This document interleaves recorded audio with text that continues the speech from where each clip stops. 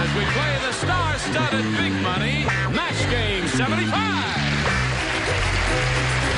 And now here's the star of match game 75, Gene Rivers.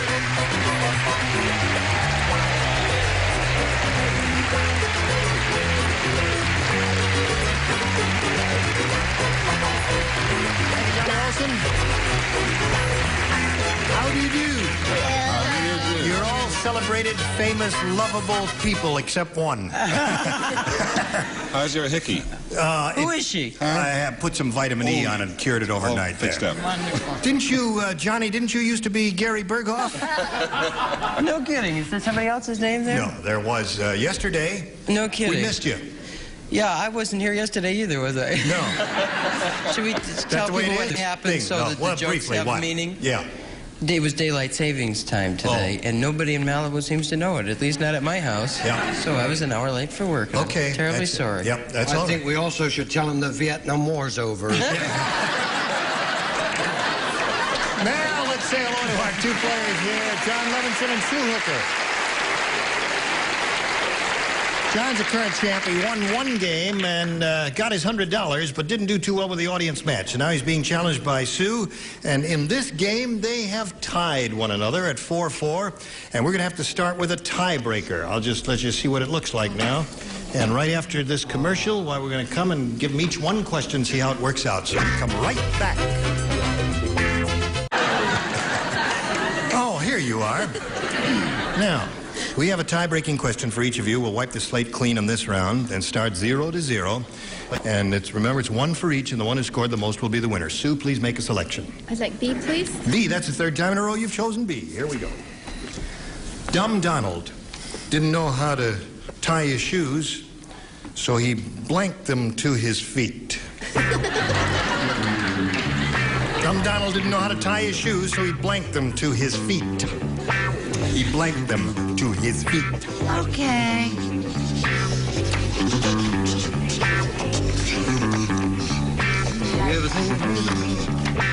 All right, ready, here we go. Not quite. Semi-ready. All right. Now she's set. Sue Hooker. Dumb Donald didn't know how to tie his shoes, so he blanked them to his feet. Pasted. Pasted them to his feet. You like that? Okay. I don't know. I have a totally open mind on this one. Leslie? And I can see that. Yes, you can see right through it, huh? See, bing, bing, go. I put down glue. He glued and pasted. There's one for you, Sue. That's one for Sue with glue. What do you say, Brett? Oh, Sue. Well, I said glued. Glued. Two glued shoes, Gary. I always thought 3 on a match was bad luck, but I guess it is. That's 3 glued shoes.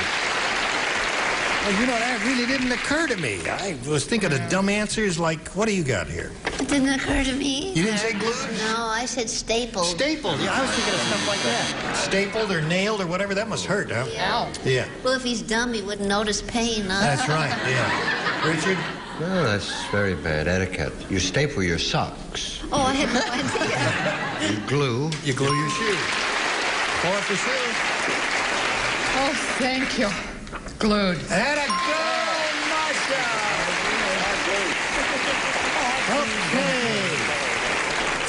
Okay. Now, which one would you like? Oh, you'd like A? All right, here it is for you. There. Now, John, you've got to match 5 to stay in the game. However, you got a chance to win the game if you match all 6. Listen carefully. The dentist said to the patient, Mrs. Crabtree, your teeth are fine, but your blanks are loose. The dentist said to the patient, Mrs. Crabtree, your teeth are fine, but your blanks are loose. He said that. Yeah. Mrs. Crabtree, No, I your heard you, teeth Jane. are I fine, heard you. but your blanks are loose. Thank you so Can't much. hear too well either, Mrs. Crabtree, eh? What? You ready, Gare? Yeah. Okay. We're waiting at these 2 ladies down here. Ready, John Levinson. The dentist said to the patient, Mrs. Crabtree, your teeth are fine, but your blanks are loose. Gums. Gums are loose. It's impossible. It's impossible to have loose gums, you say? Yeah, it certainly is. Oh, I see. But I What do you put down say? gums. You put down gums. Yeah. That's 1 for John. Yes, lady? Well, I don't like to break anything up, so I said gums too. Don't break it up, so say gums. And Gary.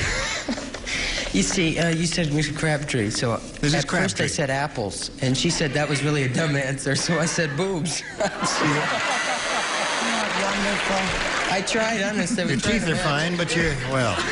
All right, John, you need 3 more to stay in the game, and that means everybody around here has to match. What do you say? Oh, I said. hurts. Yes, it does. Gums. Yes, I said that her tonsils were loose. Tonsils! So Sue wins the game. What do you got, Richard? Okay. Congratulations. Stand by for a moment. And say goodbye to John. Goodbye. We've enjoyed meeting you in your wardrobe, John. I enjoyed being here. Thank you very much. $100 and our best wishes to John Levinson. Now you come back and see how Sue does at the Big Money Super Match here right after this message. Now, we're up here with Sue Hooker. This is her first trip up here. She's won $100. She's going to try for over $5,000 right now. Are you ready, Sue? Yes. You're excited to be here, aren't you? Yes. And happy? Yes. All right. Now, we polled a recent studio audience, Sue, and we got their best response to this. Aqua blank. Now, the answer they gave most often is worth $500 if you match it. If you match the next one, you get $250. And the third, you get $100. 3 of these celebrities are permitted to help. Whom do you choose? Richard? Aqua. This is a very nasty aftershave called Aquavelva. But I just think it's a very common name, so I think they may have used Aquavelva. that. Yeah. All right, there's one. It's tacky, so don't Patty? use it. Patty. Oh, hello. Aquacade, Aquacade. as in Esther Williams. All right, right. Gary? Aqualung. Aqualung. So you got Aqualung, Aquacade, and Aquavelva. You want to choose one of those or think up one of your own? Aqualung. Aqualung. You're letting the audience influence you, aren't you? No, that was my answer. Was that your answer? You thought about it. Good for you. Aqualung is what she's looking for. She hopes it's up there under the $500 response, but we've got to start at the bottom and reveal first the $100 response. Oh. Aqualung right off the bat. Congratulations there. Holy mackerel. Aqualung, I really thought it was going to be up there a little higher, depending on, based on I your did reaction. too. Well, let's see what's under the $250 Aquamarine, response. Aquamarine. I'm moving up anyway. Well, we had the studio audience that week, you see. They all said Aquamarine. Well, what do you think's under the $500 response? Aquavelva. All right, here it is. You're right. Why didn't you trust me? Now, you just shouted Aquavelva. Why did you all applause when I said you got a choice of Bing, Bing, Bing, and when she says Aquavelva, it's your fault. You ought to give her the money is what you ought to do. Okay. Now, you're going to play for $1,000, Sue, and to collect that amount, you've got to match one of them head to head. Choose one now, if you please. I'll try Richard. All right. Well, why didn't you try me for the 500? She says she's learned her lesson. All right, Sue, you face me. Here's the $1,000 question. Dixie blank. Dixie blank. He's finished. Sue, we ask you for your response. What do you say to match him? Dixie... Land? Dixieland. Look away, look away, look away. Dixieland is what she says. We'll match you, Richard, for $1,000. May we see it? Look away, look away, look away. Dixie cup. Dixie cup. All right. They're both good, I think. There's no reason to ooh, ah, or oh. They both came up with good answers, but not at the same time. That's a good song, too. So, Sue, you've got the $200, and you're going to meet another player now. Ready? Right. Well, then let's welcome Terry Sonleiter. Hello, Terry. And final ball. Terry, you know Sue? Now, Terry will please tell us a little bit about herself, and then we'll begin. I'm a full-time student. I'm majoring in child psychology. I plan to be a family and child counselor. I work part-time as a receptionist, and I'm very happily single. She said looking. But do you fool around? Yeah. All right, Terry, we are very happy to have you here with us, and we wish you the best of luck. She's already had some luck. We wish you both well, and ask you to make a selection. B, please. B. Here we go. New game. Marge said to the psychiatrist, "Doctor, my husband's got a problem.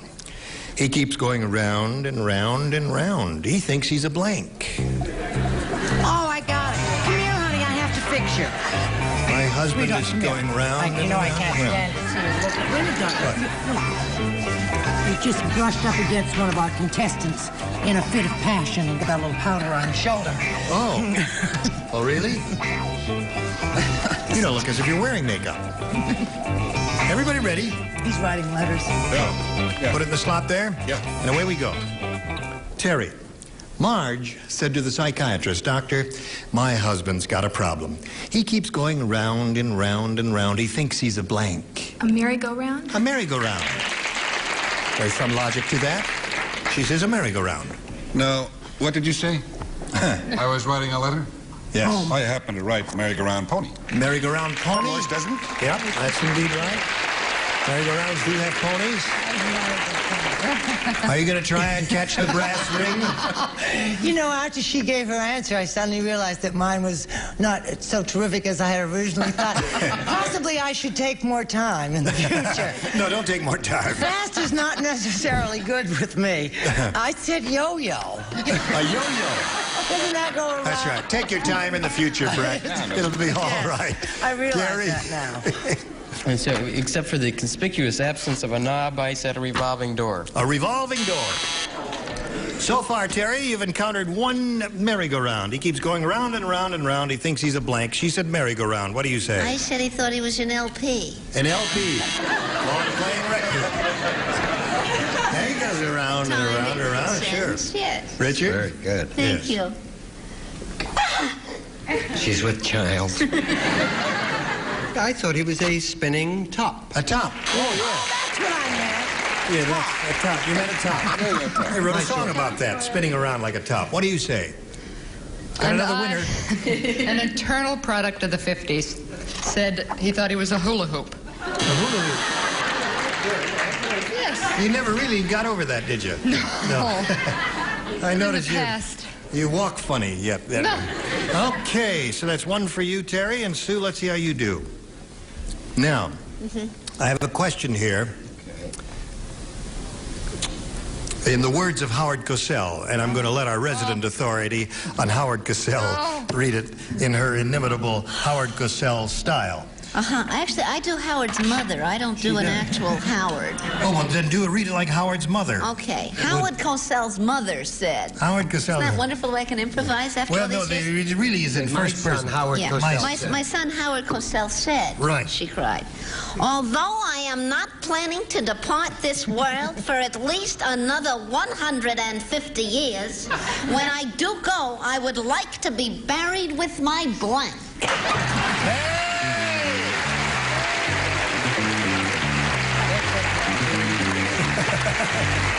Did you hear that, too? Howard Cosell's mother said, My son, the genius, said, although I am not planning to depart this world for at least another 150 years, when I do go, I would like to be buried with my blank. Everybody finished?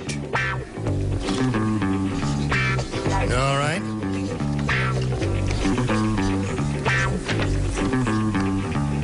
Now, Sue, although I'm not planning to depart this world for at least another 150 years, when I do go, I would like to be buried with my... Self? You know who Howard Cosell is? Isn't he very, you might say, conceited? Yes. Well, okay. She said he's a very conceited fellow, and he would like to be buried with himself. What do you say? Well, I don't know whether he's conceited or not, but I think that vanity might say with a toop. With his tooth. That's right. Want to be buried with his tooth. Spell it. That's right. Toop. What do you say, Brett? I say in the immortal words of B. Arthur, that's the worst rug I've ever seen in my life. It really is. Actually, the best answer for Howard Cosell is he'd like to be buried with his mouth. But I knew everybody would say wig or rug. Wig or rug. That seems to be the answer. Toupee. You know he wears one. You didn't know that. You never noticed? You can't. Now, wait a minute. Hold everything, folks. No. You've seen him on television. Yes, occasionally. And you can't tell that that's a rug? I don't look at Howard Cosell all that much. I see. All right. Well, that's a That's because revelation to you're me, I lucky, must Sue. say. Never seeing iDog died. Yes. What did you say? I said toupee and or rug. Toupee and or rug. When I do go, I would like to be buried with my toupee. She said with myself. He is a conceited man, but in all fairness, he's a legend in his own mind. Rug or toupee. Marcia, my dear. Gene. Marcia. Oh, Marcia. Oh, my goodness. You gonna do it again? No, not hula hoop. Mouth. Mouth. That's good. I thought so. Okay. He likes it. So at the end of round one, what do we got? We got a 1-0 game in favor of our challenger, and round two coming up in a moment or so, but right now this for you. Here we are. And we're just having a barrel of laughs, aren't we? Okay. Terry, you ready? Ready. B. B. All right. Everyone except Leslie plays. Why? Susan said, 'Cause you're because you smart. matched her last time. Oh. In the first round, you did score. Susan said, my blind date was weird. Weird. At the dance, he blanked my corsage. Do you understand? Too quickly because You understand of when my I say airline. blanked? ED, we're just looking for the past tense. Yeah. Oh, I understand. The word necessarily does not have to end in ED. It's entirely up to you. You understand that too, of course. I hope this time. Finished, finished, finished. Finished, finished. Here we go, Terry. Susan said, my blind date was weird. At the dance, he blanked my corsage. He ate my corsage. He ate my corsage. She says, he ate my gardenia. Isn't that what they give usually? Gardenias? Sure. Or What? orchids. Orchids, yes. What have you got there? I took my time, right? And I really thought it out. Oh, you kid. Thought real hard. I thought real hard. Expended all those energies. That's right. And I was sure I had a winner. What have we got? Well, her date's name was Bruce, and he wore her corsage. He wore the corsage. Doesn't make him a bad person. Yes. Well, I have a match. 8. There it is. One match for you, Terry. My date was weird at the dance. He blanked my corsage. She says 8. I also said 8. That's 2 8s already. 16. That's 3 times. Whoops. There. Hello. Yes, sir. I didn't know that made you weird. I do that every time I go out on a date. Oh, you do. You eat the corsage. At the end of the evening, yes. Oh, no, at the beginning of the evening. Oh, at the beginning. God knows, Gene, all my dates have been weird, so I knew this one. Ate it right up her wrist. Oh, really? Must have hurt. You did kind of well with that. You're up to 5. Now, you've got your work cut out for you because you've got to match 5 to stay in the game. 6 will win another game for you. Dumb Dora is so dumb. I'll tell you. I'm glad you asked. I would tell you anyway about what the heck. She went all the way to Turkey to get a Turkish blank. That's how dumb Dora was. She went all the way to Turkey to get a Turkish blank. Now this Quickly, I if know you is will. right. All right. Right. Lay it right in the slot there, and away we go. Sue Hooker. Dumb Dora is so dumb, she went all the way to Turkey to get a Turkish blank. Bath. Turkish bath. What's that you say, Leslie? A Turkish bath is very good. Very good if you need one. Yes. If you don't need one, what is just need as one good? for the rug. Turkish rug is a little more expensive. Got to match all remaining ones to stay in the game. Sue, Brett. Sue, Brett. Oh, Hi there. don't have one on this show, but go. Well, I was thinking of the candy, and I said Turkish Delight. So that means Terry Sunlighter wins the game. Come on down, Terry. Congratulations. Now, you stand by for a moment. Going to say goodbye to Sue Hooker here. You'll be leaving here with $200 and our best wishes for your blessed event. Thank you, Sue. Goodbye. Now, as she spins away, we'll spin this message for you. Now, well, I just have a second to thank all of these beautiful, lovely, celebrated, gifted, talented people for making it so easy and happy for me today. And I have a question of one specific one. Marcia, where is the Barn Dinner Theater? Why, thank you for asking, Gene. It's in St. Louis. Oh. Yes, I'll be in it, performing on the American stage in a vehicle called Fun City. What is that, a new show? It's by Joan Rivers. Oh, no When kidding. will you be there? Oh, I'll be there March, the month of March, through April 6th. Oh, terrific. Thank you. Oh, all right, Why St. don't we Louis. all go? Yeah, let's all go. Right now, Gene Rayburn, Match Game 75. Join us next time. Goodbye.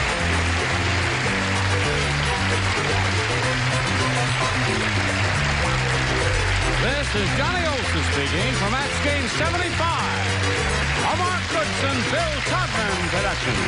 Stay tuned for title tales next over most of the CBS stations.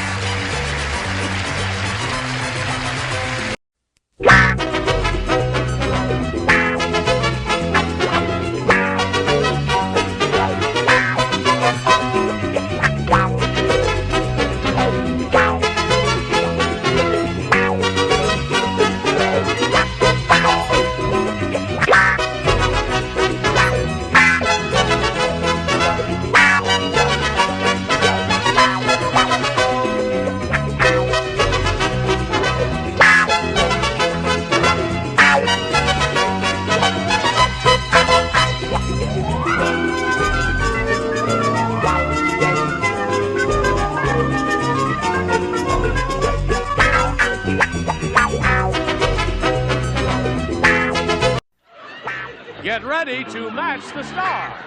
Dick Smothers, Brett Summer, Charles Nelson Riley, from Hee-Haw, Minnie Pearl, Richard Dawson, and Fannie Flagg, as we play the star-studded Big Money Match Game 77. And now here's the star of Match Game 77, Gene Rayburn.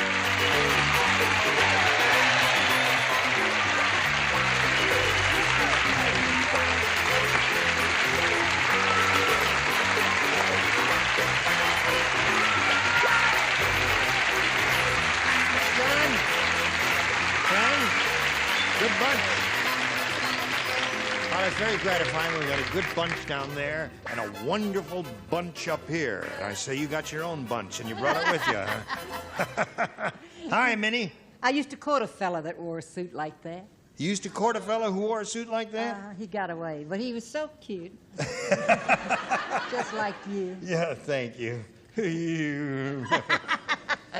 Listen, I meant to ask you, how's your vineyard doing? My vineyard? Yeah. It's doing fine. Good. Are you producing yet? I'm going to produce my first wine this September. Well, all October. right, book him back again in September, After the wine. and he'll bring us a jug. Yeah.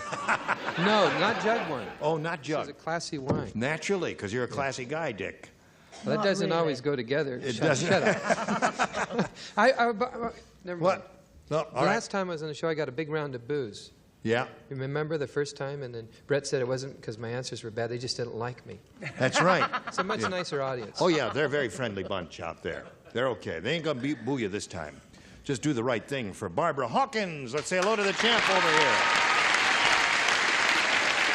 Barbara has a lot of money, right? $2,850 is what she has. And as the time expired yesterday, she won another game.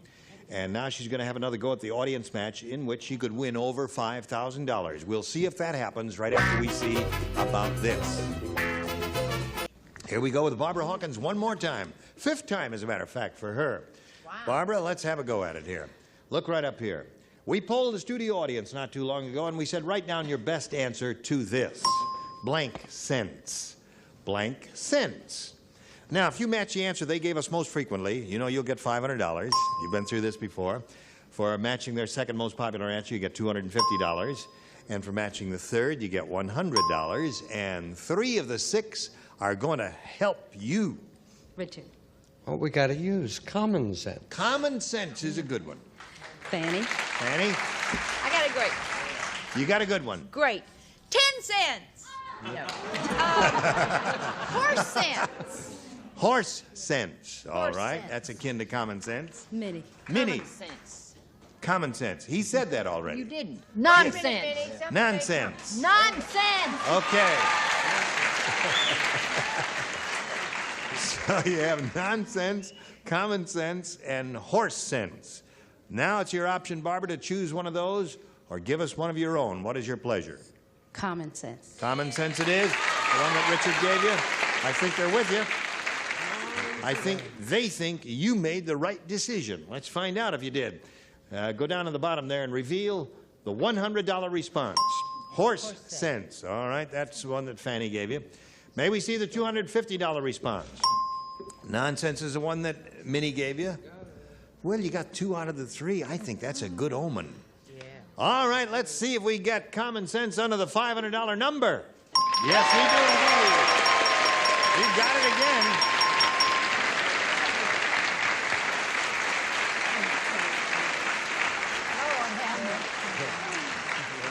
Now you broke the $3,000 barrier. You got $3,350, and you will be playing for 10 times the amount you just won, or $5,000, Barbara.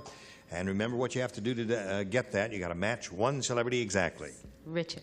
Okay, here we go. Good luck to you, Barbara. Get your ESP flowing over to Richard. Ready, Richard? Ready. Forward blank. Forward blank. Now, Barbara, give us the answer that he's already written on the card. We give you $5,000. What do you say to that? Forward blank. Now, think about it for a second. Look at it. Yeah, I have 2. Well, remember what we say here. Usually your first impulse, your first instinct is the best one. But it's up to you entirely. Forward blank. March. Forward blank. I don't know, what took you so long? What was your second choice? Pass. But he didn't know I was a football fan. Oh, she said her second choice would have been forward pass. Is that what you were going to say? That's what she was going to say. Oh, you did. Oh. Ma.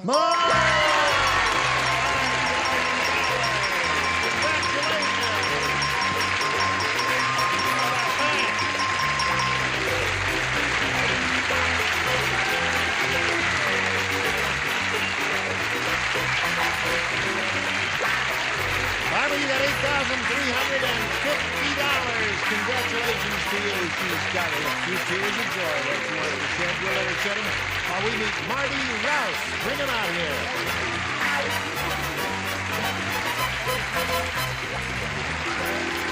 Hello, Marty. Howdy. All right. We welcome you, sir. She's a very happy lady here, as you can plainly see. She's doing all right. We'll let her get it together while we hear about you, sir. Well, I'm from Malibu, California. I'm going to California Lutheran College, and I'm kind of nervous because the family's right down in front. Well, they're rooting for you. I hope so. Oh, yeah.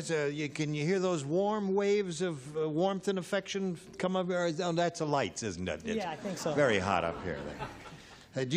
You're from Malibu. You must be a surfboarder. Huh? Oh, I'm fantastic. Hi. Got a lot of big waves there, huh? Oh, yeah, for sure. Nice girls, too. Oh, I see. Oh, all right, Marty, we'll start this game in a moment or so. Right now, we'll do a little message for you, and then you hurry back. See how he does. Go. Hello there. We were just chatting here. Now, Marty, we just introduced Marty, and he's going to have his first shot at it here. You may have A or B, sir. B, please. All right. Now, this is a new game. Everyone will participate. Oh, all right. Norman has the world's strangest garbage service.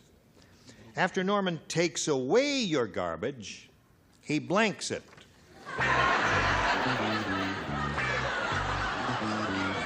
After Norman takes away your garbage, he blanks it. Well, now, there are a couple of good answers to that, aren't there? Yes. You're such I a wonder what they sparkling are. bunch. Yes. It's Does it thrilling to just be seem a standing in little- your midst. Seems a little down. Well, okay, now that's it. Norman has the world's strangest garbage service. After Norman takes away your garbage, he blanks it. Marty, you got an answer yet? Don't say it now. Norman has the world's strangest garbage service. After Norman takes away your garbage, he blanks it. Eats it. Eats it.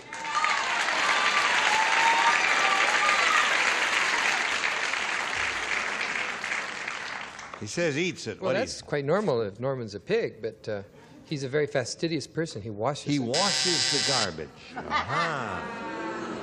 I told you. See, they're I getting knew after you the again. Fickle people. Oh, they are fickle. Okay, Brett. Crowd will always turn on you if you don't get the right answer. That's why I try. Eat. Aha! One for Marty. Yes, sir? I said he sells it. He sells it. That's very good. That's a great answer. Originality. Good answer. Good answer. Wonderful. I think so. Hello, Minnie Pearl. You're not going to like me either. No? No. They gonna boo you? You think they'd have the guts to boo you? Don't boo me. Sells it. Hey, there's a mob you got it. You ever been booed before? No. No. See? Shame on you, audience. Shame. Had to come all the way out here. My feelings is hurt. What do you say, Rich? Sure you didn't mean that. Yes, a little round of applause. That's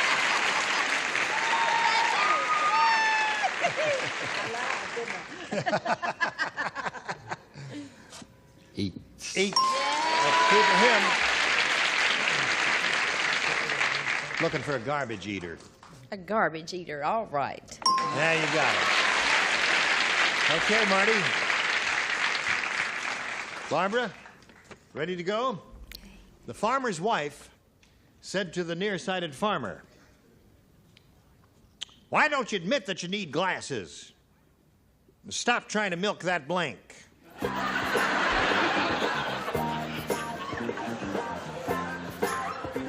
Got it. Farmer's wife said to the nearsighted farmer. Excellent. Fanny, Now, be you know quiet. how to do a rural dialect, which I don't do too Go well. get busy. Why, would you just read it right from there, if you can see it? Just a quote, like a rural, like a farmer would do it. Why don't you admit that you need glasses and stop trying to milk that blank? Okay. Just want to hear what it sounds like there. Okay. Barbara, the farmer's wife said to the nearsighted farmer, "Why don't you admit that you need glasses and stop trying to milk that blank?" Dog. Dog. Dog. So like a think about. Really? I've never been on a farm Barbara, before. that is not the best answer you've given us in this past week. And in a moment, you'll hear some good ones, I think. Dick? Mule. Mule. All right. Brett? Mule runs a very close second to dog, To wouldn't dog. you say? No, I used to milk cows. I lived on a farm. I used to go and visit my grandfather. It was the best little cow milker you ever saw. But one day I did go for a bull.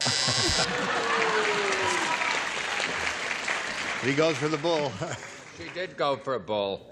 The farmer said, "Are you afraid of the bull?" She said, "No, but what would I do with a 3-pound calf in a 2-room apartment?" Bull. Bull.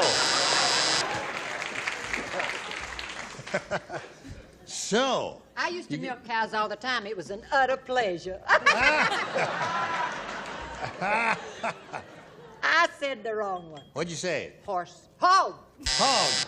Hog. It's a horse hog. It's a cross. I can't see without my glasses. All right, Richard, we're up to you. Minnie waits for the ground horse to come out every year. The I ground said bull. horse. Bull. All right. Looking for a dog. I know, I said bull. You said a sorry. bull. All right. Bull seems to be the prevalent answer that came up there, Barbara. Now we go to round 2 and ask Marty whether he wants A or B. We'll go for B again. B again. 3 people play. Dick, Charles, and Minnie. At the hospital, the nurse said, "I just took Mrs. Brown's temperature and she's really falling apart. When I took out the thermometer, her blanks came with it."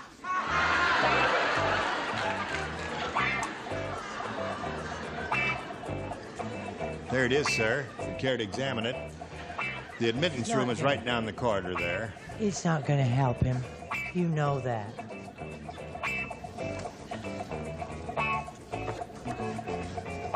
What do you suppose is inside his little head?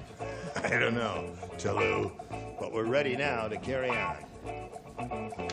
Here we go, Marty. At the hospital, the nurse said, "I just took Mrs. Brown's temperature and she's really falling apart. When I took out the thermometer, her blanks came with it." Teeth. Teeth.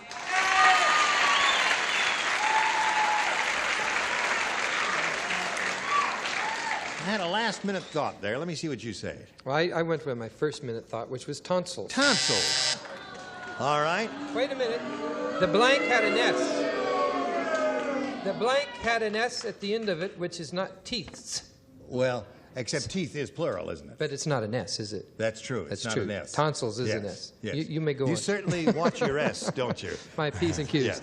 What do you say? Window's closed. I stick with my white brother, tonsils. Oh, okay. Well, Marty's looking for teeth there. Minnie, what do you got for him? Gums. Gums is another answer that, not a bad one. Tonsils and gums were okay. Teeth was good, excellent. Now, when we come back from this commercial, you'll need 3 to tie and 4 to win. Right now, we've got this for you. 14th. Hello.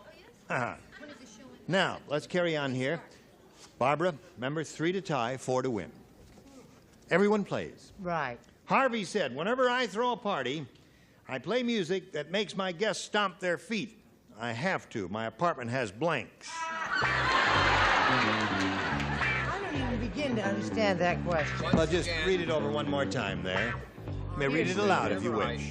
Whenever I throw a party, I play music that makes my guests stomp their feet. I have to. My apartment has blanks. All right? You do understand, don't you? If you don't understand, you're going to get a dishonorable discharge from the service. We're going to have to tear off your brass buttons and everything. Wait a minute, this is crazy. I know, honey. You're gonna hate yourself in the morning. Hate yourself in the morning. You got the idea, didn't you, Minnie? Yes, sir. Okay. It was easy for you, right? Terrible, but... Okay, Barbara. Harvey said, "Whenever I throw a party, I play music that makes my guests stomp their feet. I have to. My apartment has blanks."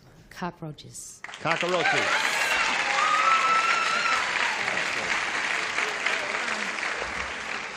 La cucaracha. I put bugs. Is that vague enough to qualify? No. No. Sorry.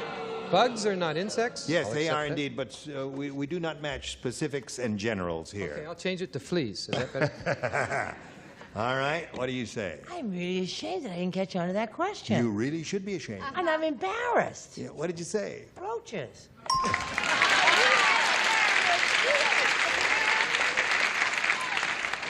I was going to put grapes, but that didn't make sense. So I said no heat. No heat. That's good. Oh, that's very good. Yes, indeed. An excellent response. No heat. Score is now 3-1. Favor of Marty. What do you say, Minnie Pearl? Not close enough. Termites. Termites. Now, you must match Richard and Fanny to stay in the game. Otherwise, Marty will win. Richard, we need some cockroaches.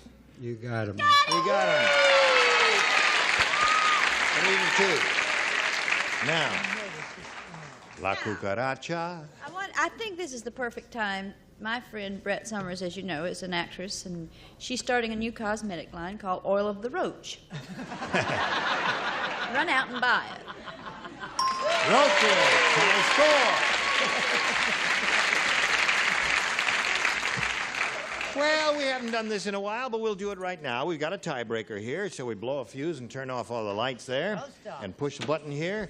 One tiebreaker for each. The one who matches the most celebrities will be the winner. Would you stop being so nervous?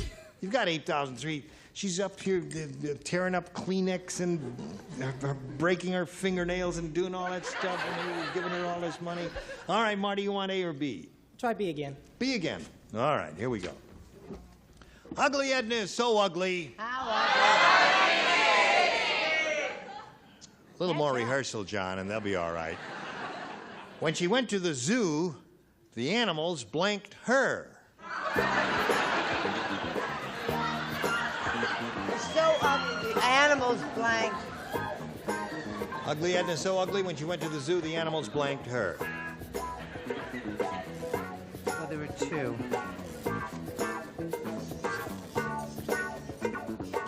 You'll find the answer written right here. I wish I did.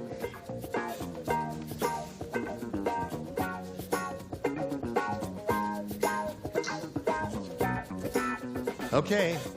Marty Rouse, Ugly Edna is so ugly. When she went to the zoo, the animals blanked her. Stared at. Stared at her. That's what you do when you go to the zoo. And so they stared back. I am consistent as always. Consistent? I don't know. I say fed her. Phil, will you feed the animals and go? Oh.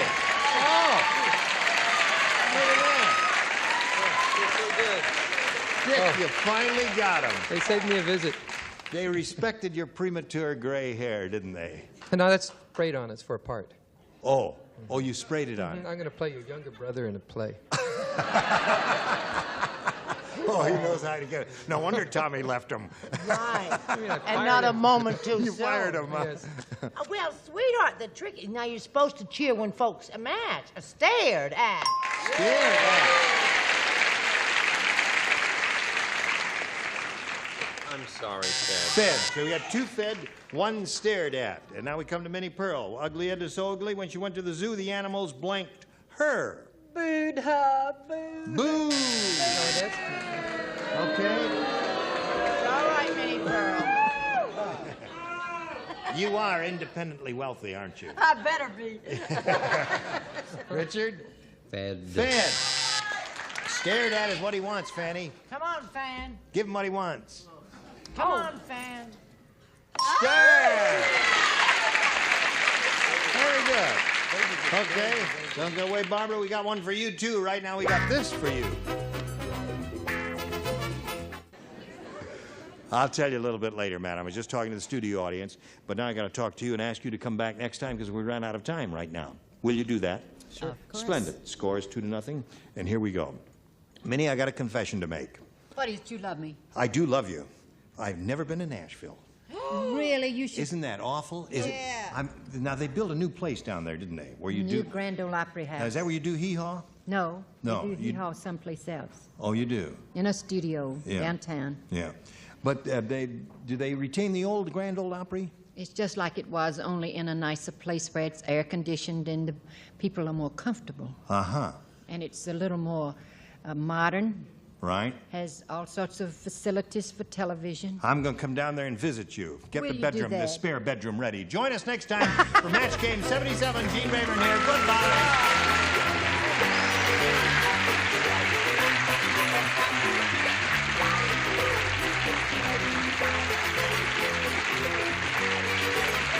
This is Johnny Olson speaking for Match Game 77.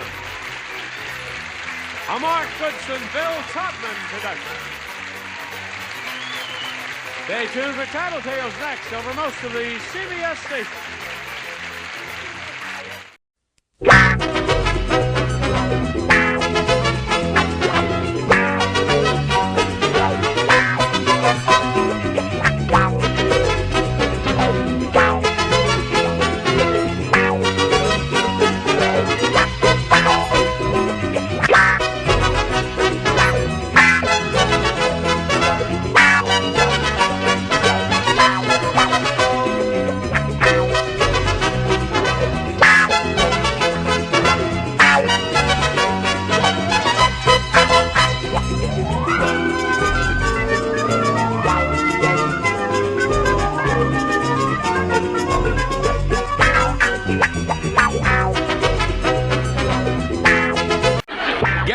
to match the stars, Nipsey Russell, Brett Summers, Charles Nelson Riley, Ethel Merman, Richard Dawson, and Fannie Flagg, as we play the star-studded Big Money Match Game 78. And now, here's the star of Match Game 78, Gene Rayburn.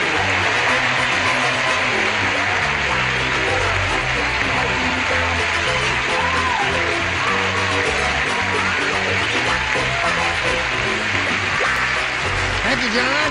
Friends. Got a lively bunch here today. Thank you. You feel lively today? Oh, yeah. Ooh, the approach. Yes. Okay. Anything you say. Is everybody all right? Sweetie.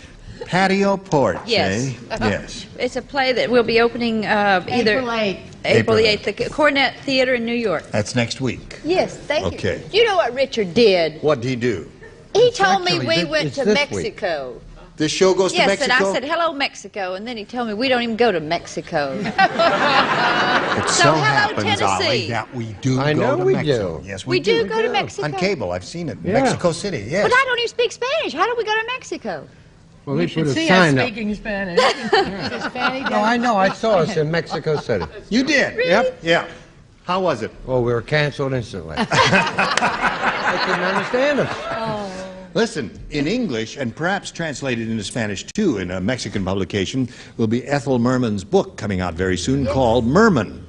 And it's about her life and children. Mermano in Mexico. Right. Hello, Patty Currier and Larry Lord. Patty's the current champ. She has $9,350. Ho, ho, ho.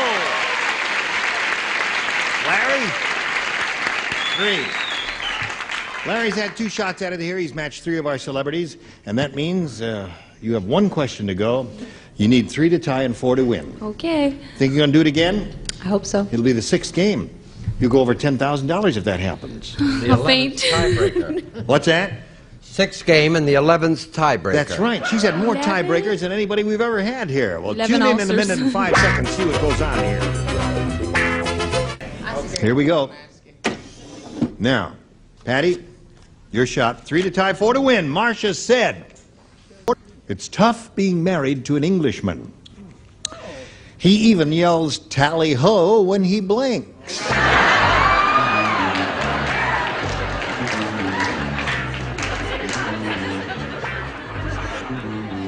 Is that your answer? Bon voyage. Bon voyage.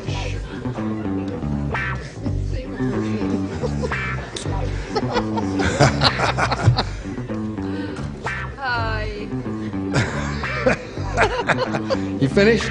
Okay. Now, Patty, Marcia said, it's tough being married to an Englishman. He even yells tally-ho when he blinks. Makes love. Makes love. Okay.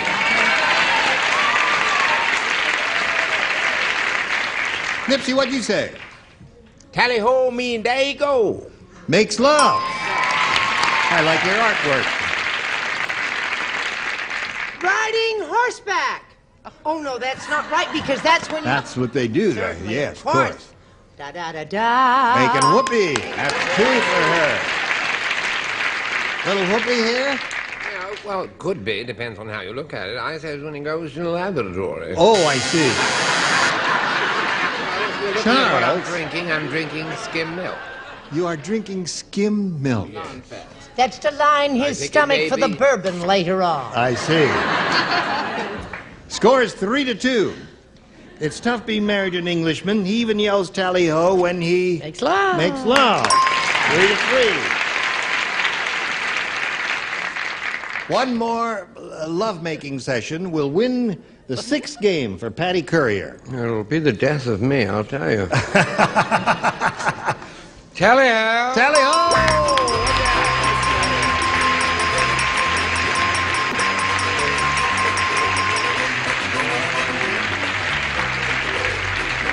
Larry, good luck in your teaching career. I know the kids are going to love a nifty guy like you. Larry Thank you. Lord, we're going to send you some gifts and all kinds of stuff. There we go.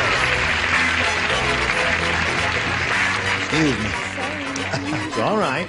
Now, Here we go one more time. One more time. We polled the studio audience and said, write down your best answer to this.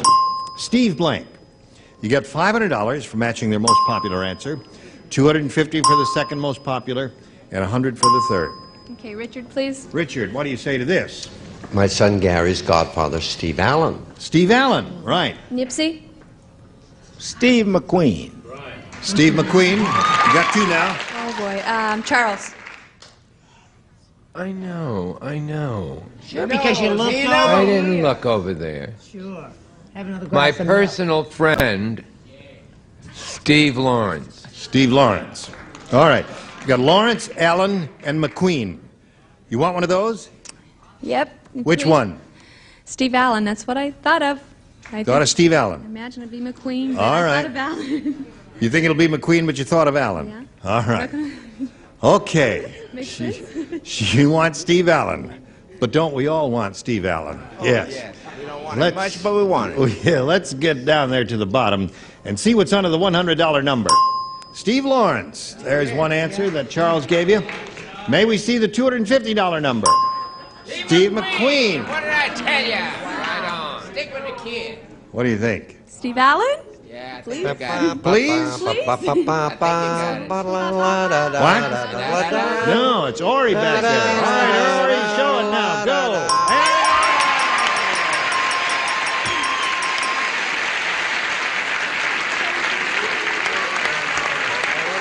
Okay, Patty. You're almost over the $10,000 mark. You got $9,950. Now, you can go over that mark because you're now going to play for $5,000. And remember what you have to do. Okay, my best friend Richard, please. All right. Here we go. 6 times she's had to go at the 5,000. Here we go. Good luck to you. Blank reckoning. Blank reckoning.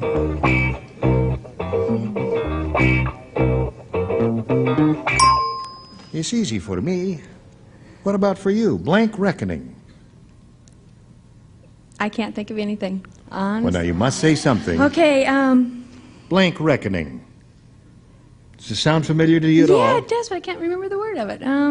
Okay, let's just say new reckoning. I can't, there's a word I Yeah. think of. Yeah. No, it was my husband. Oh, your husband is giving you the Bronx Yes, cheer he out was. there. Get out. I'd throw him right out. He should be She said new reckoning just because she couldn't think of I thought anything. there were two. One in navigation, which is Dead reckoning, dead right. reckoning, or the day of reckoning. Yeah. Is that what you were trying to think of? Well, I couldn't give you any help. I knew you had it on the tip of your tongue, but I was just hoping we'd give you enough time to say it, and we gave you as much time as we could, and you didn't. But anyway, Patty, you've got $9,950, and I wouldn't give any of it to him if he gives you a Bronx cheer with almost 10,000 right. Here, watch this message and then hurry back.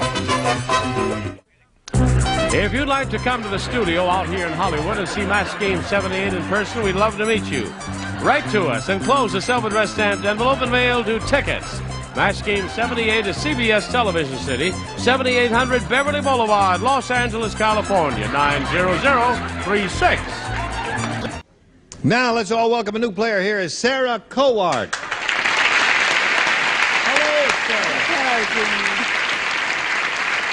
Before we begin, we'd like to find out a little bit about you, where you're from, and what you do with your life and all that sort of thing. What do you want to tell us? Would you believe Oceanside, California? Oceanside, California. It's a nice place. Yes, it's just beautiful. We came here to play a lot. Oh, you do? Mm-hmm. We retired to play. We retired early so we could play more. What kind of games do you play? Oh, we just run up and down the coast, and of course I'm playing right now, you know. Oh, yes, you are. Yes, I can tell. And we just do all kind of fun things. Are we having fun? Oh, wonderful. Good. Okay, Sarah. Nice to have you with us. Thank you. Would you like A or B? I think B for beautiful. B for beautiful. That's a lovely thought. Here it is, Sarah. Jill said, "It's strange being married to a jeweler. For our golden anniversary, he gave me a solid gold replica of his blank."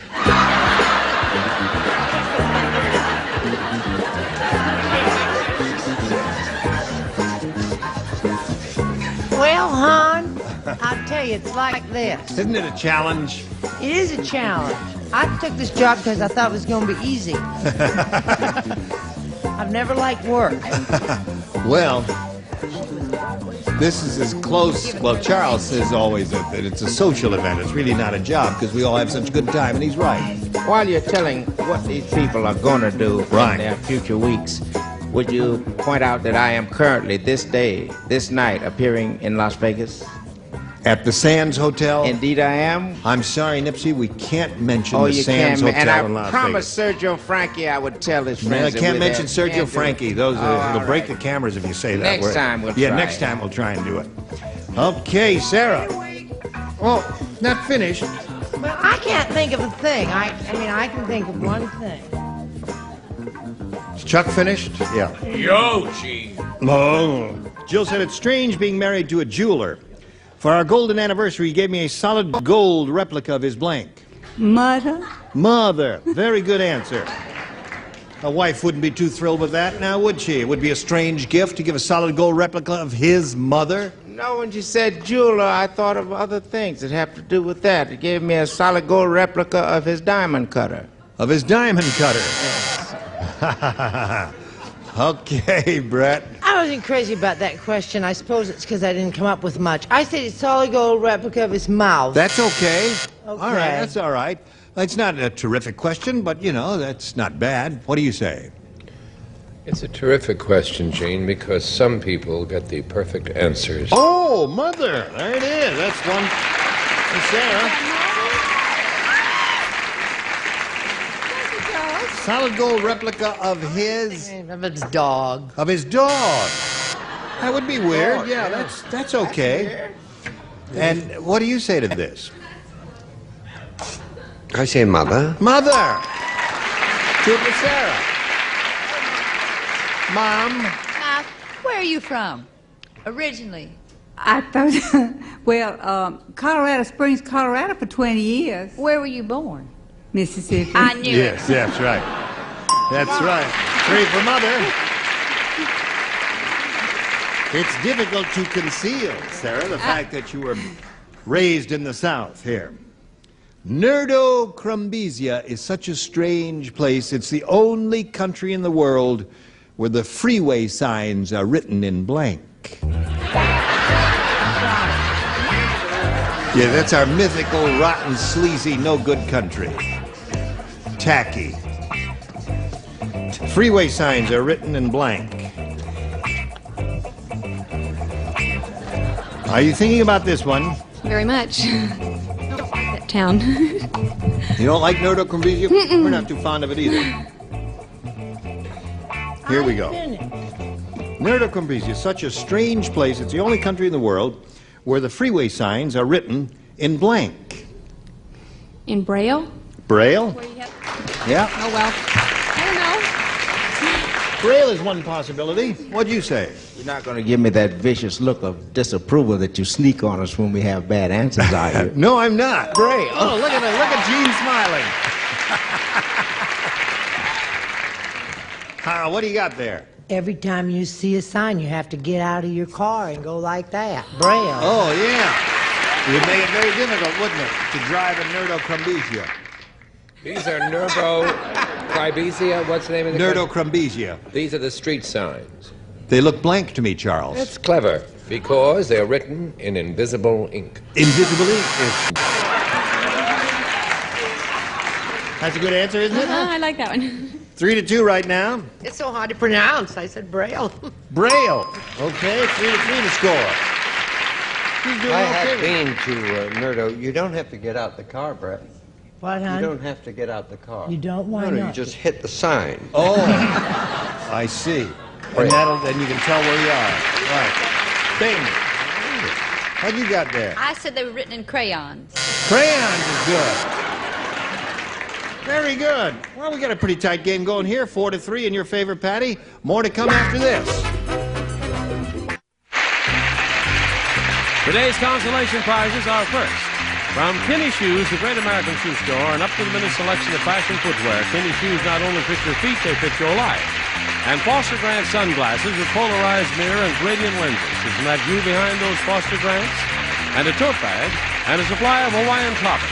From across the Pacific comes Hawaiian Tropic Natural Tanning Lotions and Oils, Hawaiian Tropic, the scent of the coconut, the Canary Islands Hawaiian Tropic, and a warming tray, and a supply of noodle-roly Parmesan with 5-minute side dish from Golden Green, tender tuna, rare seasoned cheeses, Little Bold Italy. And now back to Mr. Unpredictable, Gene Rager. Thank you, Johnny Olson. Here we go with round 2. This is the final round. Sarah, you want A or B? I want B, please. You want B? Okay, Sarah. 3 people play. Nipsey, Brett, and Ethel. Good. Right. Robinson Crusoe said to Friday, "See that coconut over there? I don't want you coming within 15 feet of it. That coconut is my blank." Now, just a minute, hon.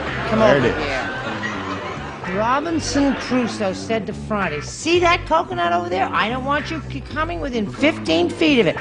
That coconut is my blank." Thank you. Well, I thought of that.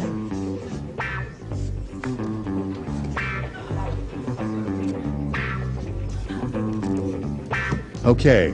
Finished? Yeah. Now, Sarah, Robinson Crusoe said to Friday, "See that coconut over there? I don't want you coming within 15 feet of it. That coconut is my blank." Dinner tonight. That's coconut is my dinner tonight. Night. Okay. That coconut is my dinner tonight. What do you say to that, Nipsey? Well, you see, they'd been on this island quite a while. Yeah. Just Robinson Right? and Friday. Yeah. And Robinson Crusoe was a religious man. Yes. He never worked on Friday.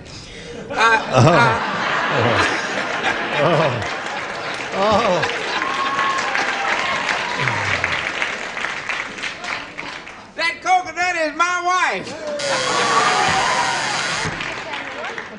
Really? What do you say? There were no ministers on the island. There was only Friday and Robinson Crusoe, my girlfriend. That coconut is my girlfriend.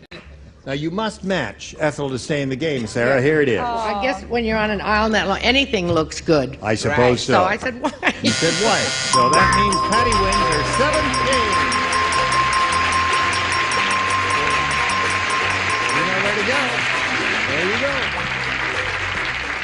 go. Well, Sarah, Match Game 78 is going to send you a whole pack of gifts. Oh, thank you, It's a Gene. pleasure to meet you, Sarah. Oh, it's wonderful being here. Thank Good. you so much. Sarah Cohen, ladies and gentlemen. There she goes. Well, now, Patty, you're over 10,000. You got $10,050. And you're going to have another shot at it. If you could go over 15,000 if you do well here. Let's see how it goes. We polled this studio audience not too long ago. Shh. What the heck is going on next door? A rock group is playing next door? The Dinah Shore Show. I see. Cool it, Dinah. All right. We polled the studio audience, said write down your best answer to this. Blank Tom. Remember, $500 for matching the most popular, $250 the second, and $100 for the third. Whom do you call her? Richard, please. Tom. Tom. Yeah, that's what they got going next door there. Uncle Tom. All right. Got. Charles. I'm sorry. Go ahead. Charles. Think of my homeland. I think we did that already. Tom, Uncle Yeah. Tom. Oh, you got that. We got Tom. Tom. Must pay Uncle attention, Nipsey. Yes. Blank Tom. Thumb Tom. Bottom. What? Bottom. B-O-T-T-O-M. All right. Bottom. We got 2 for you. A choice of 2. Uncle Tom or Tom. You want one of those? You may have a better one. Uncle Tom. Uncle Tom it is. All right, that's Fanny's answer. Let's find out if Uncle Tom is up there. May we see the $100 number? You got it right off the bat. Let's see the $250 number. Peeping Tom. Oh, wonderful. Now, you know what's going to be on top, don't you? Tom. Yes. A little too late, though, Patty. All right, slide it, Ori. There it is. Tom. Well, listen, you've got $100 more. You got $10,150. You're going to play for $1,000 right now. And I guess we know who you want to call on. Richard. Here we go again. Good luck to you, Patty. worth $1,000, and this is what it says. Used blank. U-S-E-D blank. Used blank.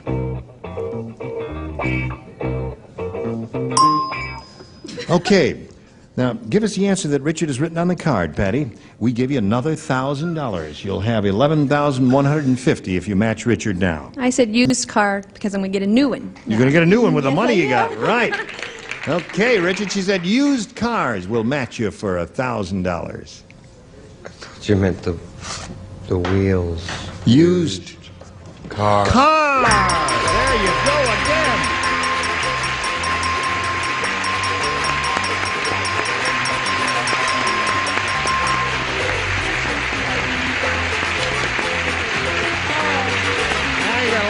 $150. Congratulations, Patty Courier. Now we got a message or two just for you.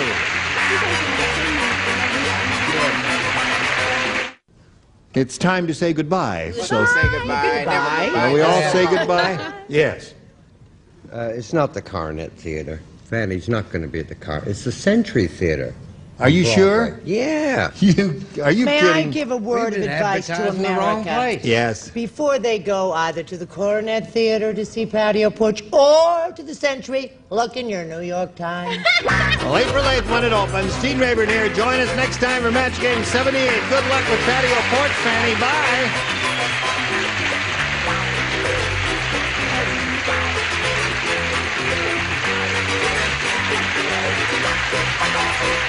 This is Johnny Olson speaking for Match Game 78, a Mark Goodson, Bill Todman production.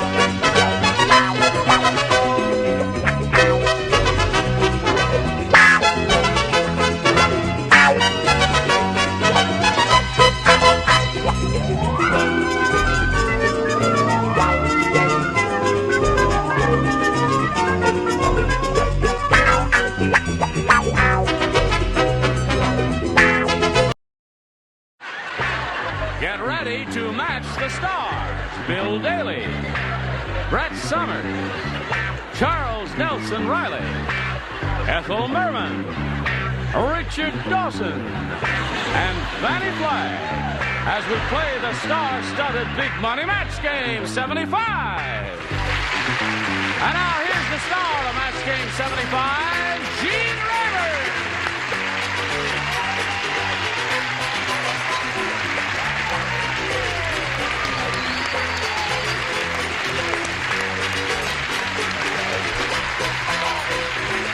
Thank you, Johnny Olson and friends. Got a grand bunch out there and got a grand bunch out here, too. Yeah. Bill Daly. Oh, how are you? Nice seeing you What again. the How heck are are you? you doing here? Just passing by, I thought I'd drop in and sit down here. The bus made a stop and you figured to do it. Yeah, I'm with the group tonight out Now, there. so listen, since you've been here before, you've got to join in the tradition. We celebrities give the new kid on the block a brief round of applause.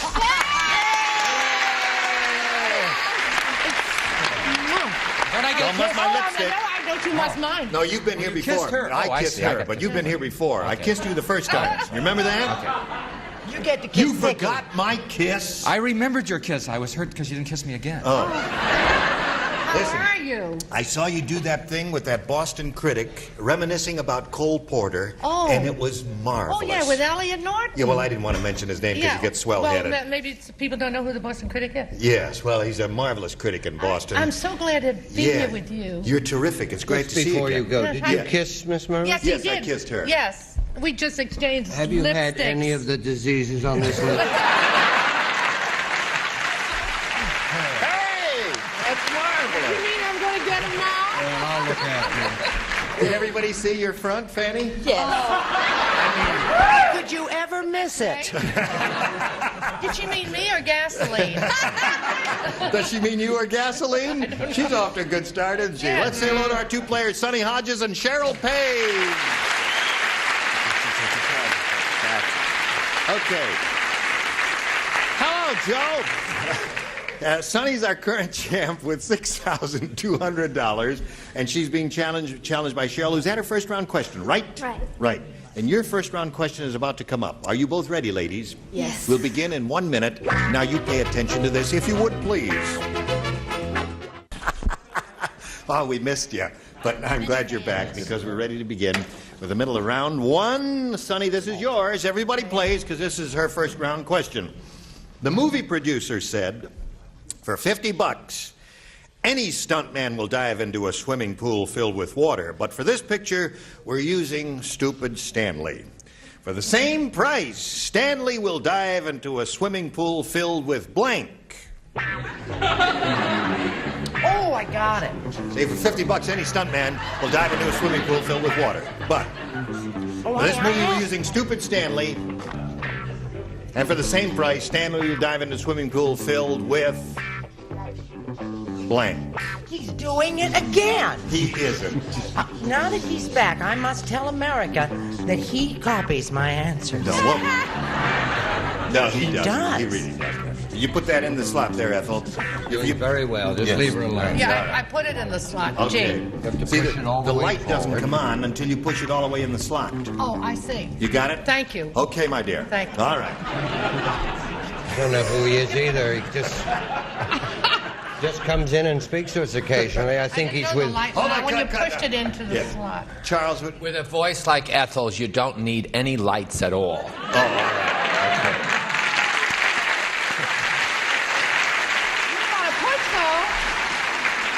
Now we come to Sonny Hodges. The movie producer said, for $50, any stuntman will dive into a swimming pool filled with water. But for this picture, we're using Stupid Stanley. For the same price, Stanley will dive into a swimming pool filled with... Ta-da-da! You're on. Tinkle.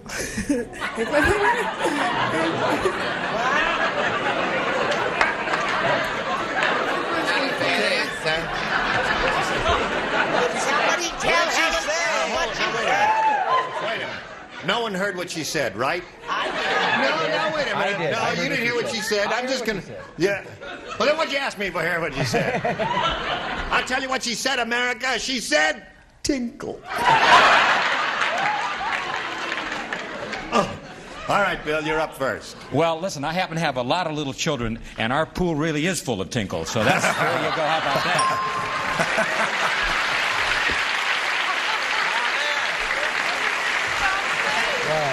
It saves on water, I'll tell you that. And it's heated all the time. Brett, what do you say? Isn't it nice to have Bill back? Well, honey, you know me. I've always been a class act. Haven't I, Ethel? Right. Yes. All right. I said sand. Sand. Swimming pool filled with sand. Oh, now don't Sand. be like that. No. Well, that's a good answer. That's a good answer because it's Stupid Stanley we're talking about, The right, guy asked if Charles? it's on a beach. We're not Right. talking about Bright Brett. We're Right. talking about Stupid stupid Stan. Stan. I'm close, but I wish I had put kitty litter. Sand. All right, Ethel. For this picture, we're using Stupid Stanley. For the same price, Stanley will dive into a swimming pool filled with... Oh, well, you see, I thought that maybe Stupid Stanley wasn't even thinking about swimming or anything, and I thought maybe he wanted to have a real round, and I put gals. Yeah. Hold it right up there, because sometimes when you give a good answer later on, they're going to want to get a tight shot of it. So if you just hold it up Well, there for a what's second. wrong with a swimming pool full of gals? Nothing. Let's go. With no water? Have we got time? All right. Really very good. That's very good. You leave her alone. She's a star. I happen to think it's a good answer. Okay. Swimming pool filled with girls, I think is good. What do you You'll say? notice with Brett and Charles, Yes. we get one answer for the price of two. That's hear because that. Charles cheats all the time. I'm glad you told me that. I said that Stupid Stanley dived swimming into pool a filled pool with ice. ice. Al Greco. Yeah. Well, for $50. That's right. All right. And an Now, olive. Sand. Fanny, nice to have you back. Thank you. I'd like to take this opportunity to ask my doctor if he's watching to call me, because I'm sure he's not feeling well. I said that he would dive into a pool full of cement or nothing. Cement or nothing? So You'll that's pick one up for as you. we go along, Pat. Now we go to round 2. Shall we do that? Okay, Cheryl? A again, please. A again, here we go. Whoops. Whoops. Everybody plays because she didn't match anybody in the first round, and this is it. Dumb Dora was so dumb. You've been watching this show, haven't you? No, I'm the dumb You've been Dora. watching. I'm No, the dumb Dora. All Oh, right. please, don't argue. Dumb Dora was so dumb she thought blank aid was something to drink. What? Dumb Dora was so dumb she thought blank aid. Blank aid. AID was something to drink. That's an easy one. Really? Okay. Yeah. Very good. Very good. Yeah. Dumb Dora was so dumb she thought blank aid was something to drink. Okay, Charles, ready? Yes, sir. Here we go. Now, Cheryl. Dumb Dora was so dumb. How dumb was she? I'll tell you, Dora. She thought blank aid was something to drink. Band-Aid? Band-Aid was something that's good. What do you say, Bill? I was going to say Band-Aid, but I didn't know how to spell it. What a drag, man. I only can spell 7 words, and you have to go with those 7 words. Oh, all right. Is this one of them? Kool-Aid was wrong. Kool-Aid, yeah. That's bad. Okay. But you're right. It isn't anything to drink. You Kool-Aid mustn't is something to ever drink, Oh, Bill. yes, it is? See, there's nothing funny about that, Bill. She said Kool-Aid is not a bad drink at all. But I didn't know how to spell that other one. Yeah. That's why I blew that. Kool-Aid doesn't. I only know how to spell. I know how to spell Kool-Aid and girl. Those are my 2 Oh, I words see. that I'm going to go All with right. today. So look Okay. for those 2 words, okay? All right, Brett. Does that mean we're going to have to change all the questions? No, we're going to plow ahead. Bill or no Bill? Okay. I said first aid. First aid.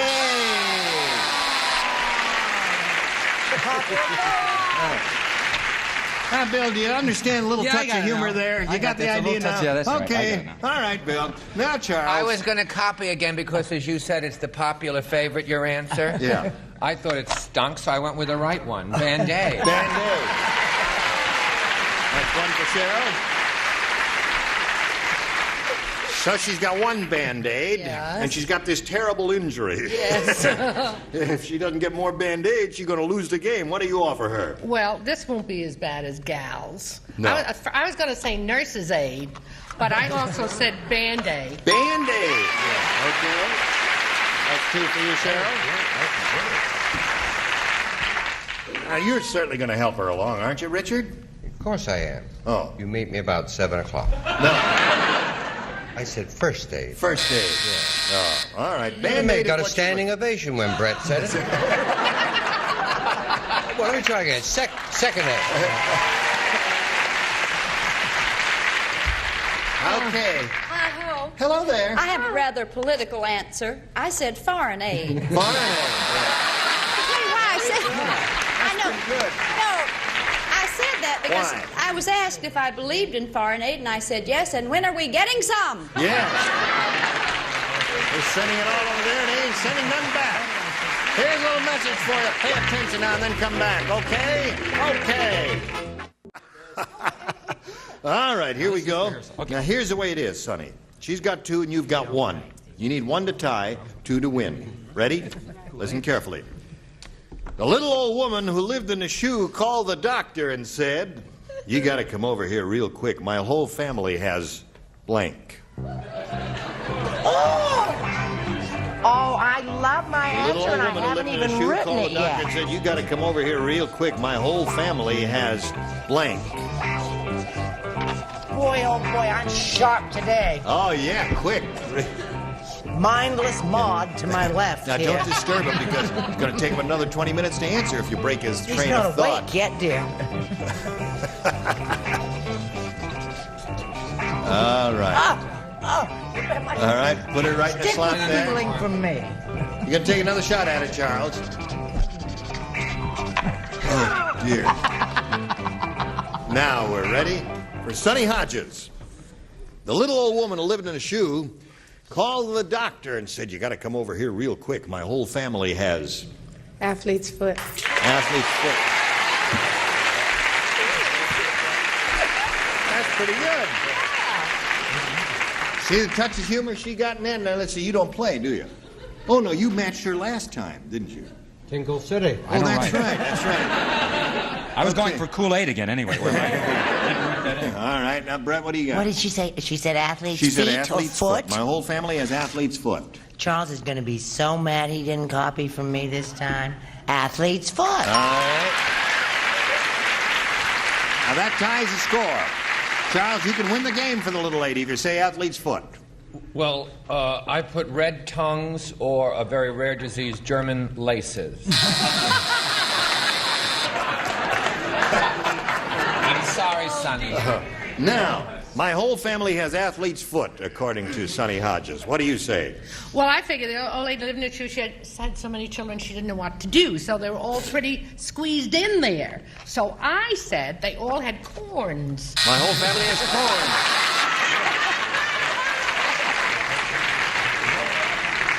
Not bad. I get the picture, Ethel. Wonderful. I mean, there's all over their body. Corns here. And No, here. no, Yeah, oh, I see. no. All right. They're Yes. restricted to their I feet. see. All right, Richard. She needs one more case of athlete's foot to win a game here. That is such a great answer. Only someone who's witty and brilliant would come up with that.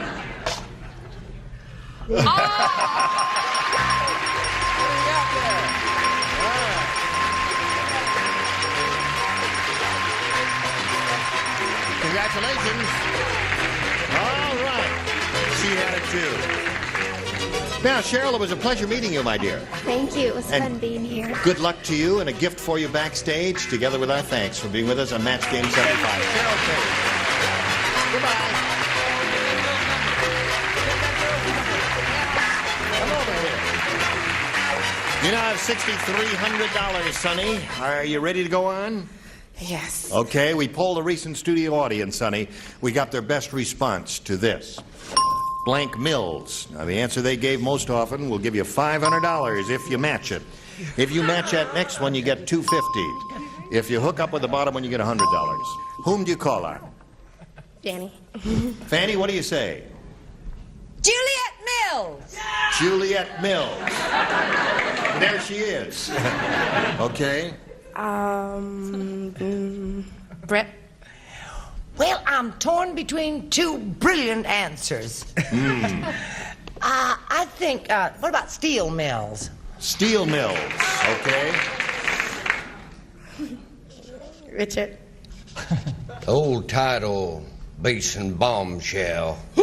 Wilbur Mills. Wilbur Mills. So you got Wilbur Mills, Juliet Mills, and Steel Mills. Do you want one of those, Sonny, or do you want to create one of your own? I don't have one, but I'm going to go with Wilbur. You're going to go with Wilbur. You'll have a great time. Yeah. It's been done before. She's gonna All go. right. Gene, she's going with Wilbur. So did Fanny Fox. Whoops. Yep. Now, Wilbur Mills, are you there? Shall we begin by revealing the bottom one, the $100 response? Windmills. Windmills. I didn't think of that either. You know, it really never crossed my mind. Never crossed the windmills of my mind there. All right, Wilbur Mills, you old rascal, are you under the $250 response? Haley Mills. Juliet. Oh, well, that's Juliet's sister. Yeah, we're getting close, aren't we? Last chance for Wilbur Mills. Here's the $500 response. General Mills. I really thought they were going to say Wilbur Mills. Didn't you think Wilbur Mills? Oh, definitely. Was he ever... All kidding aside, all of you who said General Mills, raise your hands. You're lying to me, audience. Was he ever a general? Was No, Wilbur? he was never a general. Who's General Mills? General Mills is the name of a big company that makes breakfast cereals. What I said. All right, what did you say? I said, turned to Charles and I said, well, who in heaven's name is General Mills? He ain't nobody. I tell you, Sonny, you're going to play another game in a moment or so, but right now we got to do a little business, and it's a commercial from General Mills. All right, here we are. We're just talking away here, waiting for you to come back, and now you're back, and we will introduce a new player and carry on. Shall we do that? Let's welcome Maggie Moore. Hello there, Maggie. How are you? Fine, thank you. You're a pretty lady. Well, thank you very much. Where are you from, Maggie? I'm from Ohio, originally from New Jersey, but I'm living in Ohio now, and Yep. I'm a flight attendant, Yep. and I'm here to do the show. You really are? You came here to play? Uh-huh. Okay. So did I. Follow me. Well, good luck to you, Maggie. We'll begin by asking you to make a selection.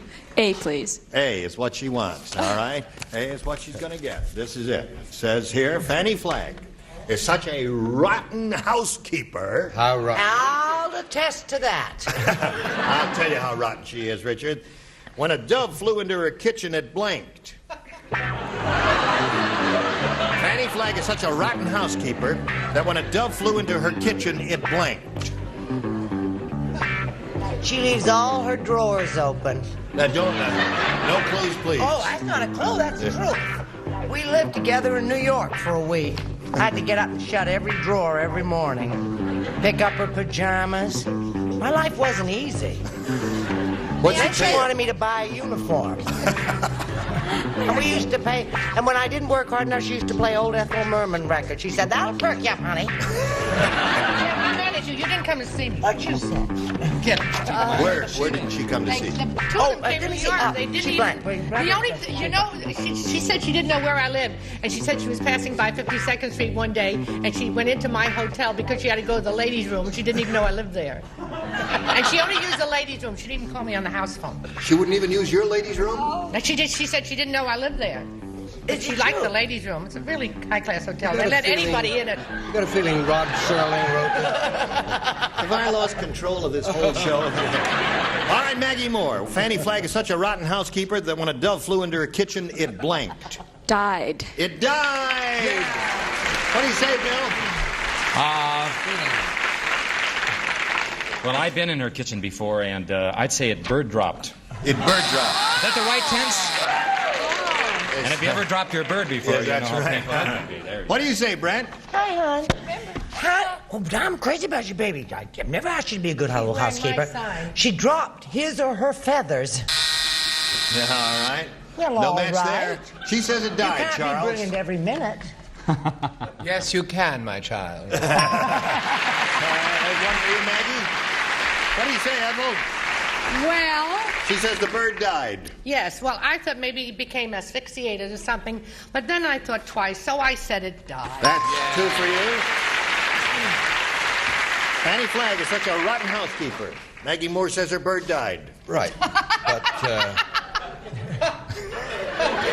Ethel, That's my heart. you must control yourself. Ethel, you only laugh when the audience laughs, you see that? if she wishes. is As Fanny would say died, she would say, it deaded. It did it. That's three for you. Okay, Fanny, you're up. My character is being assailed. Oh, it is? Yes, I want to say, do you see this flower? It was so beautiful, and I came in and breathed on it, and it died. That's right. I said the bird flew in, and it got dirty. It got dirty. But I lied. So at the middle of round 1-3 for you, Maggie, and your first round question is yet to come, but right now this is coming your way. Hello there, friends. And goodbye there, friends. We got to say goodbye to Sonny and to Maggie, and we'll see you next time. Okay, middle of round 1, scores 3 for you, and your question is yet to come. You were all splendid. This is your first time out, and you were splendid, my dear. Thank you very much. Splendid. Thank and you may come back tomorrow. Oh, thank you. I'd love to. Oh, I just love You to. watch this show, don't you? Oh, all the time. I've been hearing about you. There's something you've got to watch. A man going, Bye. Join us next time. Gene Raven Maskin 75. Now we'll talk.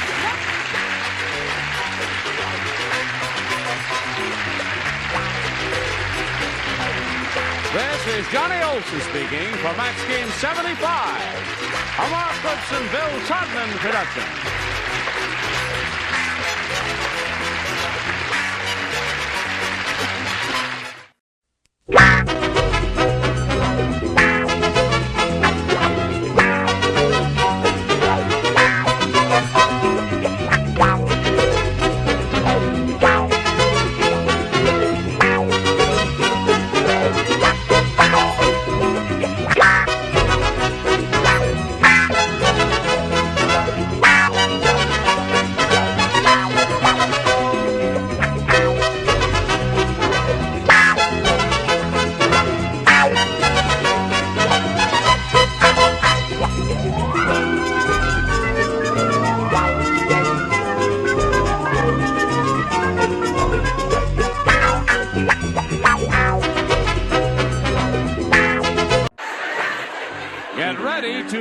Amongst the Stars, Bill Daly, Brett Summers, Charles Nelson Riley, Lee Merriweather, Richard Dawson, and Fanny Flagg, as we play the star-studded Big Money Match Game 76. And now, here's the star of Match Game 76, Gene Rayburn.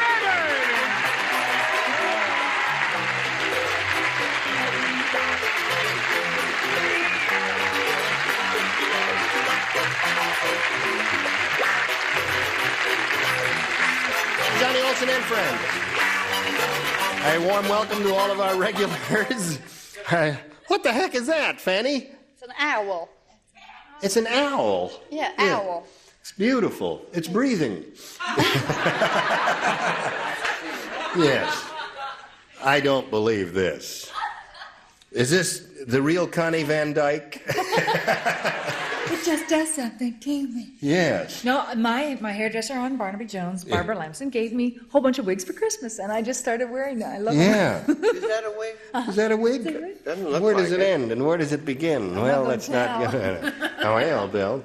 Good. Now let's say hello to our two players here, Wendy Wilczynski and Gary Armstrong.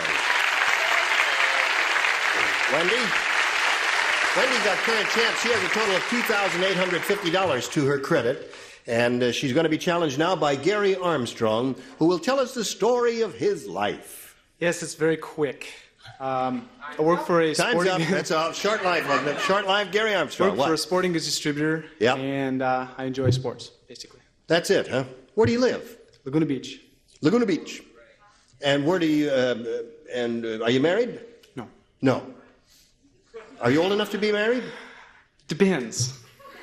Depends on what? I don't want it yet. You don't want it yet? No. All right, let us know when you want it. Okay. Okay. We'll start this game in a moment or so, but right now we have this message for you. Hello there. We are ready to have a go at it. If you're ready to have a go at it, we'll ask our challenger to make his selection. A. Everybody plays.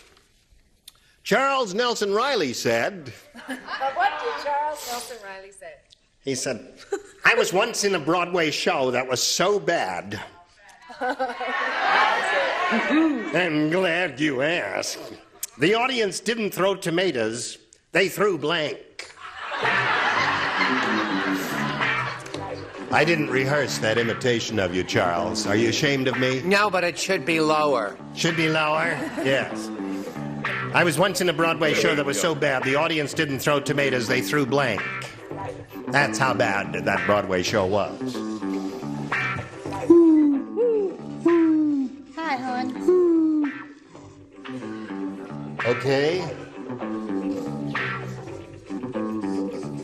All right, the lower tier is just about ready here.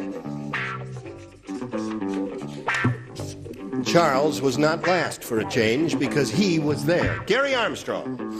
Charles Nelson Riley said, I was once in a Broadway show that was so bad, the audience didn't throw tomatoes, they threw... bullets. Bullets.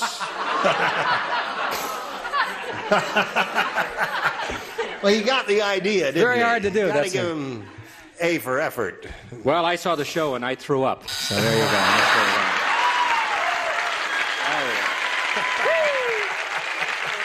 I want to tell you. All right, Bill finally made the team. Now, Brett. Every once in a while, he gets his little act together. Yeah, doesn't that's he? every once in a while there. I said they threw the fruits. They threw the fruit. You can take it Tomatoes any and way you apples and pears and all of that sort of thing now. Hello, Charles. You were there. I said eggs. I'm sorry, Gary. You said eggs. Gary's looking for the answer. I was once in a Broadway show that was so bad the audience didn't throw tomatoes, they threw bullets. What do you say, Lee? I said, well, radishes. I don't know. Radishes? How would you explain that? Hot air and I don't know. Oh, I see. Oh, all right, Richard. Thought it was for a repeat performance. A little hamburger. They threw up. They threw up. All right, Miss Fanny, honey. I was trying to think of the biggest fruit there was. So I wrote watermelon. Watermelon. Charles, you didn't tell us the truth, did you? No. Now, let's see. Wendy, are you ready for yours? Yeah. Jimmy said, the head waiter at that restaurant doesn't like me. He sat us at the worst table in the place. It was in the blank. The head waiter at that restaurant doesn't like me. He sat us in the worst table in the place. It was in the blank.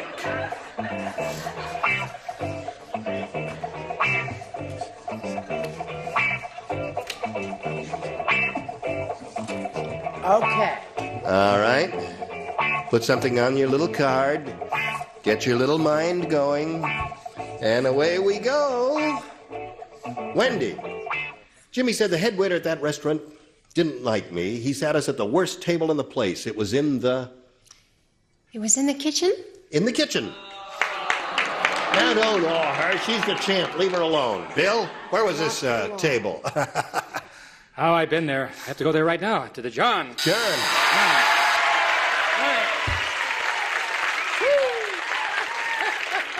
So that's the kind of material you like. That's the kind of bunch you are, is it? Okay. Brett? I didn't want to discriminate between male and female, so I said the John John. The John John. That's two of those, Wendy. And Charles? I'm going to be very calm and just continue. Kitchen. Kitchen. One for Wendy. Lee, Wendy is looking for the answer. Sat us in the worst table in the place. It was in the kitchen, is what she says. What do you say? Well, unlike Brett, I do discriminate. Ladies' room. Ladies' room. King Richard. I went to the restaurant with Dick Wesson. You did? Marvelous actor. Yes, an excellent actor. But neither of us, were that big a name, so they sat us in the kitchen. In the kitchen. That's two for Wendy. Yes, and a good comedian, too. Yes, right. And Miss Fanny, honey? In the furnace.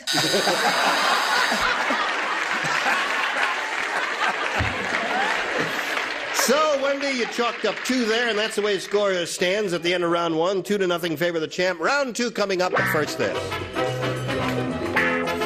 Hello there. Now, we go to round 2. Score is 2-0 favor the champ. Challenger, would you make your selection, please? I'll stick with A. Stick with A, because it was so good to you last time, Gary? Now listen, Gary, at the circus, the fat lady said, she says, I hate those Siamese twins. Yesterday, those guys couldn't find their hats, so they wore my blank on their heads. Who said that? The fat lady in the circus said that. She says, I hate those Siamese twins. Yesterday, those guys couldn't find their hats, so they wore my blank on their heads. That's I think it's a fairly obvious answer.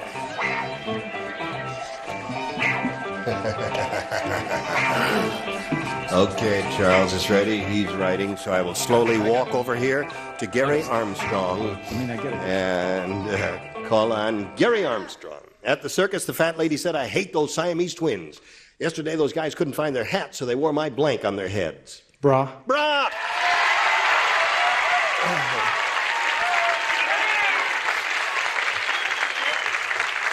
A very, very fat lady, right? Yes, very fat. I think this is acceptable. Pasties, is that good? No. Pasties are not, well, they cover up things, right? No, yeah, but it's not a bra. Pasty is not a bra. Pasty is a... Well, I'm going to take these out of here. Yeah, get them out of there, yeah. All right. What did you say, my dear? I love the image of someone who looks like Shelley Winters in pasties, don't you? I said bra. Bra, there's one. You're right. This fugitive from the Bob Newhart show, he has his ups and downs, gives a brilliant, funny answer, and then he comes up with pasties. Holy mackerel. Yes, Charles? I don't know in this country what they say bra, that's what they wear, but in my country you call it, when I decide on what accent this is, the brassiere. Brassiere. Brassiere. Le brassiere. Couldn't find their hats, so they wore my bra on their heads, according to Gary. What do you say, madam? And Charlie and I are from the same country, Brazil. That's true for you. You got a couple for him? No, but I have a cousin in Philadelphia were very worried about.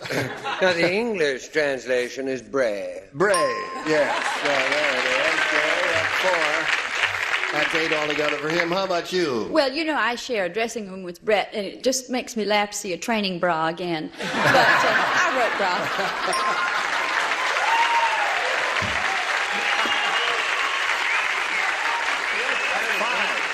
You got 4. Now, Wendy, he's got 5 and you've got 2. That means 3 to tie, 4 to win. Listen carefully. Everybody plays except Richard and Charles. From his hospital bed, Tom said, "Today I got 2 cards. My mother sent me a get well card. My mother-in-law sent me a get blank card." Wait a minute. Did you hear all that?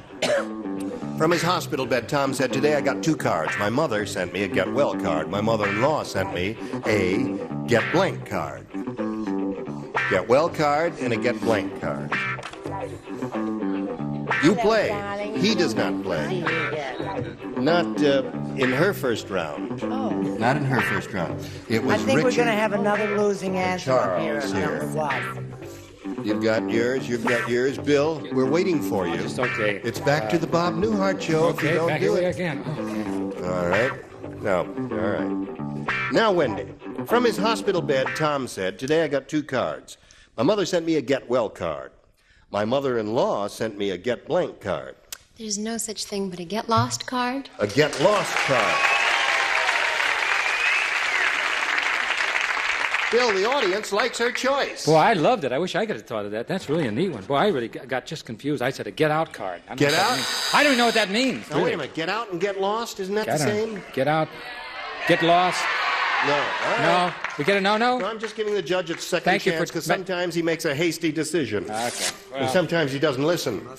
Yes, got to match exactly. What do you say, Brett? Got to match everybody else to stay in the game here. It's up to you. I cannot tell you how concerned I am about myself. I don't mean to discuss my own personal problems, but I said get out. You did. All right. So that means Gary wins the game. What the rest of you have? Come on down, Gary. All right, old bean, we congratulate you. Stand right there for a second or so, and we'll say goodbye to Wendy Wilczynski, who is leaving here with a total of $2,850. That's great. Thank you very much. Bye-bye. Goodbye, my dear. Now, as she's spinning off, we'll spin this message for him, and you hurry back and see how he does. Today's consolation prizes are from Pier 1 Imports, where there's a world of difference. A $50 gift certificate for decorative handcrafted merchandise at any of 300 Pier 1 stores worldwide. And a tote bag from Maybelline filled with everything you need for beautiful eyes. A beautiful eye makeup wardrobe from Maybelline. And a hairdryer and Wella Walson shampoo conditions your hair while your shampoo leaves it looking healthy, shiny, and soft. Even repairs split ends. Wella Walson shampoo. More friends are coming when Match Game 76 starring Gene Rayburn continues in a minute. Join me if you would, please, sir, here, and we'll have a go at it. Are you ready for this? Yes. Now, you watch this show quite often? Yes. You know how it goes? Mm-hmm. Okay, tell me how it goes. Carefully. All right, we'll very carefully say this. We polled a recent studio audience, and we got their best response to this. George Blank. Now, the answer they gave most often is worth $500, Gary, but you've got to match it. Now, if you match that answer they gave second most frequently, you get $250. The third one gets you $100. Hey, listen, could we turn that fan on low speed? It's blowing harder than it's ever blown. Look at the way his hair is blowing. It's going to muss my hair, too. Can we do that? Thank you very much. Now, 3 of our celebrities are permitted to help. Whom do you call on? Richard. Very close friend of mine, George Washington. George Washington is one. Lee? Lee, have you got one? A toss-up. I'll try George Burns. George Burns. Okay, you got 2 now. Charles. What do you say, Charles? My friend, George Kennedy. George Kennedy. That was lukewarm applause. Nothing personal, Try Mr. to Kennedy. keep down the rally, if you will. What about See, George the Fifth? George Kennedy, George Burns, and George Washington. You want one of those? Look at me when I'm talking to you. Thank you, Gary. Face me. Stand right here and face me, man to man, here. Now, you got those 3 answers, but you don't have to take them if you don't want any one of them. I'll take Burns. You're joking. Uh-oh. The audience is telling you that you blew it. Is he too young But- to know who George Washington is? No, he knows who George. But the audience can be wrong. We're going to find out right now here. We are looking for George Burns, and we'll find out if George is hiding under the $100 response. Goebel is there. Has there been any insanity in your family before? I was just checking. Yeah. All right. Now, let's see if George Burns is under the $250 response. Burns it is. Congratulations to you. Better than striking out altogether, isn't it? Yeah. What do you think's under the other one? Has to be Washington. Washington, eh? George the Fifth. Not George the Fifth. Slide it, Earl. Washington it is. That's why the audience booed you and awed you when you said Burns instead of Washington. Why did you say that? That's what I was going to I don't know. You don't know. It just popped into your head and you thought, well, that's your judgment. It's okay. Now, you got Burns is 250 older. additional. You're up to 350. Now you got a chance to win $2,500 by matching one celebrity exactly. Let's see how you're going to do with this. First, you got to choose one. Who's George Washington? Lee. Lee. You ready? Oh, no. Get ready to write. Yep. Have confidence. Get your ESP going. Lee, transmit some thoughts to him as you write your answer to this. Blank cage. C-A-G-E. Blank cage.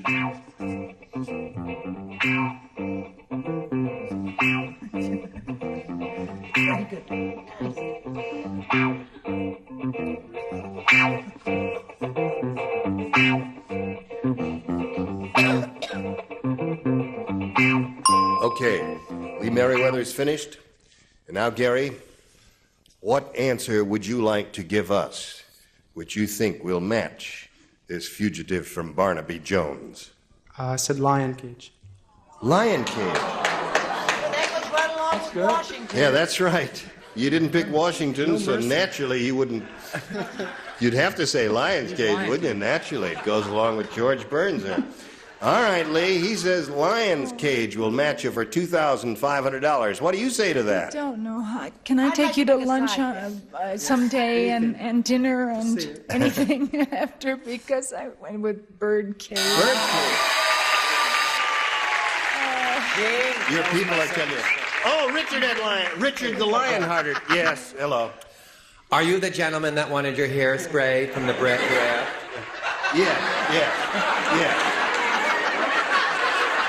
A little more back there. Thank you very much.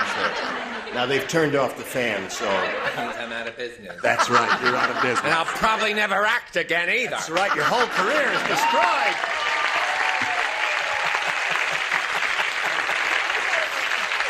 Now, Gary, you've ended up with a total of $350, and you're going to play another game, so let's welcome your new opponent, shall we? Here comes Betty Johnston.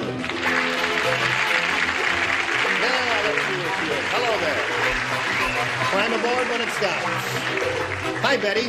Hi, how are you, Do you know Gene? Gary? Yes. Now, Betty, we'd like to find out a little bit about you, if you would, please. Tell us the story of your life. Okay, I'm married.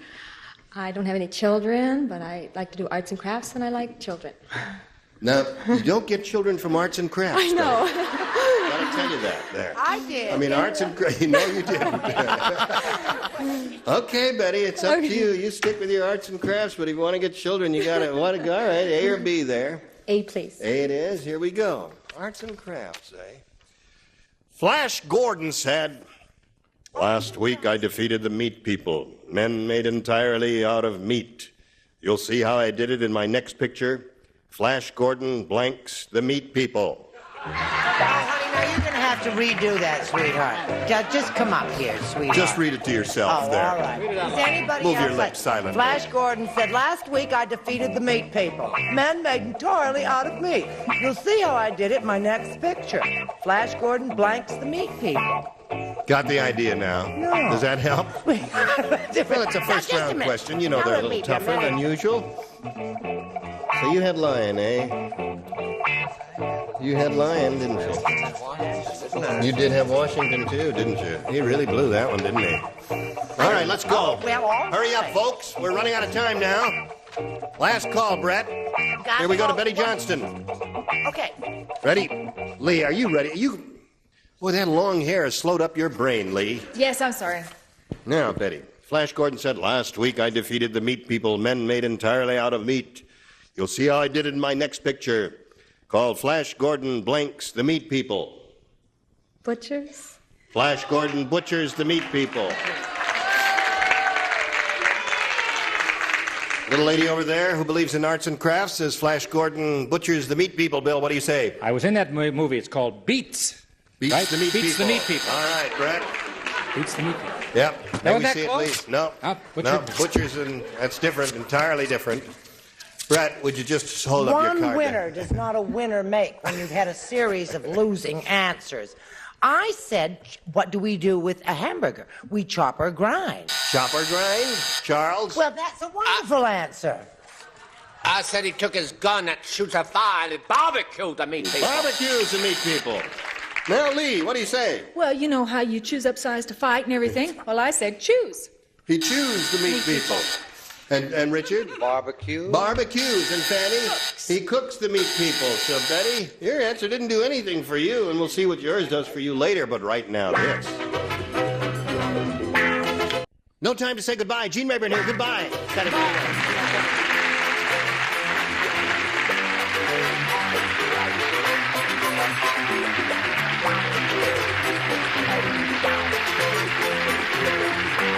This is Johnny Olson speaking for Match Game 76, a Mark Goodson, Bill Todman production. Stay tuned for Tattletales next over most of the CBS stations.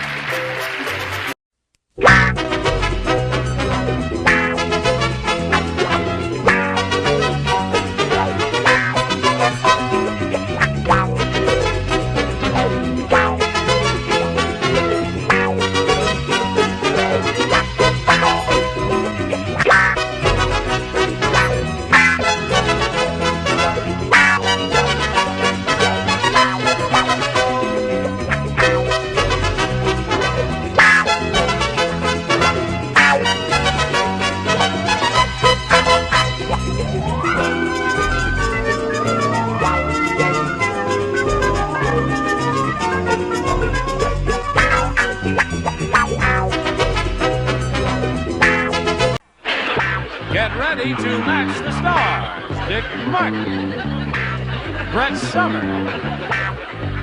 Charles Nelson Riley, Arlene Francis, Richard Dawson, and Patty Dalton as we play the star-studded Big Money Match Game 78. And now, here's the star of Match Game 78, Gene Rayburn.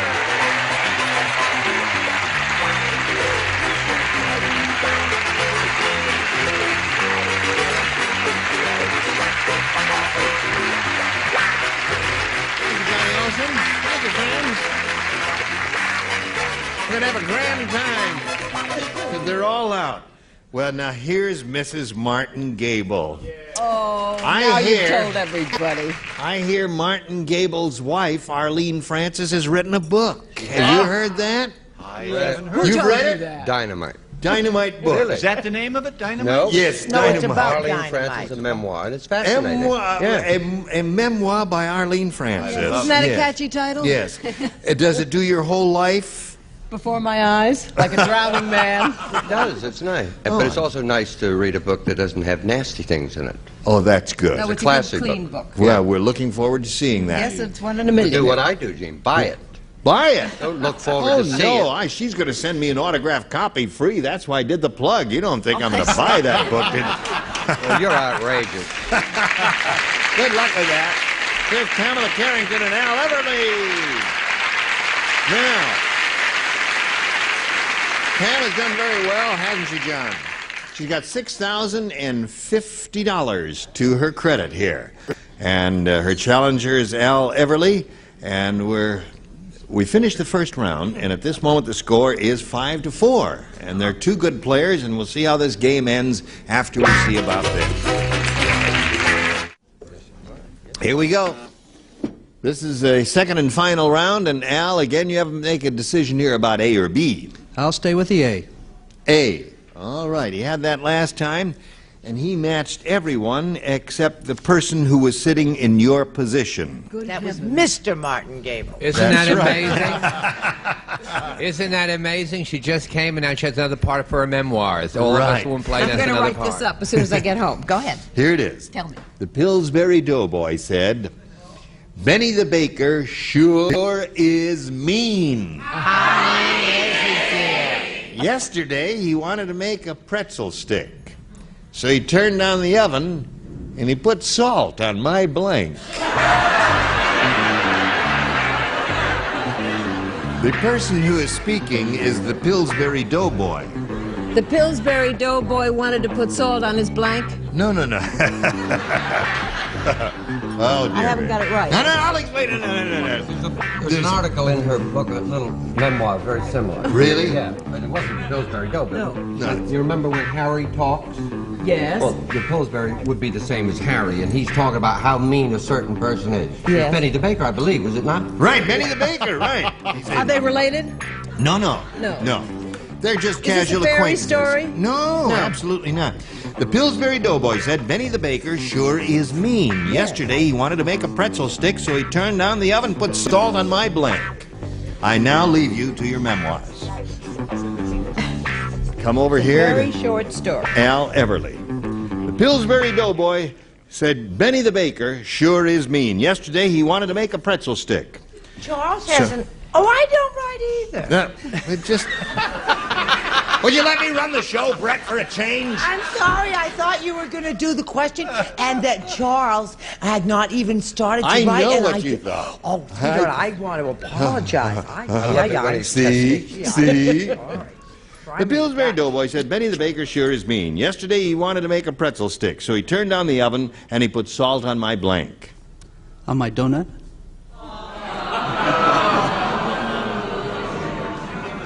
Salt on my donut. Have you ever seen the Pillsbury Doughboy? Yes. You know what he looks like? Rotund little fellow there, all puffed up there and all that. He said on my donut, an unlikely possibility that you would have said that, isn't there? I'm on a diet. Donuts I don't even think about anymore. I'm sorry, I said legs. Yeah, legs would have been something. Could twist up his legs and make a pretzel stick out of that. Okay, we come to Pamela Carrington. Now, here's what you have to do. Match 1 to tie and 2 to win. Charles and Arlene will play. Oh. What, again? Muggsy said. Who the hell was in that seat last week? Muggsy said, my neighborhood is so dangerous. When you're born, the hospital issues you a combination birth certificate and blank. That's how dangerous my neighborhood is. When you're born, the hospital issues you a combination birth certificate and blank. You don't blame. I almost got you. That's how you spell it. Isn't it nice to have It's Uncle Dick back? wonderful to have Uncle Dick Martin back here again. Have you been playing much golf? No, but I'm going to start now. You are? Yes. Yeah, now that the rains Now have that the ceased. rains have brought you Okay, here we go. Pam. Muggsy said, my neighborhood is so dangerous. When you're born, the hospital issues you a combination birth certificate and... Life insurance? Really? The hospital issues a combination birth certificate and life insurance. Well, that didn't occur to me, but it might have occurred to somebody up here. What did you say? I was going to put autopsy report, but that would be pushing you-know-who's ex-husband show, Quincy, so I didn't want to put that.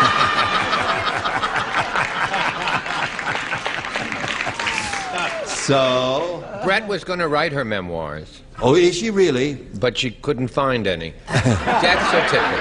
Death certificate.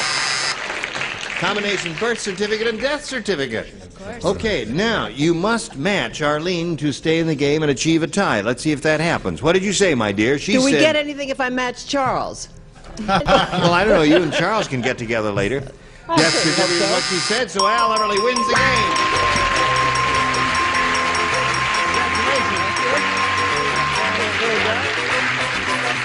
Well, Pam, Miss Jewel Maker, did you make that one too? Yes, I did. That's a beautiful one. Is Thank you. that really? She's a jewelry designer and maker, and she's got $6,050. That'll buy a lot of material.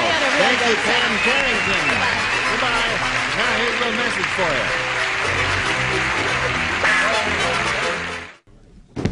Here we go.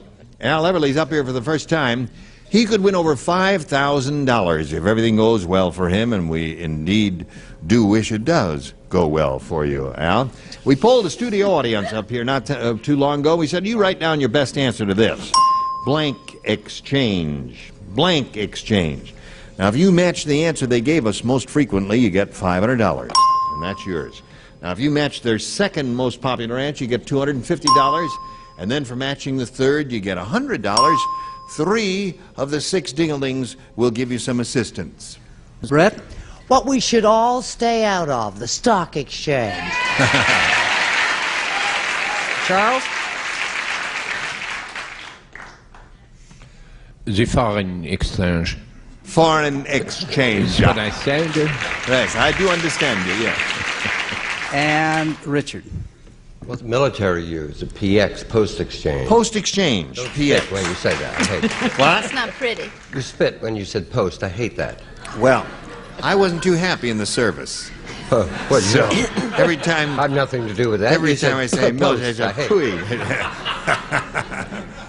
What do you say to that? Now, you got those 3, or you can choose one of your own. I like stock exchange. You like stock exchange?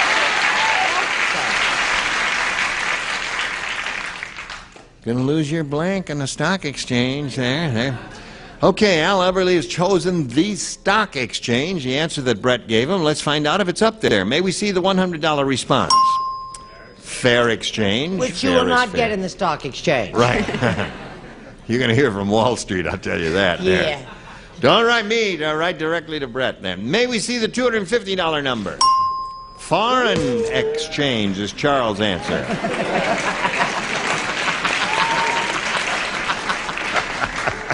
Oh, I love it. All right. Last chance for stock exchange. Go. Yeah! Oh, boy. You got it. Okay, that's the answer Brett gave you up there. Very good. Yeah. Now, Al's won another $500, which means he's going to be playing for 10 times that amount, or $5,000. And to collect, you've got to match one celebrity exactly. This has to be an exact match. You have to choose one now. Oh, I'll have to go with Brett again. Cool it, Brett. Yes. Get your act together. You okay? Now, just stand on the blue dot there. Face me if you would. That's a boy, Al. There. Here it is, worth $5,000. Good luck to Al Everly. We all hope you get it. Here it is. Vincent Blank. Vincent Blank.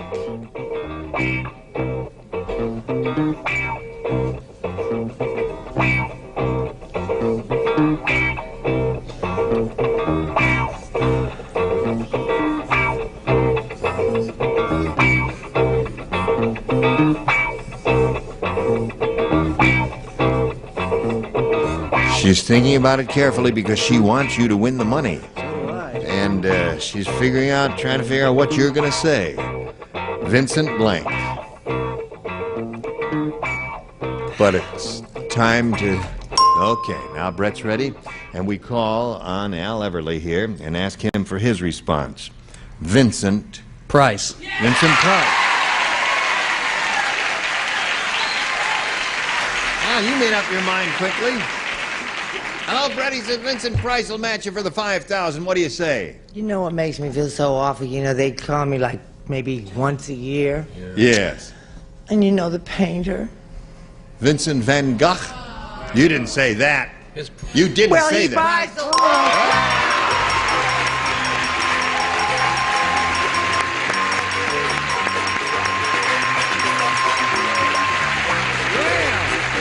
Congratulations, Al. You got $5,600.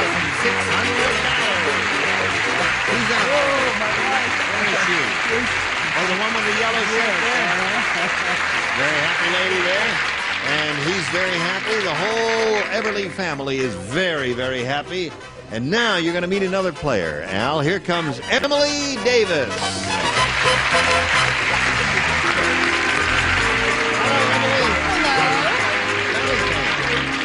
You know Happy Al Everly? I know Happy Al. Congratulations. Thank you. He's got $5,600, and that makes him feel very good. Now, we'll find out about you while he's getting ready to play the next game. Okay, let's see. I'm sort of a newlywed, Yeah. to a great guy who's going to be an attorney I mean, wait soon. a minute. Either you're wed or you're not wed now. I'm wed, but Oh, I'm you're just wed. sort of newlywed. Oh, like 20 minutes ago? No, like 7 months ago. So Oh, it's I getting see. old. Oh, Yeah. No, it's not. He's wonderful. It's not getting old. I'm sorry.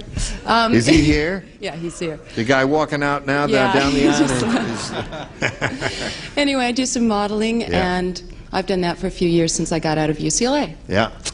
Good school. Wonderful Yes. school, if they could just win basketball. Well, they will. They're in there Some trying. year, next year. Good luck to you, Emily Davis. Nice to have you with us. We'll begin by asking you if you want A or B. I'd like B for Bruce, my husband. B for Bruce. Okay, Bruce, here it is. The general said to the drum major, I don't care if you used to lead a dance band in civilian life. I can't have my men doing the blank on the parade ground. I don't care if you used to be I'm having a hot flash. I'm so thrilled about doing it right for a change.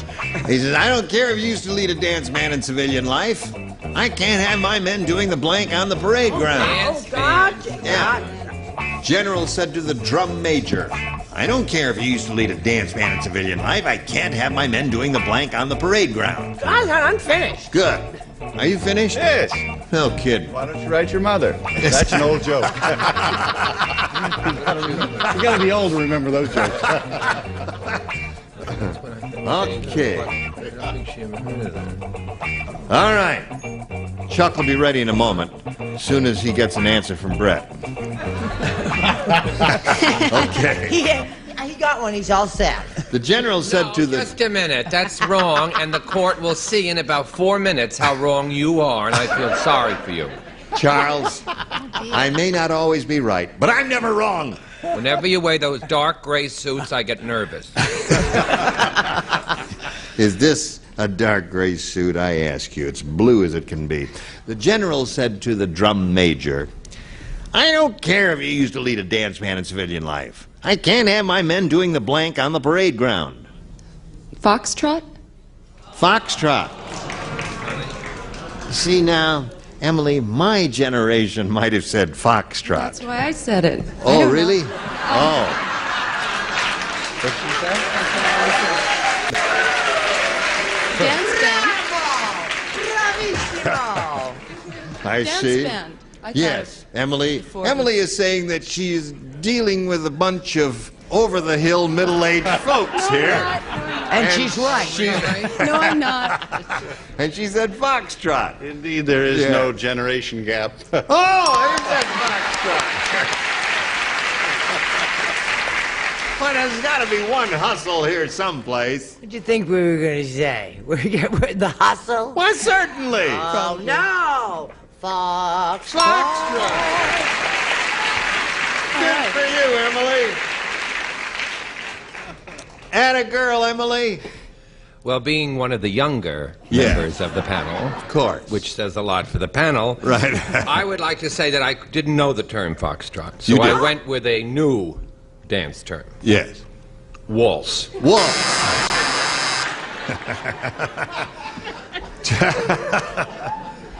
Thank you, Richard Strauss. There. Arlene. Guy says, I can't have my men doing the blank on the parade ground. She said foxtrot. The trouble is that I didn't want to take any chances with the older generation or the younger generation, so I just said dance. Dance. All right. Can't have my men doing the dance on the parade ground. And show us your foxtrot. Do I hear a horse? A waltz. Two waltzes. Two foxtrots. One dance. What do you get here? I went back to the classics. I said the funky chicken. The funky chicken. Yeah. Now, I've never done the funky chicken. Is that in foxtrot tempo or is that a different tempo? It's a little slower. Oh, it is a little slower. slower. Yeah. All right, Emily, you picked up two, and that's not bad for a first rounder. We'll have yours right after we have this. Today's consolation prizes are first. From Kinney Shoes, the great American shoe store, an up-to-the-minute selection of fashion footwear. Kinney Shoes not only fit your feet, they fit your life. And a supply of Contact. Even if your house has 150 rooms, Contact brand self-adhesive plastic has a different color and pattern for each of them. and a radio and a supply of Crystal Hot Sauce, a favorite New Orleans hot sauce that adds unique flavor to your favorite dishes. Your meals come alive with Crystal Hot Sauce. And a candy dish and Mars Almond Bar. Great tasting crunchy whole almonds, luscious milk chocolate, creamy nougat, Mars Almond Bar and almond in every bite. Once again, our star, Gene Rayburn. Thank you, Johnny Olson. Here we go. All right, Al Everly. Would you like A or B? I think I'll take the A again. Oh, you want the A again. All right. It's A for Al. Sally said, my television's gone crazy. I can see two totally different shows at the same time. I just saw Kojak shaving Blank's head. She says, my television says gone crazy. To see two shows at the same time, just saw Kojak shaving Blank's head.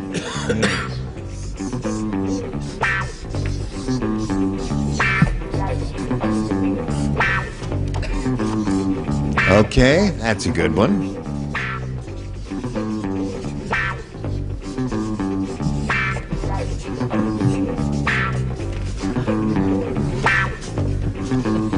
All right.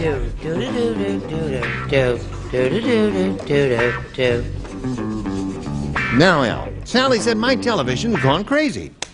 I can see two totally different shows at the same time. I just saw Kojak shaving Blank's head. Gentle Ben? Oh,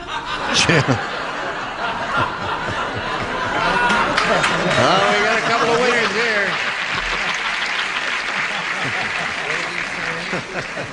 She said, Gentle Ben. Gentle Ben? Well, he's that big fuzzy bear, isn't he? Oh, that would be tough. No, I gave him an easier assignment. Yul Brynner's head. Yul Brynner. Gentle Ben. Oh, boy, that would really hurt. Kojak, I don't think Kojak would have the courage to try that, do you? No, sir, doesn't have that. Well, never mind. I said to Dick, he didn't hear it. I tried his answer, so I turned to Dick. I said, who? And he turned to me and said, who? I said, I just asked that. He said, I knew I heard it somewhere. It's so cute. I love him so much. He's so adorable. When are we going to deport Dolly? That's his wife. Angie Dickinson. Angie Dickinson. Another police-type person. Yes. Charles, are you ready to respond to this? She finished? I was doing my Christmas cards. Oh, yes. Well, we had the right idea, but I didn't get that big. I said Lassie. Lassie, another animal. Okay. All right, Al, let's see what we got for you down here. Arlene, I just saw Kojak shaving Blank's head. It's another name for Gentle Ben. Gabe Kaplan. Just saw Kojak shaving Gabe Kaplan's head. Well, he has got a lot of big bushy hair, yeah. I used his maiden name, Cotter. Cotter. What have you got for us there? Peter Falk. Peter Falk. Another friend of his, another detective. There's some logic to that. So there we are at the end of round one. 2-0 the score in favor of Emily Davis. Round two coming up after this. Hurry back. Here we are. Listen, Emily and Al, we have to stop doing whatever we were doing now, and we hope that you'll come back and do it with us next time. Whenever that is. I never know what day of the week it is. I want to come back and do it with you, too. Terrific. Wonderful. Wonderful. No, I already gave. I in your book. Hello there, and goodbye from Gene Rayburn here at Match Game 78.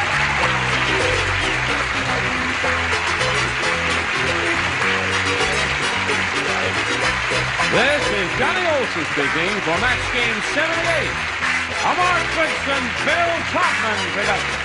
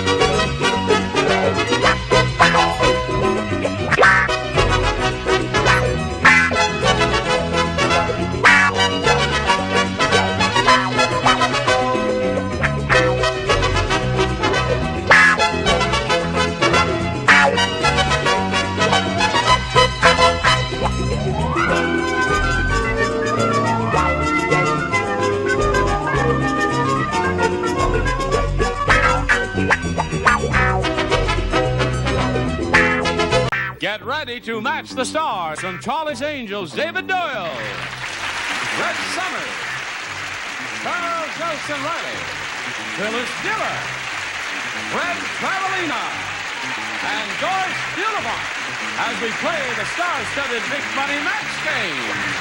And now, here's the star of Match Game, Gene Rayburn.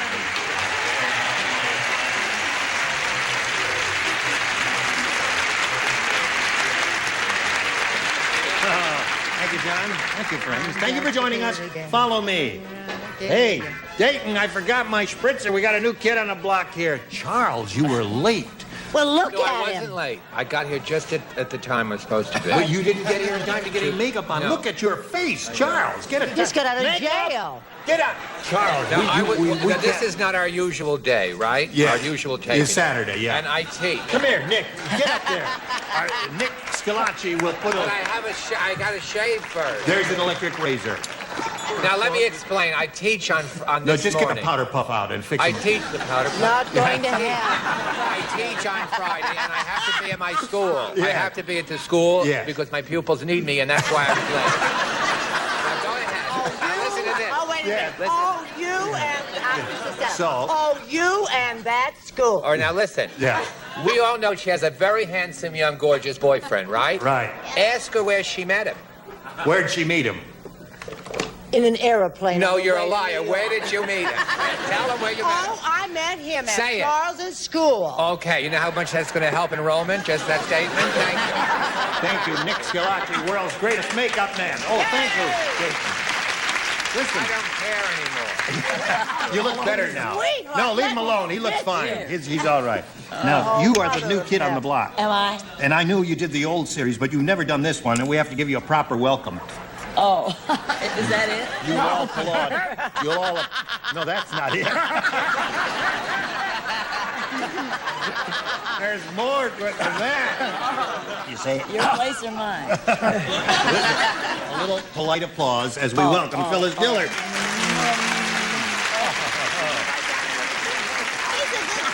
You're not going to do that to me now, are you? Why not?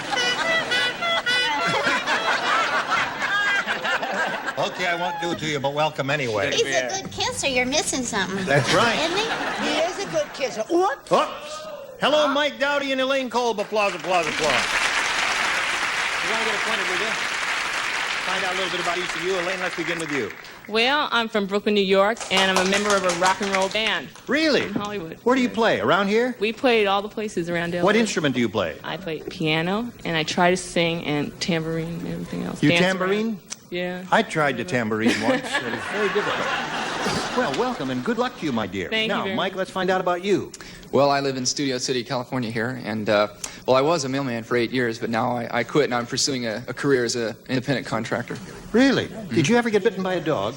Lots of times. That's the occupational hazard, isn't it? That's Yeah, too bad. it's those little ones. Now, each of you will be playing 2 games, and we'll see how this first one goes as we ask Elaine to begin. You may have A or B. A, please. A it is for her. All right. Santa Claus said, Yeah. Ho, ho, ho. I think the elves have gone wacko. I took a look in the workshop, and instead of toys, they were making blank. Okay, Elaine. Santa Claus said, I think the elves have gone wacko. I took a look in the workshop, and instead of toys, they were making... Love? The elves? Sign of the time. Among themselves, huh? Those little guys with the beards and... You'd be surprised how good it feels. What did he say? David didn't hear you. Would you tell him again? Oh, we're living with it. You'd be surprised how good it feels. Okay. I think this would be a match. I mean, you have to make love to make babies. Now, wait a minute. Instead of toys, they were making babies. Well, how does And one she make said babies, love. or has it been so long you forgot? We don't want to explore that subject? All right. No, you see, it was essentially a carpentry shop. I see. And, I get it. Right. Okay. Go. Lots of time. Well, I can't go into it. Well, I guess I'm further away. Tell that to Joseph and Mary. I don't want. Tell him not to say anything about keeping up to date. Okay. Don't say anything about keeping up to date. Instead of toys, they were making bathtub gin. bathtub gin. That's rather recent for you. Now, I'm going to answer all until I get makeup and my shave. I'm going to answer every answer ruggedly and tough to keep with my new image. Right. Roach clips. Roach clips. I know, Elaine, you don't know what he's talking about since you're only a rock musician, and rock musicians don't know what roach clips are, do they? You don't either, probably. Yes, I do. Now it's time to show and tell. That's when you clip a roach. Oh, that's right. Is it show and tell time? Show and tell. Okay, okay. You hold it up. Whoopee! Whoopee is a good answer. All right. And took a look at the workshop, and the elves, instead of making toys, they were making... Well, you said that they had gone wacko. Wacko, And in today's tight money market, that means they would have to be making Chryslers.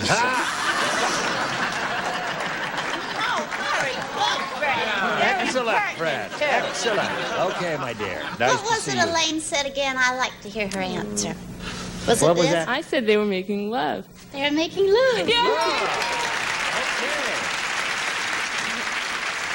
No, that's two for her. Let's see what we have for you. Are you ready? On this date in 1967, Irving Bricklemeyer became the first man ever to cross a professional wrestler's picket line. Oh, I know what your problem. You're having a little problem there because he finished reading his answer and he put the answer back in the slot instead of putting it on Joyce, this what is side. wrong See, with you? It once is you've my read them, job to help people it's up like yesterday's here. newspaper. We don't need them anymore. I will take you through the steps. As a former government worker, I think it's sinful to waste paper or anything.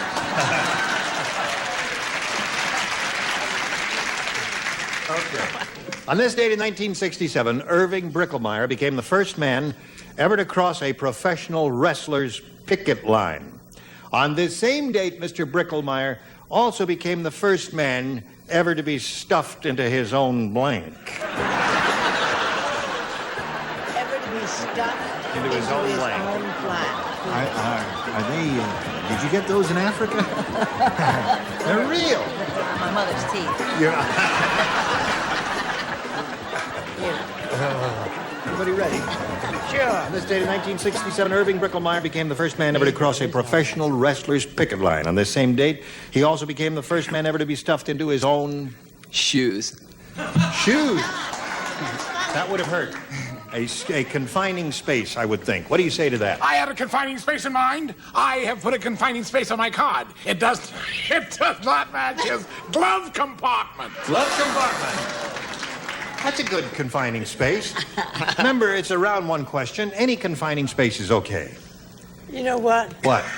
I always get so depressed when I'm around David because he's such a downer. Yes.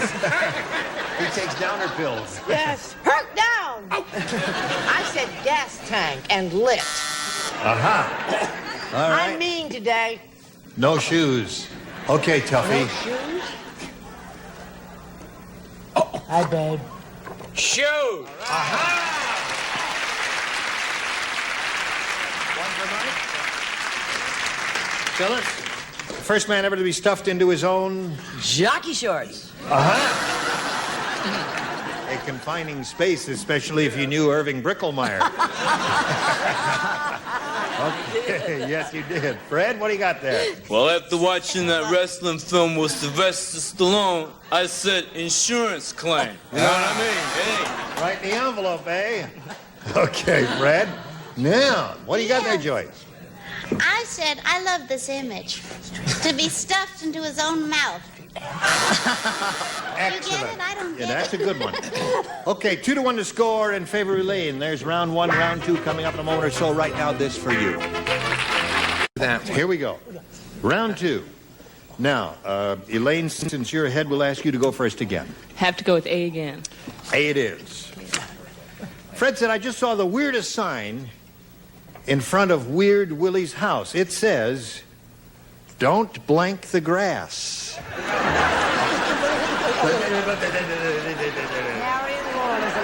Fred said, I just saw the weirdest sign in front of Weird Willie's house. It says, don't blank the grass. Gotcha. All right, here we go with Elaine Kolb. Fred said, I just saw the weirdest sign in front of Weird Willie's house. It says, "Don't blank the grass." Smoke. Smoke.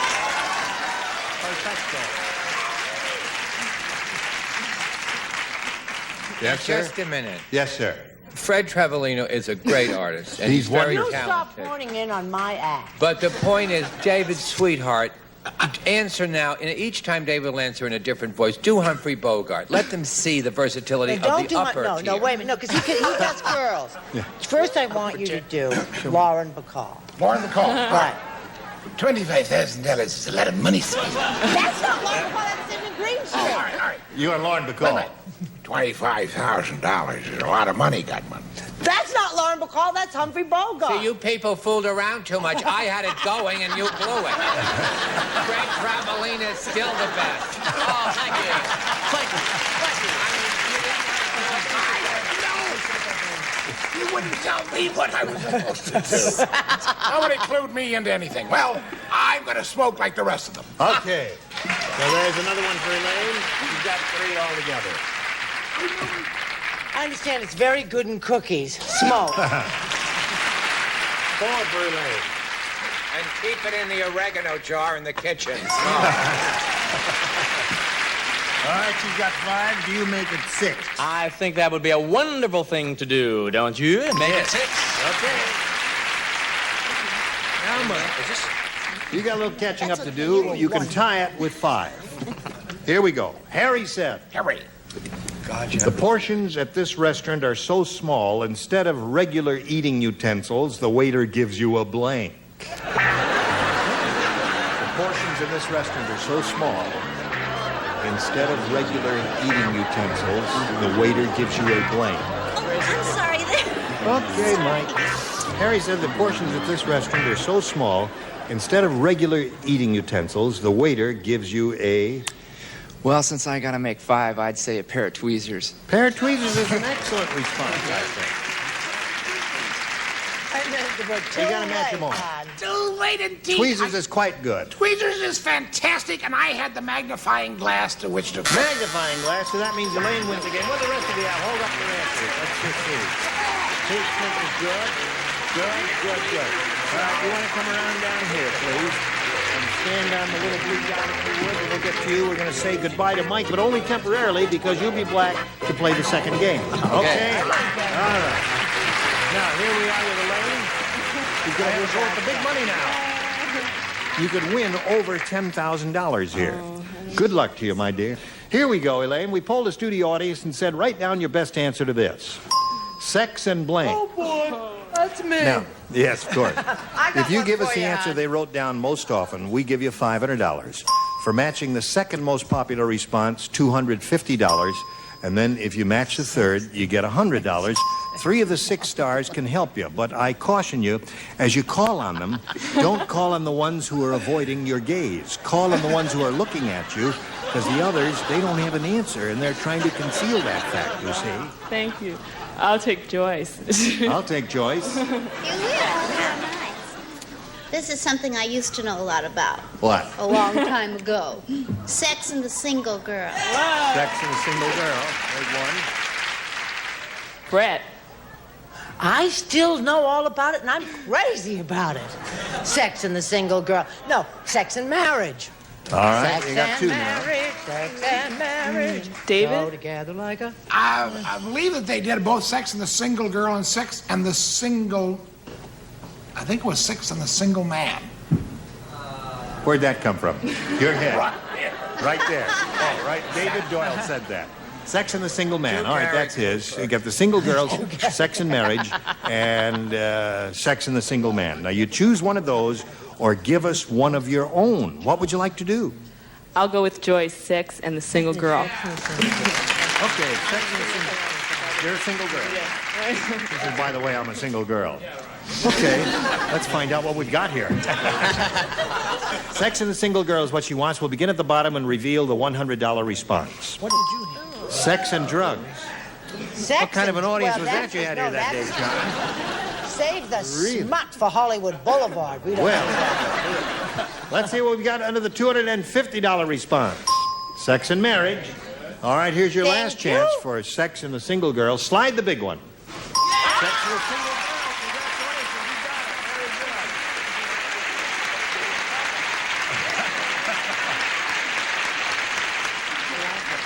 Wonderful, Elaine. You've got $500, and we'll tell you what the next step is right after we tell America about this. Elaine Goldstein just won the $500. That means the least she can play for is 10 times that amount, or $5,000. However, we do want to give her a chance to spin the star wheel. And if she gets a lucky spin, she will double her money and be playing for $10,000. Good luck to you. We'll all root for a double, won't we? Here we go with Elaine Cole. There it is. You can step down here, Elaine, and take a look at it. See where it's going to stop. Oh, it went on. Gee, I've never seen that happen before. It went on for a second, then went off. $5,000. And good luck to you. You ready, Charles? All right, here it is. Now, you face me if you would, please. And this is your question. Bake blank. Bake blank. Baked or baked? B-A-K-E. Weighing every possibility. He's trying Now to get he's me ready. to put up his bail. Elaine, give us the same answer he's got on the card. We give you $5,000. What do you say to that? Off. Bake Off. Yeah. Bob Barker would be familiar with that because he hosts that show every year. Charles, what do you say? Bake Off. I didn't think that was a known phrase. I thought of baked bread. Yeah. You know, and That's everything. past tense, I told you. And I knew that they were way off.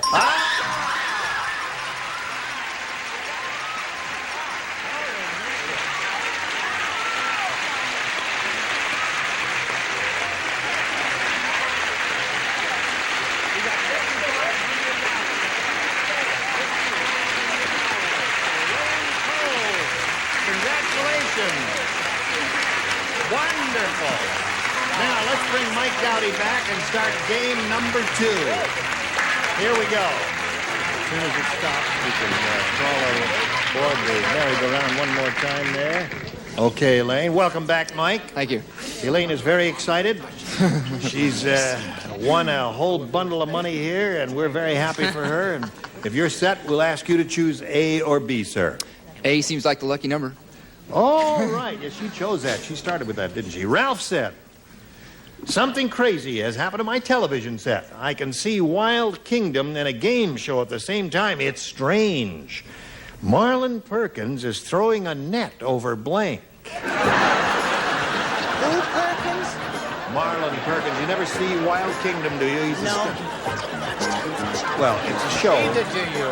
Yes, he goes into You don't see various Wild parts Kingdom of the world. either. And he tells you about animals. Yes. And he talks about endangered species. Oh, yes, I have He's seen a that. very kind and gentle man. Anytime, Brett. I'm finished. Yes, there you are. Any Mr. moment. Rayburn. Ralph said something crazy has happened to my television set. I can see Wild Kingdom and a game show at the same time. It's strange. Marlon Perkins is throwing a net over. Brett, please forgive me. Brett Summers. Wrong. Right.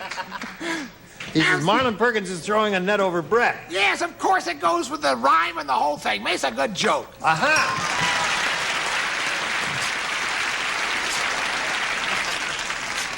Now, I'm sorry, I didn't say you. I said Charles Nelson Raleigh and not a moment too soon. There seems to be a little vindictiveness up here in the upper tier. Glad I didn't shave for that. I said Gene Rayburn, and that's hard to do.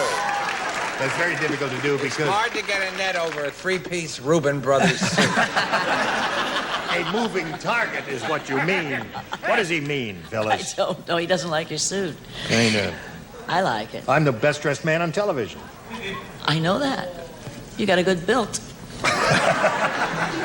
got an answer for us? I have an answer. I don't think it's right. Chuck Barris. Chuck Barris. No.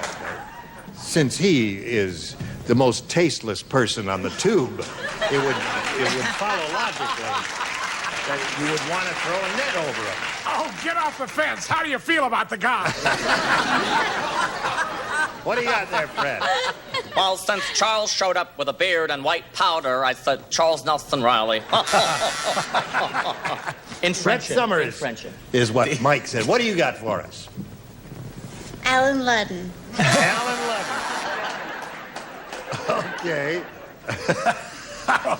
She's just delighted with herself.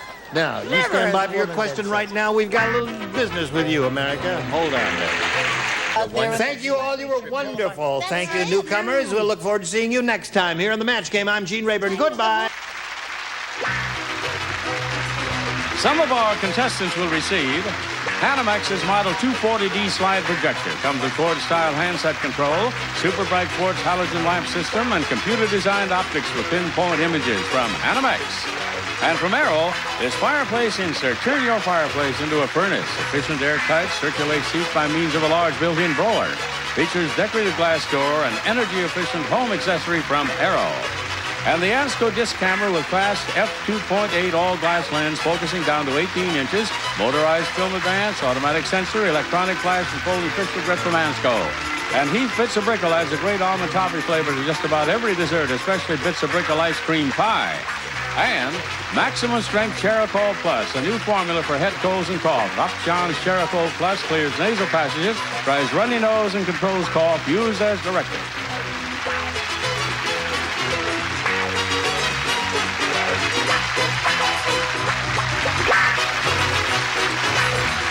This is Johnny Olson speaking for Match Game, a Mark Goodson, Bill Todman production. This program is edited for broadcast.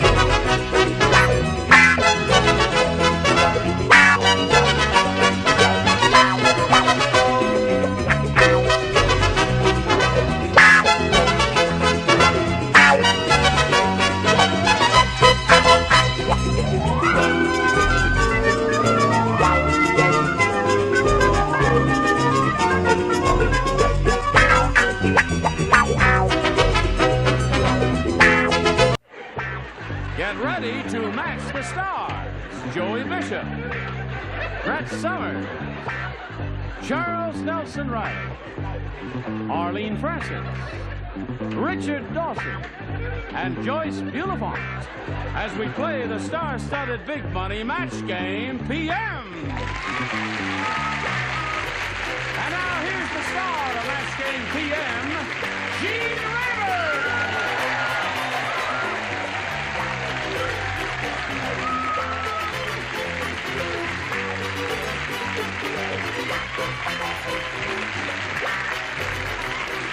Johnny Olson and friends. They're all riled up out there. And they're doing it now. If I may be permitted, just a word of greeting from me to our regulars here. Always a pleasure to do business with Brett. What's her name? Yeah. Brett Summers. He has a little memory problem. And Bill Martin. No, Charles Nelson Riley. I remember you well. Those are two regulars. Just and be this, careful of course. of your pinstripe. Oh, yes, I will. See, notice it goes both ways, this way and that Are you way. implying that I'm irregular? Yes, you are. This is the most regular of all. How? Sir Richard Thank you. there. Now, this lady is, What do you mean? but she's okay. And then, of course, we're always very happy to see Joey Bishop here, who comes to us direct from wherever. Arlene Francis. Direct from Arlene Francis. Okay, there they are. Now, let's say hello to Bill Adrian and Wendy McLaren over here. Now, let's find out a little bit about each of you. We'll begin with you, Wendy. Please give us your life story in 8 seconds. Oh, all right. Time's up. That's it. Sweet girl, isn't it? Thank you. It's been real nice. Wendy McLaren, where are you from? I'm from Whittier, and I am married to Tom, who's out in the audience. And I've got 2 children, and we enjoy water skiing with our 3 dogs and 2 hamsters. We raise Irish setters. The dogs do not water ski, Wendy. No, but they certainly love the boat. Oh, they do. That's good. Yes. Okay, that's it. Though. You're there out in the middle of the lake, and that's the end of it. All right, Wendy, good luck to you. And you, sir? Yes, Where sir. are you from and all that? Native Californian, born in Compton. Married 11 years. I have 3 children, 2 boys and 1 girl. Yeah. And what do you do for a living? Police officer. You are? Yes. All right. What is it? Stop that! What does he do? Leave him alone. Whatever he does. Okay, good luck to both of you. May I point out that you will be trying to match as many of our celebrities as you can, and the winner will go on to play that big money super match, which can pay off over $10,000. Fine. Joe, Wendy, your selection. You want A or B? I will take A, please. All right, Wendy says she wants A. This is it. We're off and running. Let's see what it says here. It says, Judy said, I never should have married a farmer. On our wedding night, he brought his blank to bed. Judy said that. Would I say that? Judy said, I never should have married a farmer. Now, there were 2 terrific answers, and I'm debating about one of them. Something comes to your mind immediately, does it? Yeah. Now we're waiting for you. All right, Joey, get in this slot there so the light turns on there. Even Charles is finished. Yes, terrific. Now, Wendy, Judy said, I never should have married a farmer. On our wedding night, he brought his blank to bed. His pitchfork. His pitchfork? Hold on now. I should like to make an inquiry of this young lady. What the heck did you say pitchfork for? Well, it wouldn't be very comfortable to lay on. Oh. Don't farmers use pitchforks? Yes, farmers use pitchforks. Okay. All right. Joey, what did you say? She said pitchfork. I thought I was stupid till she said pitchfork. Now she's going to make you look brilliant. I was going to say crops, you know. Yep. Had to be a little more dignified than that, so I said harvest. His harvest? Yes. Okay. They're not too thrilled with you, Joey, either. Well, I ain't too. What did you say? Sometimes you bring this Yeah. before you get married, Right. and, well, it's self-explanatory. He brought his bull. What was your? You said you had 2 good, terrific answers. You did. What was the other one then? Cow. Cow. I see. Excuse me, folks. Are you on? What's his name? Oh yes, there he is. Sir, I'm sorry to interrupt you. I'll have the clam chowder. Yes. And the salmon steak. Yes. Pig. Pig. Okay. Judy said I never should have married a farmer. On our wedding night, he brought his pitchfork to bed. What do you say? This was a small-time farmer, Yes. and he had a certain past, Oh, really? and he brought his chickens to bed. Oh! Brought his chicken. Best you've ever done. What was that, Richard? What a foul thing to do. What a foul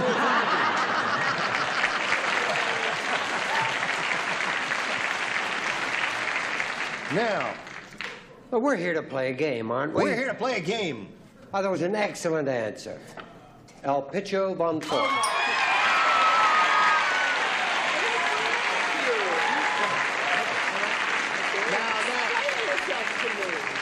Most unlikely. It wouldn't cross my mind. I mean, chicken's good, cow, bull, all that is good. Pitchfork. They are good. Yeah. But this is excellent. That's we match. That's the name of the game. Name of right. the game. That's the name of the game. Now, you want to see the weirdest answer of all. Here we go with Miss Weirdo. Wait a minute now. You think that pitchfork is weird answer. You didn't think it was. It was a good answer. They all thought it was What weird. is this, a You recording? think it's weird. She thinks it's good, and I think it's terrific, because that's what I said. I wrote it. Why would I think it's weird? That surprises me, I'll tell you that. I'm really surprised. All right, are you ready for this? Well, No. farmers and pit. Here, this is his. Now, Bill, listen carefully. As Count Dracula bent over his victim, he said, I have changed my mind about biting your neck. I have just discovered you have blank. Blank. I have changed my mind about biting your neck. I have just discovered you have blank, blank. Blank. I got it. Okay. Put it right in. Put it right in this. I can't wait to put it in the slot. Okay, here we go. Bill Adrian. As Count Dracula bent over his victim, he said, "I have changed my mind about biting your neck. I have just discovered you have Bad breath. bad breath. Bad breath," he says. Bill, something better may show up. One never knows. What do you say, Joey? What was it again? He says, "Bad breath. I've changed my mind about biting your neck. I've just discovered you have..." Ring around the collar. That's right.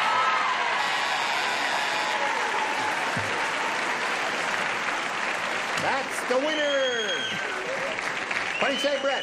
I've tried to help him. I've given up. He will not hold his answer up properly. I said he had the heartbreak of psoriasis. The heartbreak of psoriasis. That would be a second choice. Charles? I went way back in commercial history to Tired Blood. Tired Blood. That's another good one. Bill Adrian's looking for the answer. Bad breath. What do you say? He couldn't find the neck because she had double chins. Double chin. Not All very right. good, right? Richard. From the film Son of Ring Around the Collar. Ring around the collar. Funny. And you. Pitchfork. Pitchfork. Right. He had a whiplash. Well, that's like... Listen, Joyce. Joyce has 3 friends in the audience. Just 1 minute, You've let me got them. explain myself. You wear a collar, it's like a ring around the collar. You have a big collar on when you have whiplash. Yeah. How could you get to the neck? You couldn't do it. You got the audience mumbling. I'll There. go home and dye your hair, Joyce. Oh, dear. So, there we go. End of round 1. Score is 2-0 in favor of Wendy. Round 2 coming up in a moment or so, but first this. Deb, step 2, 3, 4, 5, 2, bing. Thank you, wonderful. Here we go. Now, let's see. Wendy McLaren, you're ahead, so you go first. A or B? Oh. Yep. I'll take A again. You'll take please. A again. 2 people do not play. The ones you matched in the first round. Pitchfork the twins. 2 pitchfork twins there. Here it is. At the department store, one sales lady said to the other, "I don't think that customer ever wore a bra before. She put it on over her blank." Got it. Got it? Got it. I don't think that customer ever wore a bra before. She put it on over her blank. Okay. You ready? You got it. Okay, everybody's got it together. Now let's see if Bill Adrian gets it together. At the department store, oh, it's Wendy. I have the answer. You got the answer? Not easy, folks. At the department Believe store, us. one sales lady said to the other, "I don't think that customer ever wore a bra before. She put it on over her..." Shoulders. Over her shoulders. Shoulders? 1 cup over each shoulder, eh? That'd be an interesting sight, wouldn't it? Yes, Joey. She said shoulders. I didn't get over pitchfork. I said if a woman looked like she had never worn a bra before, she'd put it on over her dress on the outside. Is that what you said in the card? I said dress, yes. Dress says dress on the card. Okay, that's a good one. Now, Brett. I said she put it on over her dress. Over her dress. So that's 2 of those. Charles? Let's hear another round of the song. Okay, over the dress. Dress would have worked for you, Wendy. Now, Arlene, you're up. Was it a brassiere? Yeah, a brassiere. A brassiere, right. Well, the only other thing that has 2 bumps are buttocks. I love it. What? She said buttocks, I said margarine. Well,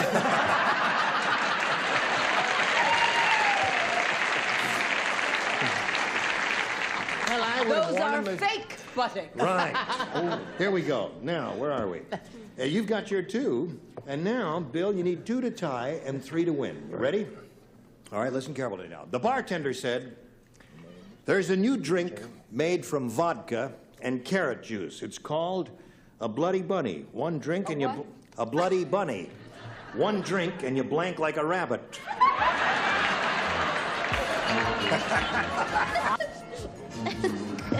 Right. Right? Right. Okay, everybody's ready over there, Bill. Here's what the bartender said. there's a new drink on the market. It's made from vodka and carrot juice. It's called a Bloody Bunny. One drink and you blank like a rabbit. Hop.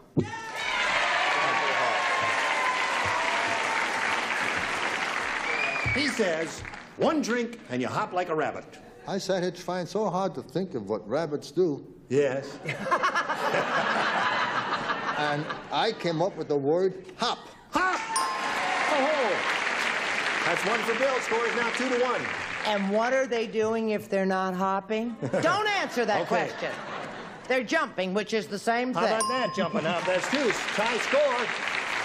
One more hop, skip, and a jump here, and he wins the game. Charles. I said, keeping the suspense of the tie effect going, make love. Make love. Well, they do that occasionally. Now, Arlene, he's looking for the answer hop or jump, something like that. What do you say? I don't know what they do when they hop and they jump, but I know what rabbits do when they mate. I see. All right. Richard. Or they also make love. They make love. All right, we got a tie here now. Let's see if Joyce Boulevard unties the score. What do you got, Joyce? Can you believe I'd untie the score? Would you really? No, I said multiply. Multiply. So we got a tie. We'll tell you what happens when we do get a tie right after we tell you about this. Now here's what happens when we have a tie. We wipe this slate clean here. They're all ready for you, Wendy. Do you want A or B? A. A it is. All right, folks. Okay. Arthur said, on our honeymoon, we took a cruise. Yeah. It was terrible. My blank got stuck in the porthole.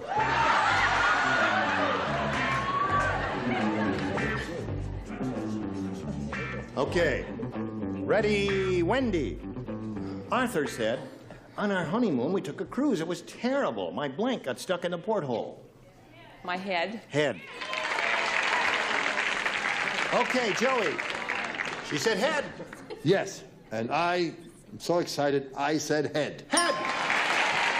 One for Wendy, Brett. You know, now that I think about my answer, I guess it wasn't so terrible after all. His wife got stuck in the porthole. Very good. That's another good winner. Yes, Charles. My Wendy, how you've grown. I said head. Head. No one got that.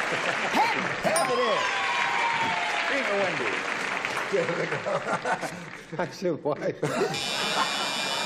My wife got stuck in it. Wives and heads are coming up there. Yes. What? Go. Bride. Bride. Now, Bill. Bill, listen carefully. Here we go. The psychiatrist said, Mr. Murphy, there are two things I have to say. One, you are not a kitty cat. Two, get that blank out of your mouth. Okay. Now, this is an easy one. Hours ago. We could just get Miss Frances off the boat. Just a darn minute. Okay, let's go. All right, Bill. The psychiatrist said, Mr. Murphy, there are two things I have to say. One, you are not a kitty cat. And two, get that blank out of your mouth. Mouse. Mouth. Where are you going, Joey?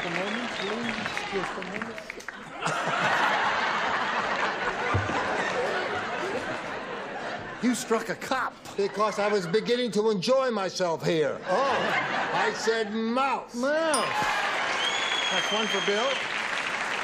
All right, Brett. More than one mouse make two mouses. Mice. That score is 3-2 at this moment. Charles. Mouse. Mouse. Okay. At this moment, we have a tie score. But don't get your hopes up. All right, Arlene. I thought he was a dog. Get that bone out of here. Score is still tied. Richard? Yes. I don't believe it. One, you are not a kitty cat. Yes. No. Come on, Richard. Two. No, I said rat. That's all right. That's in the mouse. Oh, wait a minute. The score is still tied, 3-3. Okay. Joyce. Listen. It's a bird, it's a plane, it's Super Mouse. Mouse!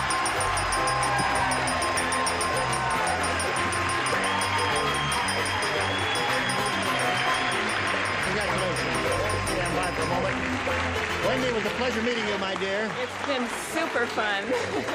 It's a real great pleasure to spend a week with Wendy McLaren there. Goodbye, Wendy McLaren. Okay, now, Bill, it's time for the Big Money Super Match where you can win over $10,000. Now, to do that, we have 2 audience matches for you up here. And I want to point out to you that whatever you win here, you'll have a chance to multiply by 10. All right, here we go with the first one. We polled a recent studio audience, and we got their best response to this. Shot in the blank. The answer that group gave most often is worth $500 if you match it. If you match the next one, you get $250. The bottom one gets you $100. 3 of our celebrities are permitted to assist by suggesting answers. Whom do you call on? Richard. Well, this is just a shot in the dark. Shot in the dark. But what's your answer? Shot in the dark. Shot in the dark. Brett. What? Joey's always threatening to give me a shot in the mouth. A shot in the mouth. That's 2 for you. Charles. A shot in the back like they got Jesse James. You dirty. So you got a shot in the dark, shot in the back, shot in the mouth. You don't have to accept those, but you can take one of those if you want, or think up one of your own. I'll go with Richard. I would. Shot in the dark? Okay, that's the one we're looking for. Let's find out if it's up there, and if so, where? May we see the $100 response? Shot in the head. We're looking for a shot in the dark. May we see the $250 number? Shot in the arm. So the far, next we're word back to is 0. cucumber. I'm going to die. All right, shot in the dark. Is it under the $500 number? Yes, it is. Congratulations, buddy. So, very good. The bill you've won $500, which means the least you'll be playing for is 10 times that amount, or $5,000. Now let's see how much more you can win with the second audience match. We polled another audience, got their response to this. Dirty blank. Okay, now choose your partner over here. Go back to Richard. You dirty rat. You dirty rat. There's one. Charles. Dirty dozen. Dirty dozen. Joy. We've used what? Give me the 2 We've we got used. dirty dozen and dirty rat. Dog. Dirty dog. Okay. Dirty dog, dirty dozen, dirty rat. I didn't. Any of those sound good to you? Charles sounds pretty good. What would Charles give you? Charles gave you dirty dozen. Dirty dozen is what we want. Let's find out if it's up there. All right. Of course, he hopes it's under the $500 response, but we'll begin down at the bottom and reveal the $100 response. Dirty dozen right off the bat. You got it. Okay. So that means, that means an additional $1,000. But let's find out what's under the $250 response. Dirty old man. No one even mentioned my name. And let's see the $500 number. Dirty Harry. That was a recent movie, yeah. Okay, you won another 100. As I said, we multiply that by 10, gives you 1,000. Add that to the 5,000. You've got a pot of $6,000 to shoot for. Now, to collect that, you've got to match one celebrity exactly, and it's time to choose that person now, Bill. Richard. Okay, Richard will get ready to write. Face me, if you would, please, Bill. That's fine. All right, you guys, get some thought waves going between the 2 of you. A little electricity could be generated here with this. Streets of blank. Streets of blank.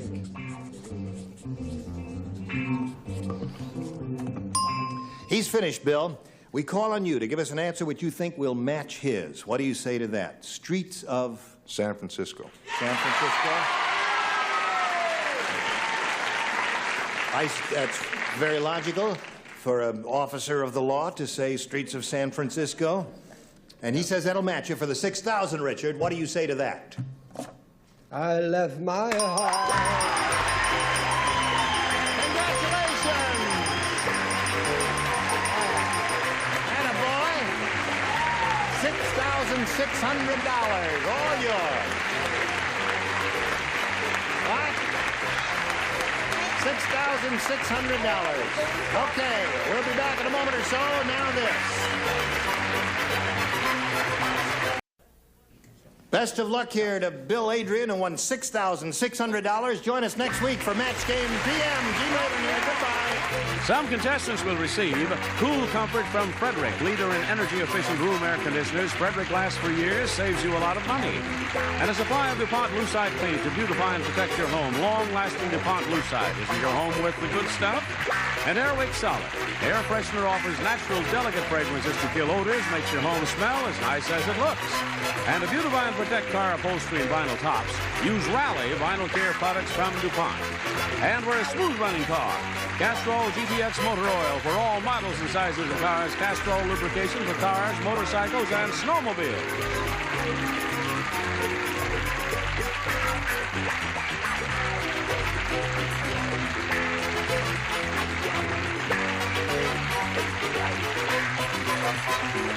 This is Johnny Olson speaking for Match Game PM, a Mark Goodson, Bill Todman production.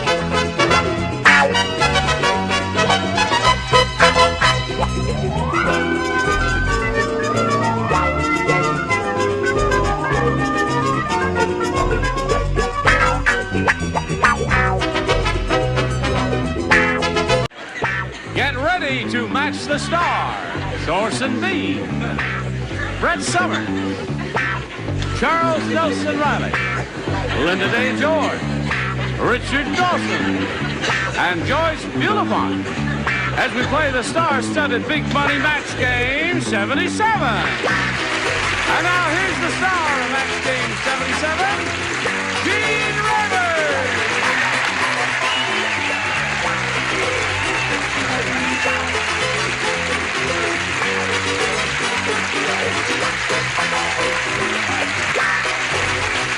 Thank you. And dear friends, in case anyone has an irresistible urge to roll around on the carpet, you can do so because they just installed new carpeting and it's all clean and everything. I don't want you because you're that, gee, what's gotten into you? You're, what do you, Well, you said if anybody... Now you're all covered with lint. You didn't tell me that. She's all covered with lint. He didn't finish the sentence. He said, unless you're wearing black. That's why I said Orson shouldn't do it, because it'll get all over his. All right, are you ready to meet our new player? Yeah. And welcome our old player here, Walter Lee Smith and James McKnight. Walter Lee. How are you? Good. This lady has a total of $2,850 to her credit, and she's going to be challenged now by James McKnight, whom we are meeting for the first time. We welcome him and ask him to tell us a little bit about the James McKnight story. Well, I'm a swimming pool plumber. I live in Glendale, originally from Wills Point, Texas. Willows Point? Wills Point. Wills Point. Wills Point. Oh, I remember Will. Right. He's the guy with this point.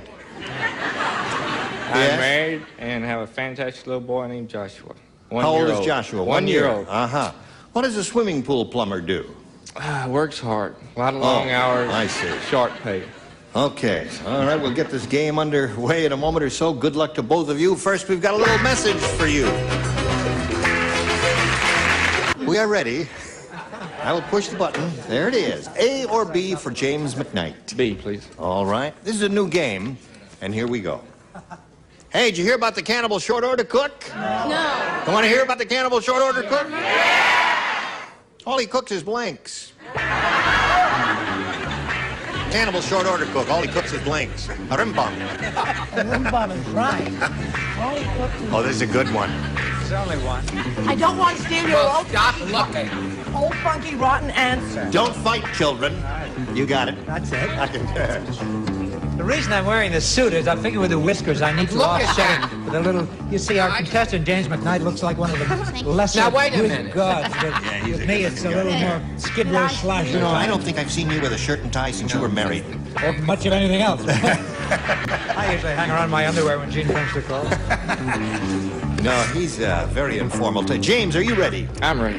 The cannibal short order cook. Have you ever heard about him? All he cooks is blanks. Midgets. Midgets. He's got the idea. That little boy from Texas says a good old boy from Texas said midgets. Yeah, he's zeroed right in. One midget to go. See there it is. Okay, James, you got the idea. The question is, did you get the idea? Was that the definitive answer? Well, it certainly is. Oh, short order! Short order. Oh, darn it. I didn't say that. I said all he cooked his brains. I don't know why. I couldn't think of anything else. Brent, I read that with absolute perfect enunciation. I know, and I wasn't paying attention. 3 times. Charles didn't say midgets either. You didn't say midgets? No, because he cooked breaded toes. You must listen carefully. What's Linda wrong Day with George, breaded did you toes? listen carefully? I listened carefully. Did you hear me say short order cook? Yes. And how did you respond? Well, I figured if it was a short order cook, maybe he'd only just cook heads. Really? Well, that's a little bit. Gentlemen of the jury. No. You. What if I said? Did you listen carefully? I did. You hear about the cannibal short order cook? All he cooks is blanks. Ribs. That's a good answer now. Think it over. No, he was short He's not order. any better than brains. Sure. I'll go short ribs. Oh! Hallelujah. No. Gradually sinking in. Yeah. One for Gene for brightness. Okay, now you certainly wouldn't expect her to get it. Now, wait a minute. For one thing, if he's a short order cook, a short order cook means they got to do things fast, Right. right? Yeah. So I said he cooks pre-shrunk heads. Pre-shrunk heads. Oh, yeah, potluck. Midget is the only answer, or the definitive answer. All right, Walter Lee, here comes yours. Ready? Harvey the artist thought that he himself was a work of art, and that's why he blanked himself. Harvey the artist thought that he himself was a work of art, and that's why he blanked himself. There now. All right. Okay, everybody ready? Walter Lee. Harvey the artist thought that he himself was a work of art, and that's why he blanked himself. Painted? He painted himself. Took a brush and went all over his head and body. And boom, boom. Mercy. Yep. You're in luck, James. Framed. He framed it. Oh, that's a good one. I guess there are a couple of good choices here. What do you If you say? think you're a work of art, Yes. you have your little self framed. Framed. Okay. And then you go to jail. Oh, yes. There he is. There's your easel. Is the camera getting this? Yes, the camera's getting it. Yes, the easel and the brush. Well, the correct answer. Painted naturally. All right. Score is tied 1-1 at this moment. Harvey Arthur is an artist. He himself was a work of art, and that's why he painted himself, Linda. Well, Well? well, Well, he painted himself. all right. Okay. He did it. Richard? He did. Well, Well, framed himself. He framed himself. He'd have to do that too. Framed and painted. Okay. Well, if you're already there, you don't need. If you're already terrific painting, you don't need more paint. You got to frame yourself. Framed, yeah.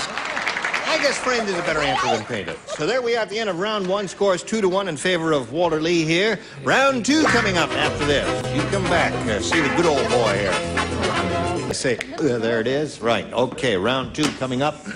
And James, you may have A or B. B, please. B. Ready? Ready. yes, sir. He matched one person in the first round. That was Orson. The rest of you respond to this. Lonely Lenny said, I sent away to inflate a date for a blow-up girl. Well, we got married, but things didn't work out. On our wedding night, she blanked. Now this is the women. Inflated day. Inflated date. You know those blow-up girls. Yeah. and he got married. And it didn't work out because on the wedding night, she blanked. See that? See that? Get the camera. See this? Get the camera. I love when he puts his hand up and he comes up with that, like that last answer, like that was a winner. On our wedding night. She blanked. I know exactly. Okay. Now we'll come over here to James McKnight. Oh. While Brett and Joyce are finishing up. Oh, my goodness. Here we go. Lonely Lenny said, I sent away to inflate a date for a blow-up girl. Well, we got married, but things didn't work out. On our wedding night, she blanked. Popped. She popped. What did he say? She popped. What did he say? He said she popped. It's a match. How do you... She lost her pin. Lost her pin? That pin that they keep, that they stick in that little place so that That's popping. Isn't that popping? Those of you who have children, I demand a hearing. What does that say? It's just a high school award. The high school prom award. Getting thin. It's a plug that they plug the thing. Plug. Yeah. Don't, bro, I'm Well, taking that's this not to a higher popping. court. All right. Okay. I had What to do you catch a say? plane for Washington. They ain't gonna help you. Charles? Punctured. I think it's a Punctured. match. Yeah. Why is that and this is Because not? it has nothing to do with it. Go back to Vegas. Linda, are you ready? I certainly am. Says on our wedding night, she blanked. Ta-da-da! She popped. Pop! Okay, you got 3 now. She popped. She popped. That's I it. had one of those dolls, you know. Oh, you did? Yeah. But I gave up going out with her. She hissed me all night. Really? Very discouraging. Yes. Just like all your other Pop, yeah. 4. Joyce? I said she fell flat. Fell flat. I don't understand that, do you? Well, Those are all matches. through an Fell osmotic flat. process, she became deflated. Okay. Walter Lee, you ready? Yes. Now, the score at this moment, Walter Lee, is 4-2. 2 to tie, 3 to win for you. Ready? Charles does not play. Linda Day does not play. Fat Frida has an unusual way of falling asleep. She counts her blanks. Fat Frida has an unusual way of falling asleep. She counts her blanks. I'm still mad about that other question. There's the pin that goes in the balloon. Yes, right? I know. Now, when you remove that, it goes... Yeah, but you see, that's not popping. Wait, what is They're giving you a buzz for the last question Oh, again. again? Again. Now, the thing is, you see, the pin popping means that it was punctured or somebody sat on her, but it exploded in That's what some he way. sat on her. Okay, Huh? all That's right. what exactly was Nah, going on. I'm not going to argue with anymore. Walter Lee, are you ready? You've been thinking about this. Gary, carefully. I'll read it to you one more time. Fat Frida has an unusual way of falling asleep. She counts her blanks. She counts her pounds. Her pounds. That's not bad, but I wouldn't have said that. Orson, what do you say? Fat Frida is really fat, and she falls asleep by counting her chins. Her chins. That's one. Double chin, triple chin. Okay. Brad, have you got one? Chins. Chins.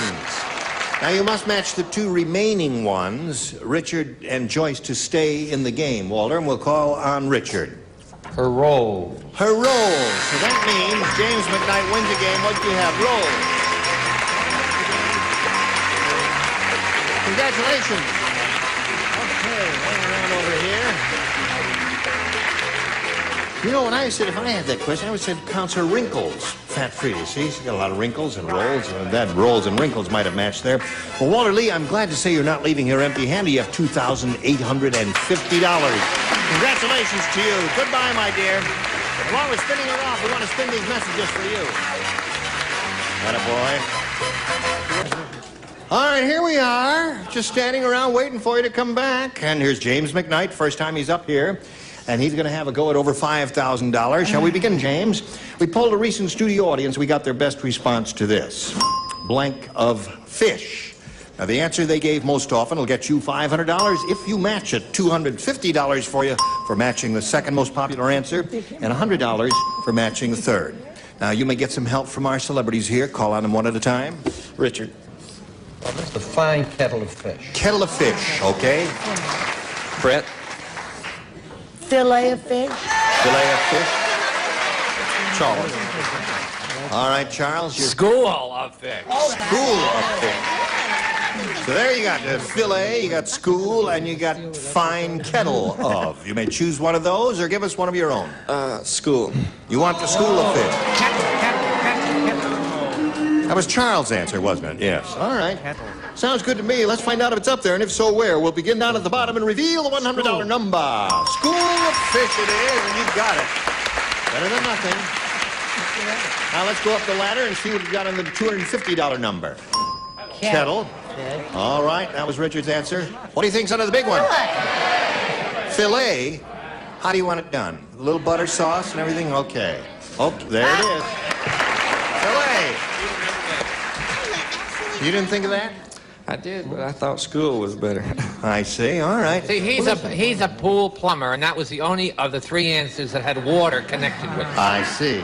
Anyway, it means you're going to play for 10 times that amount now, or $1,000, and we'll give you the money very gladly if you'll match one celebrity. Richard. Okay, Richard, here we go. Here it is. Face me, if you would please, sir, and Richard will write his response. Get your mental telepathy going over to him and see if you can both come up with the same answer. I believe in blank.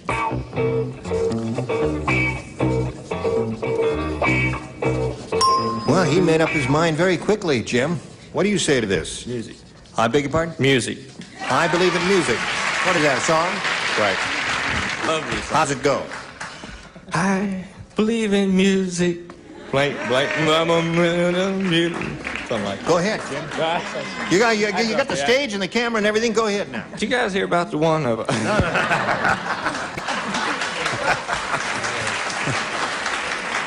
Have you ever...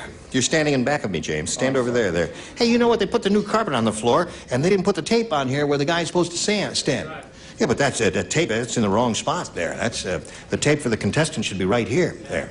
Well, anyway, Richard, where were we? I believe in tape. I believe in peanut butter. Clap my hands. What is that there? What do you say?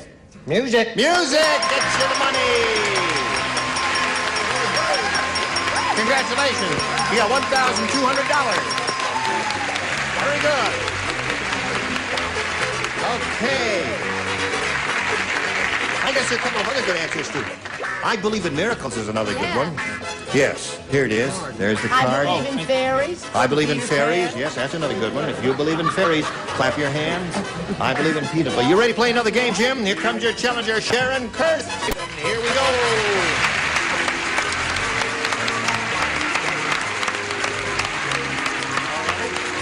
Hi, Sharon. Hi. How are you? Just fine. Good. Where are you from? Camarillo, California. South Florida. Where is that? You know Oxnard? Yes, Oxnard's north of here, isn't it? Very close to Oxnard. Very close to Oxnard. I must go there sometime. Sure. What else you want to tell us about Sharon Kurth? My husband is a Navy pilot. Yep. And I have 2 little boys and a sweet baby girl. Well, that's darling. Good luck, Sharon. Thank you. You may have a selection here of A or B. A, please. All right. Everybody plays again? There isn't much to do in Oxnard. There isn't. That's why she's got 3 kids, huh? Sorry. Wilbur said, my wife just gave up cigarettes, but now she's smoking everything else. Today she went into a delicatessen and smoked a blank. Now this is an easy one. Should be no delays at all. There were no delays. Good. All right, Sharon. Charles isn't finished yet. Yes, he is. What is wrong with him? Sharon Wilbur said, my wife just gave up cigarettes, but now she's smoking everything else. Today she went into a delicatessen and smoked a blank. Ham. Smoked a ham. Smoked ham. Delicatessen? All right. Deli? In a delicatessen. Oh, yeah, you got the wrong place. Yes, sir. Of course, they have ham and delicatessen. Yes, they have ham in delicatessens. Ham on Ryan. Is that in a delicatessen? Why, certainly it is. Okay. What do you say? A brisket, no. A honey Smoked cake, no.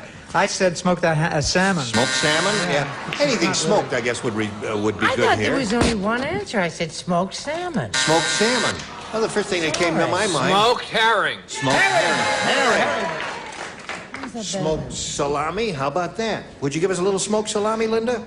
I would, only I don't have any. You don't have any smoked I salami? have an apple. What are you? I'll bet.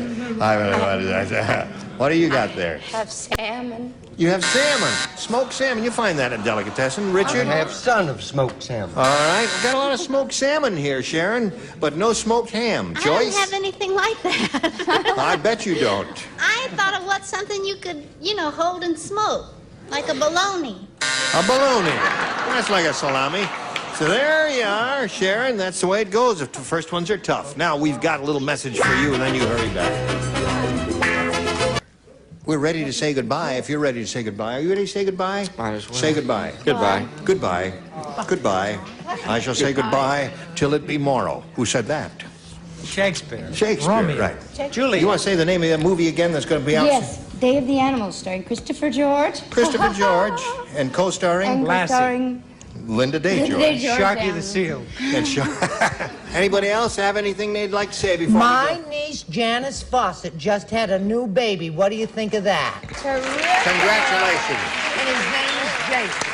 We want to thank all the people of Oxnard, California. Yes, Oxnard, you were terrific. Join us tomorrow.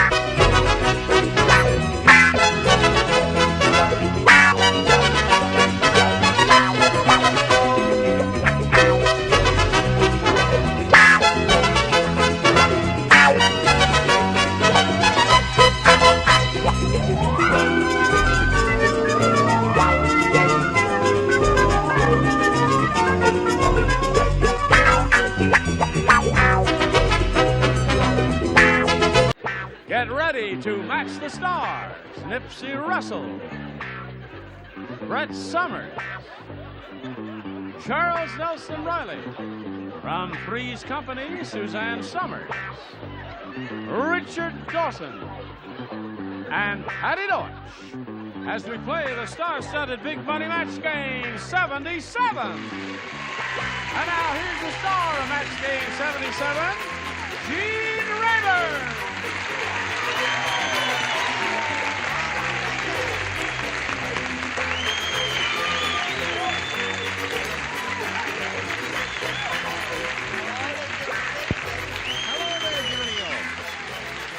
Thank you for joining us here on Match Game 77.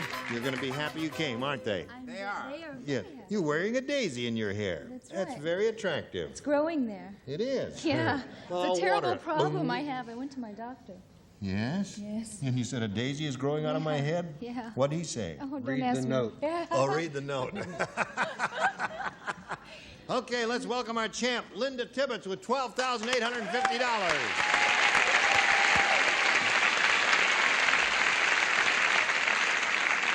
Now, be honest with us, Linda. Is it getting boring winning all this money? No, sir, it's No? not. No, I thought when I came on, it just had so many nice people. I'd have such a good experience, but never this. Oh, it's terrific. That's a lot of money, $12,800. You bet. You're really not tired of us, are you? No, my husband left the theater to go look at boats. Oh. When you finish, you're going to sail right out of here. Right to the Puget Sound. All right. Well, we will meet you. His head. We're going to start with the audience match. You've won your 6th game in a row, and you're going to have a go at another $5,000. So hurry right back and see how Linda does. Here we are. 6 times Linda's been up here, and she's won a lot. Over $12,000. Now let's see if she's going to win again. Linda, not too long ago, we had a bunch in here, and we said, write down your best answer to this. Blank not. Now, the answer they gave us most frequently will get you $500 if you match it. And then for matching their second most popular answer, you get $250. And for matching the third most popular, you get $100. And whom do you call on for an assist here? Richard, please. Tie the knot. Tie the knot is his response. Okay, Charles? Sailor's knot. Sailor's knot. Let's not have a rally. Brett? What about, I mean, I have one, but there may be something better. Something better may come to me. Not here, sweetheart. You got that. You can swing that. Oh, that's nice. Oh, I think hangman's knot is nice. Hangman's knot. I guess I should have stuck with love. Hangman's knot. Well, okay, those are the three, Linda. Hangman's knot, sailor's knot, and tie the knot. Have you got a better idea that you want to slip to us? No, I don't. This is hard. You can't say, why not, dummies, because it's K-N-O-T. Who say, don't lead this little lady astray here and What say, do you want to bet, dummies? I think I'll go with sailor's knot. sailor's knot. Okay, that's the answer that Charles gave you. Let's see if we've got a sailor's knot up there somewhere. May we see the $100 number? Tie the knot is Richard's answer. Okay, there may be a sailor's knot under the $250 response. Slip knot. Oh, we're getting close. That's a nautical term. That is a nautical term. There may be a sailor in the room somewhere. What? I know what it is now. What? Square. Square Oh, knot? that's right. It's a Girl Scout. You think that's what's up there? And not sailors? Well, I hope you're wrong for your sake. Here we go. Slide it, please. Just came to you. That's your basic knot. Out of the blue, it just came to you. Square knot. Well, Linda, you've picked up a little more money, and you're going to meet another player, so let's welcome Nettie Kruger. All right. Hi, Nettie. Hi. You know the richest lady in the room? I know her? Wow. Nettie, we welcome you and ask you to tell us where you're from or anything you want to contribute to Anything? Anything. Well, I'm from Mission Viejo, California. Right. I'm married, and I have a 4.5-year-old little boy named Robbie. Hi, Robbie. Hi, Robbie. Wherever you are. He's not here. No. No, it's a No. little too late No. for Robbie to be up there. I love to play golf. You do? Yeah. You have a handicap. Yeah, my quick backswing. Your quick backswing. That'll get you every time. Just believe it. You play a lot. Quite a bit, as much as I can. It's a good game. I hope all the golf courses in California do not dry up on kind of the drought there. Now, Nettie, you may have A or B. I think I'll go with A. A. Good luck to you, Nettie. Thank you. This is it. Did you hear about the vampire fast food restaurant? No. What about it? Yeah, You I heard heard about about it. that. All right, then I'll tell you about something else. I'm going to tell you about the vampire fast food restaurant. It's called Blank in the Box. I am as mystified as you. Oh. Yes, you I am. Did you hear about the new vampire There are fast two. food restaurant? It's called I'm finished. Blank in the Box. Thank you, sir. May I be dismissed now? What? Yes. Oh. Maybe a Here we vitamin go. B12 shot. Going to start without you, Chuck. Nettie, I got it. it's about this new vampire fast food restaurant called Blank in the Box. Mm-hmm. What's it called? Blood. Blood in the Box. Yeah. Well, that's what they're in for, those vampires. What do you say? I was a little embarrassed with what I said, but I guess I had to match. Blood in the Box. Sometimes that happens. You write an answer, you say, well, that's not so good, but I'll go with it anyway. What'd you say? It happens to me a lot. It does. Well, I started to say blood, and then I thought if it was cardboard, it would drip out and it'd get all over the car. So I said bat. Bat in the Box. Okay. Okay. Another good one. Yep. I said fang in the box. Fang in the Box. Yeah. The vampires use their fangs, don't they, Suzanne? I said Drac in the box. Drac in the Box. Close, yeah. Scared me there for a second. Blood. Blood. Two for Nettie. Patty? I was going to say get back in the box, but I said bat. Bat in the Box. Patty and Nettie did not match. So, Linda, your first round question will be along in a moment. She's got 2. Now this for you. Ladies, shall we carry on? All right, let's carry on. Linda, this is all yours. It's a first round question. Weird Willie gave his girlfriend a weird seashell. When she put it to her ear, she didn't hear the ocean. Instead, she heard Weird Willie blanking. Honey, that's a little long for me. I'm going to have to take a peek at it, sweetness. Weird Willie gave his girlfriend a weird seashell, and she put it to her ear. Oh, I get it. You got it. I was a little slow on the She uptake. didn't hear the ocean. She heard Weird Willie blanking.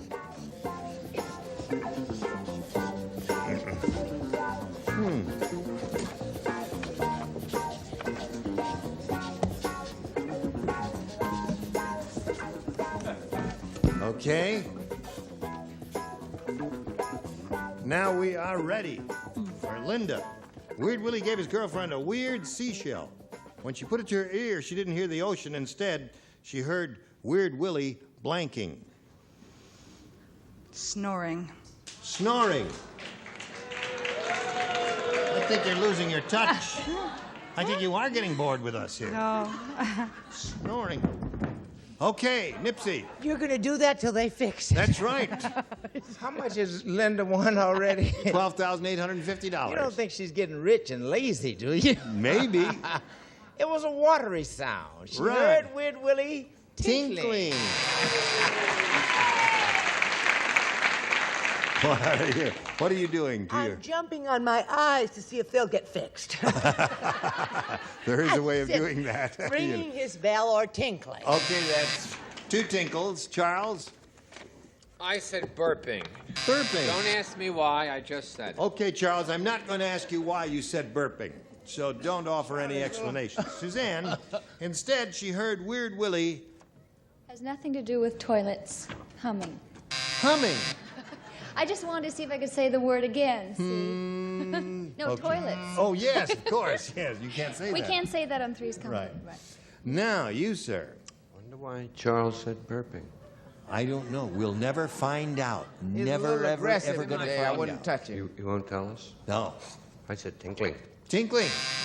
She's looking for snoring. And you might get it. Then again, You I might said, not. oh dear, whizzing. Oh, dear whizzing. He was asleep in the deep. He was Right. snoring. So there you are. 2-0 to score at the end of the first round. We go to round 2. Nettie, A or B? We'll take A again, please. A again. Only 4 people participate. Brett, Charles, Suzanne, and Yes. Patty. I don't write. One opera singer said to the other, tonight's audience was not our kind at all. They sat through the entire opera with their fingers in their blanks.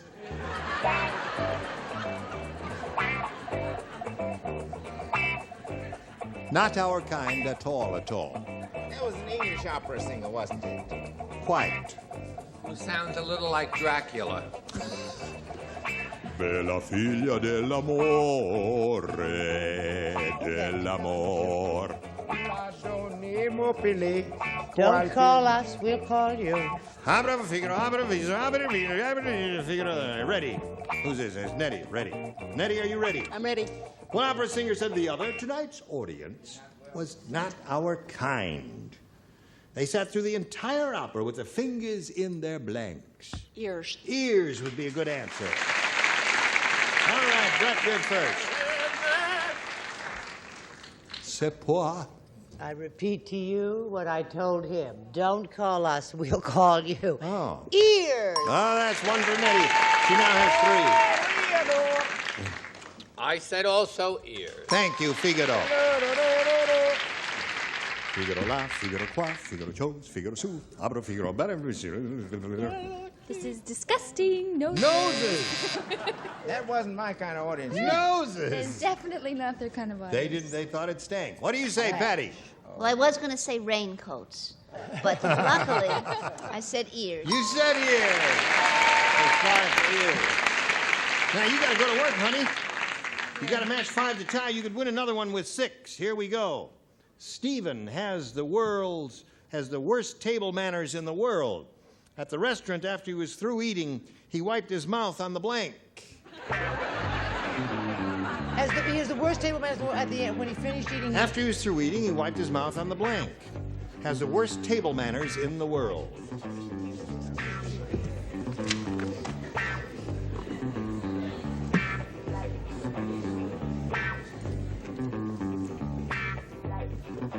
You must respond. Oui, oui. Okay. Linda Stephen has the worst table manners in the world. At the restaurant, after he was through eating, he wiped his mouth on the Tablecloth. tablecloth. Now you need 5 to tie, 6 to win. Nipsey? I thought everybody wiped their mouths on the tablecloth. Oh. He wiped his mouth on the waitress's apron. On the waitress's apron. That's a good one. Yes. Now you got to match all 5 remaining ones. You got to get 5 tablecloths here. Am I the villainess? You could be. She just pulled the waiter down into her lap. Waiter! So that means Nettie wins the game. Win the rest of your match. Plus more. Come on,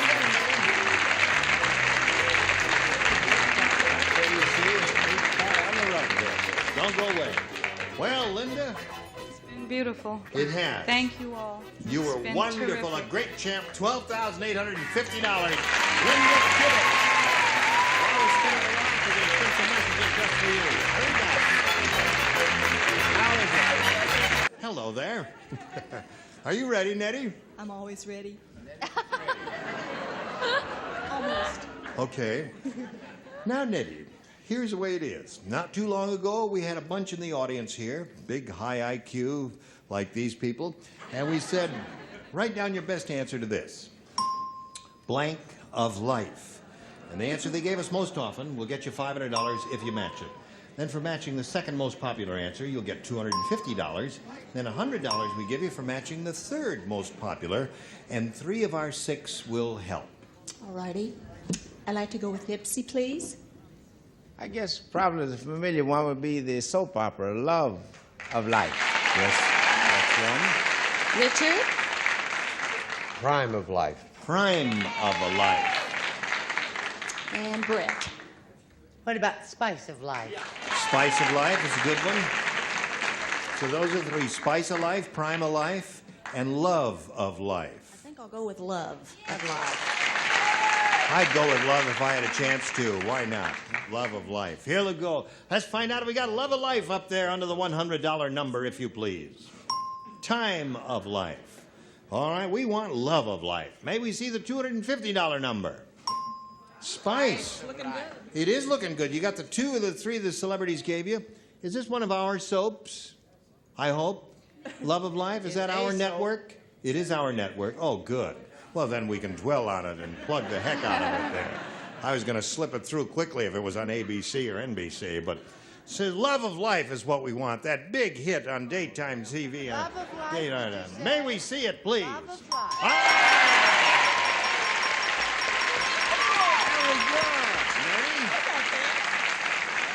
Good luck to you, Nettie. Here it is. Get your ESP flowing over to him. This is it. Felix blank. Felix blank. Okay, he's finished. Now, Nettie, give us the answer that matches his. We give you $5,000. What do you say to that? Felix? The cat. Felix the cat. All right. Let's find out what he said. She says, Felix the cat will match you for $5,000. Hi, Professor.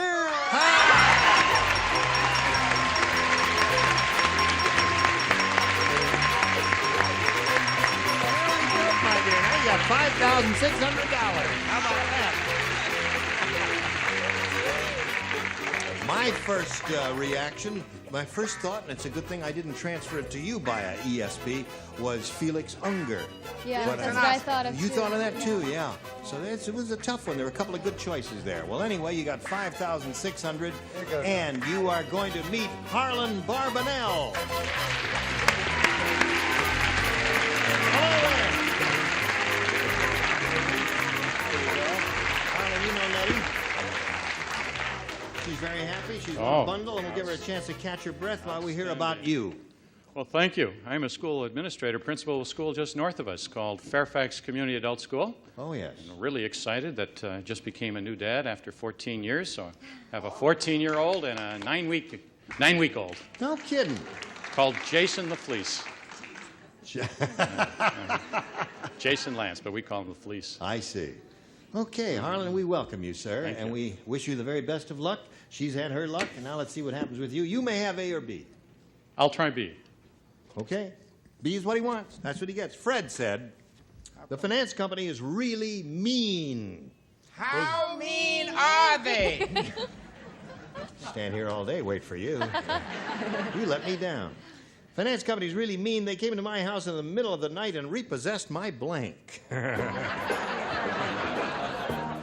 Really mean. Finance company, right. I say finance.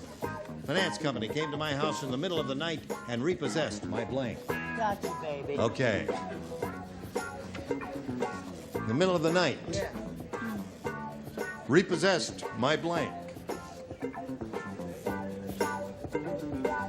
Nipsey's last. Like always. Okay, Harlan. Fred said the finance company is really mean. They came to my house in the middle of the night and repossessed my...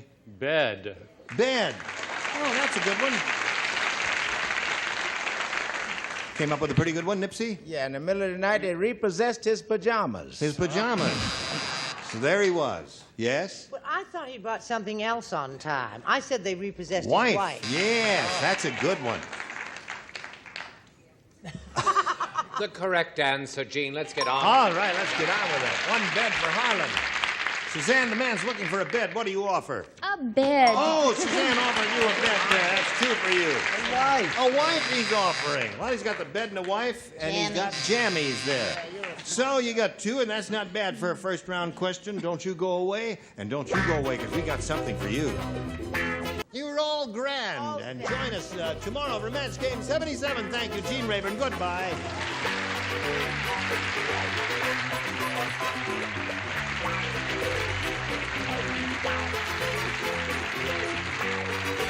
This is Johnny Olson speaking for Match Game 77, a Mark Goodson, Bill Todman production.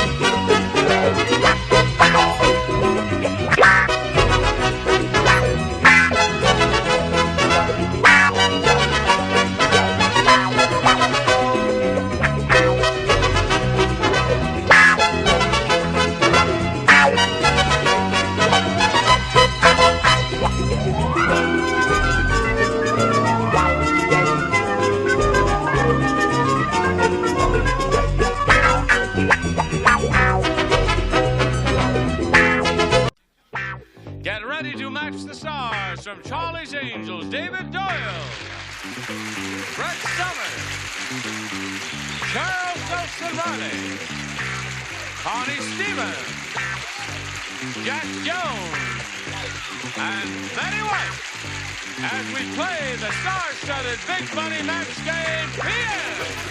And now, here's the star of Match Game PM, Gene Rayburn.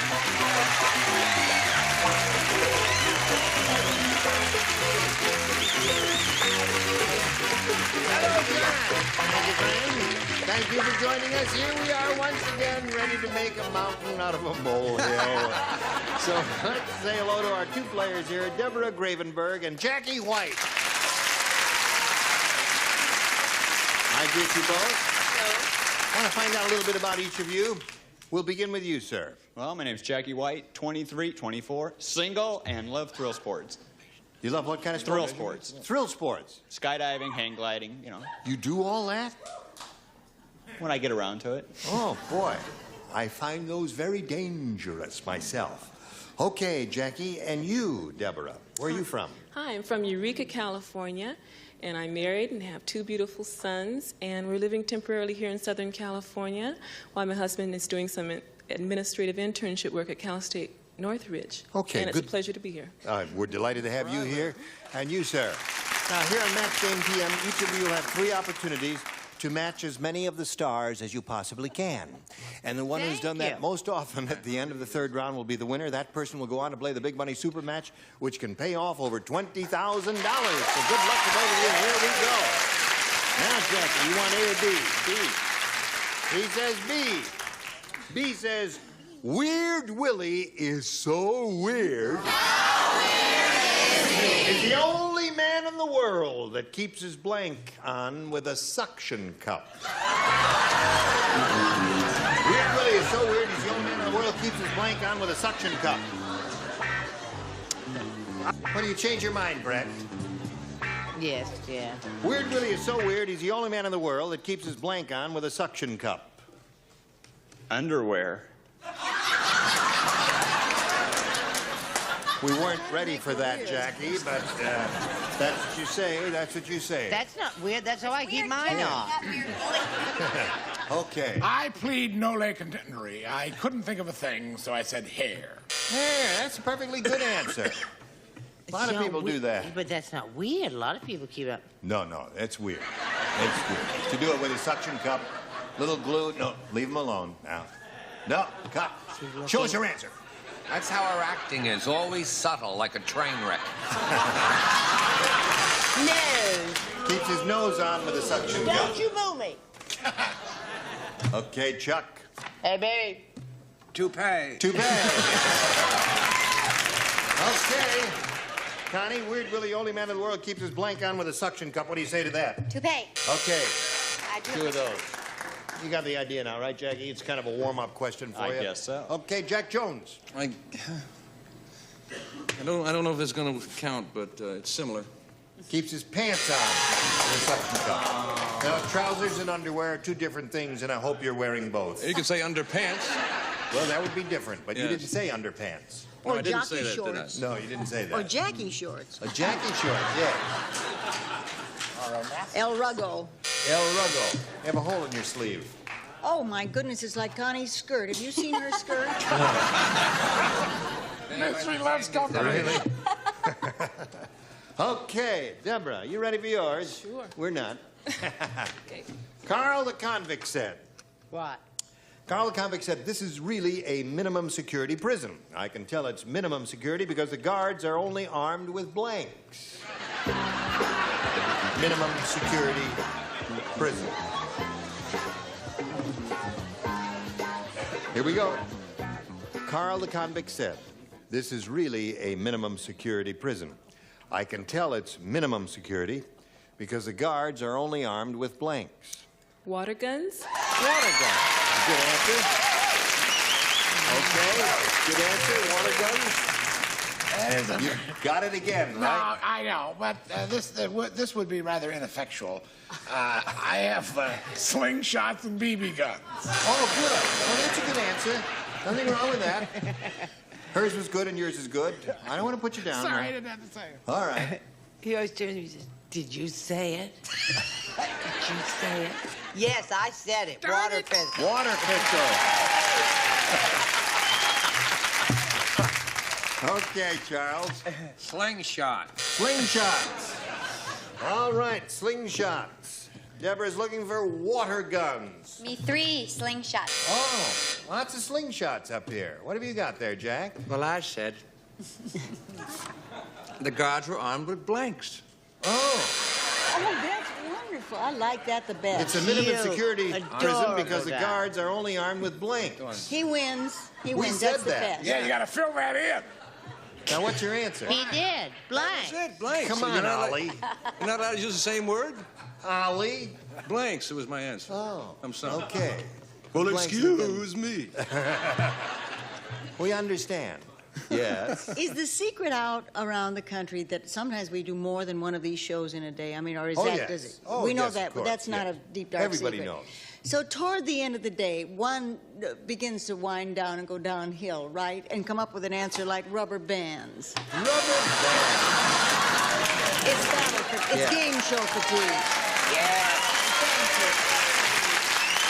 Hey, taking pity on an older person. Suppose we get the IV and do a little intravenous feeding here of pure glucose for Miss White Thank so that you. she can finish the show. With Well, an here we are at olive. the end of round one. What do we got? 1-0 in favor of Deborah. And round two coming up in a moment, so watch this.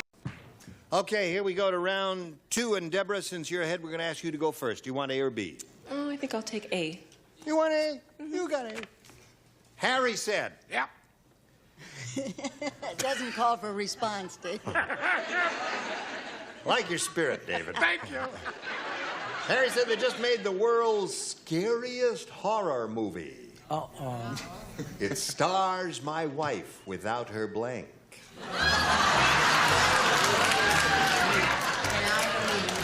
You don't play.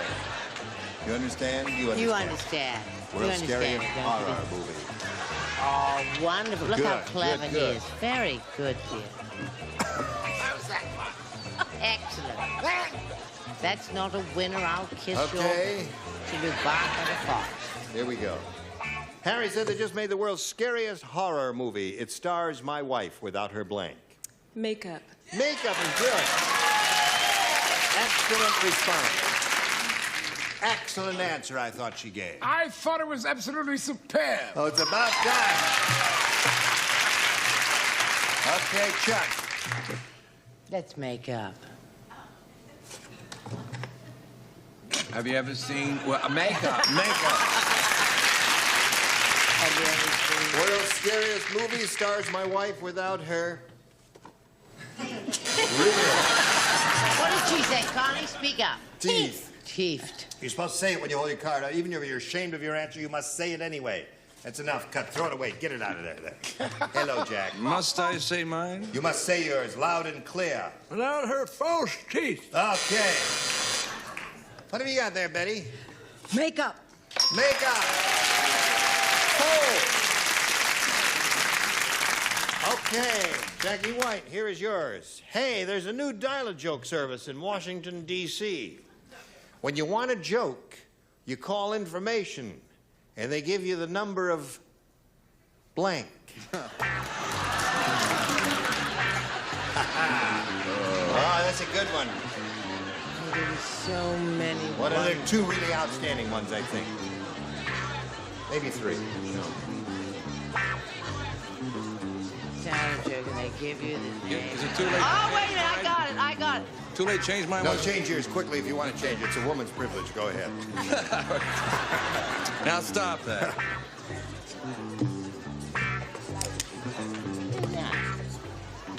Okay, Jackie White, here we go. There's a new dial-a-joke service in Washington, D.C. When you want a joke, you call information. They give you the number of... The president. Okay, the White House or the president. Right. Yes, sir? That would be the White House. That would be the White House, registered Democrat that I am, but joke writer as well. I said the White House. That's one for him. Okay. I said they gave you the number of the national debt. That's a wonderful answer. What's wrong with that group out there? And that goes double for you, Mr. Dre Berninski. That's... I think we should quietly get rid of her. I mean, why not? The Senate. The Senate is another joke, okay. All right. What have you got there, Connie? I think these fellows are rather funny myself. The CIA.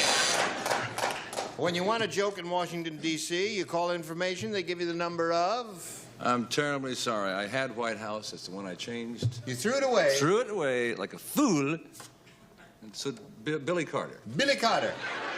Okay. What do you got there, Miss Betty? This could be a match. Really? The nearest politician. The nearest politician. Close but no cigar. So 4-1 at the end of round two, and we'll go to round three. And Deborah, since you're still ahead, we'll ask you to go ahead again. A or B? B. B. Two people play. You two right here. Are you ready? Here it is. Lulu said, when I signal for a turn, I really get attention. And that's because I stick my blank out the window.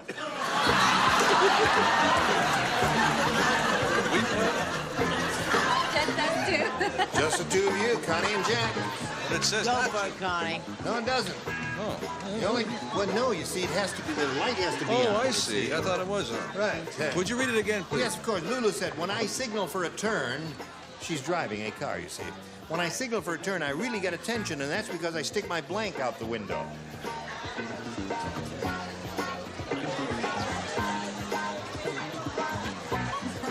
Okay, here we go with Deborah. When I signal for a turn, Lulu said, I really get attention. That's because I stick my blank out the window. Derriere. Derriere. My derriere. Over the mountain. I've never heard of anyone throwing a moon to make a left turn there. But that's the way it is. How can you drive and do that? Oh, it's very difficult, Very but difficult. it can be done. Yes. You have to be the passenger. I've done it Yes. many times. Tongue. Tongue. And It's hard to drive like Right. that. What do you say? Left turn? Husband out the window. Stick your husband out. Well, here we go. Now, Jackie, you need 3 to tie and 4 to win. Are you ready? Say, did you hear that Colonel Sanders was presented to the Queen? Oh, heavens, no. Yes, to the Queen of England, and instead of kissing her hand, he blanked her fingers. Well,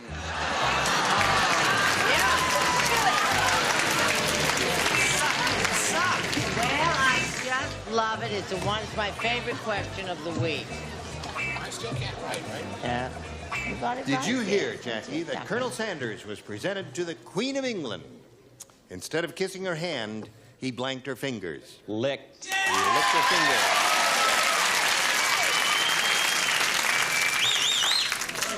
I'm sorry. He dear, said what- instead of kissing her hand, Man. he licked her fingers. What an odd response.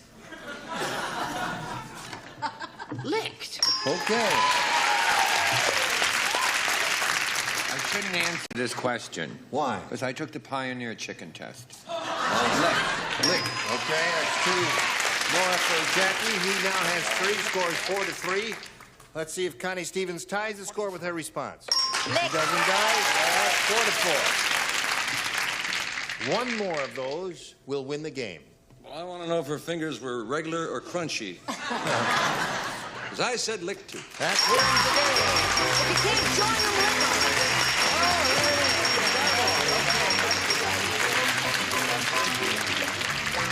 Now, while Jackie's making his way to the little blue spot in the rug, Deborah will say goodbye to you and thank you for being here on Match Game. Thank you. I had a PM. good time. Some gifts going to be coming your way. Deborah Gravenberg. While we're spinning her off, we're going to spin a message or two just for you. Here we go with Jackie White. It's time now for the big... I am over here. That's me. You remember me?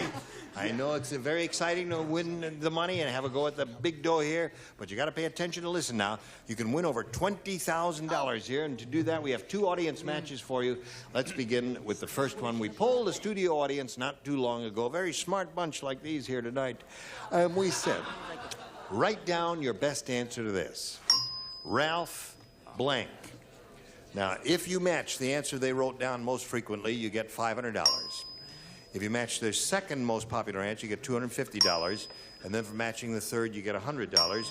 And you can call on 3 of our 6 stars for some assistance. Stay on the blue dot there, or I'm going to hit you on the head with the microphone. Lady, center top, Brett. Ralph Williams. Ralph Williams. Isn't he the man who does those Oh, I don't think No. I meant him. I think I meant that other Ralph. I meant Brett. I'm sorry. Can we get rid of her?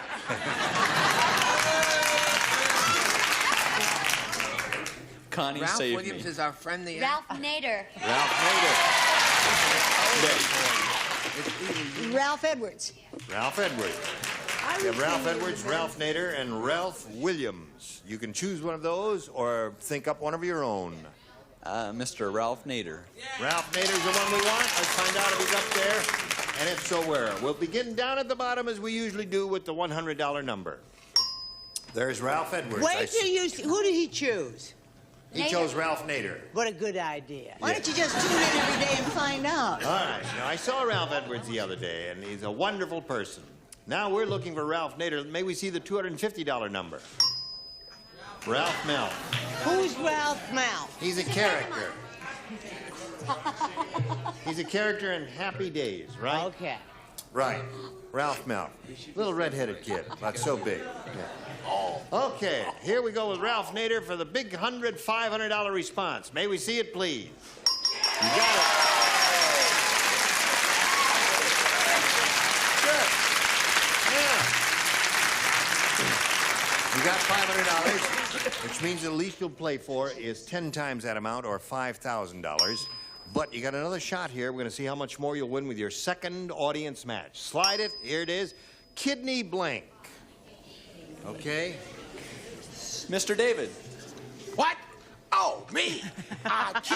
Kidney stone. Okay, Mr. Charles. Kidney bean. Jack. Pie, kidney pie. Kidney pie, kidney bean, kidney stone. Which of those do you want, if any? Bean. Do you want one of your own or one of those? Charles again? What did he say? Bean. Kidney bean. Charles said kidney bean. Okay. David said kidney stone. Jack said kidney pie. And Jackie says kidney transplant.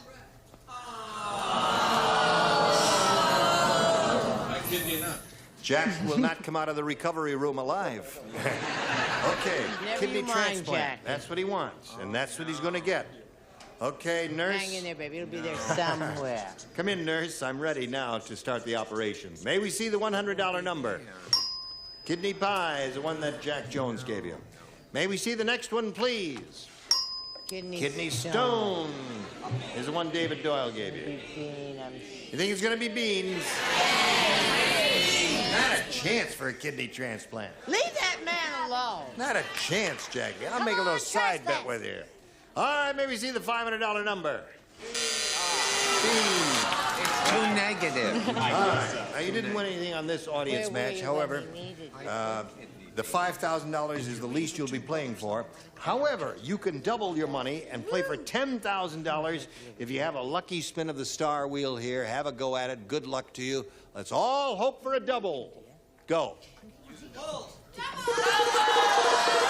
right.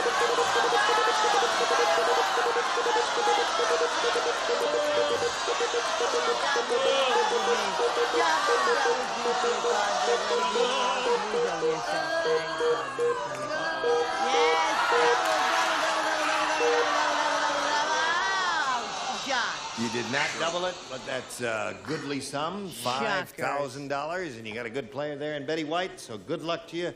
Here we go. Betty will write her answer. Yours will be a verbal response, and this is it. King and blank.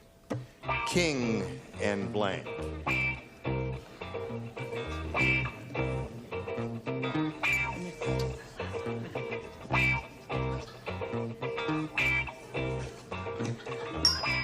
Okay.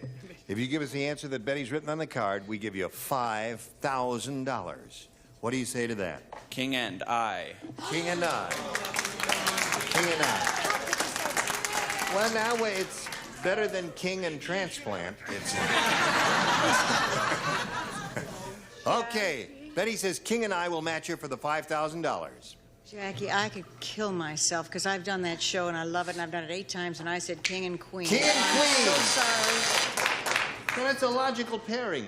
King and queen. Not anymore. I'm sorry. Yeah. No, it's okay. It's a good answer. King and queen. Well, Jackie, you end up with a grand total of $500, which is not hay. At least it'll get you home. Thank you for being here on Match Game PM. Now you watch this. This is the end of the line.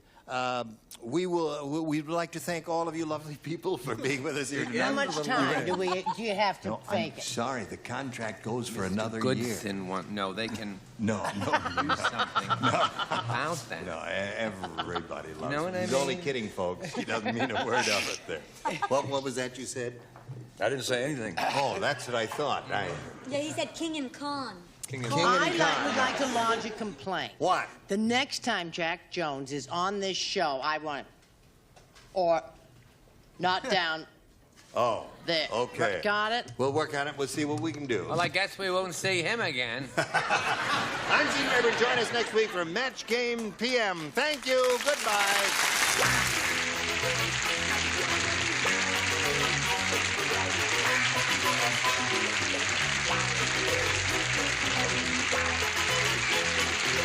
This is Johnny Olson speaking for Match Game PM.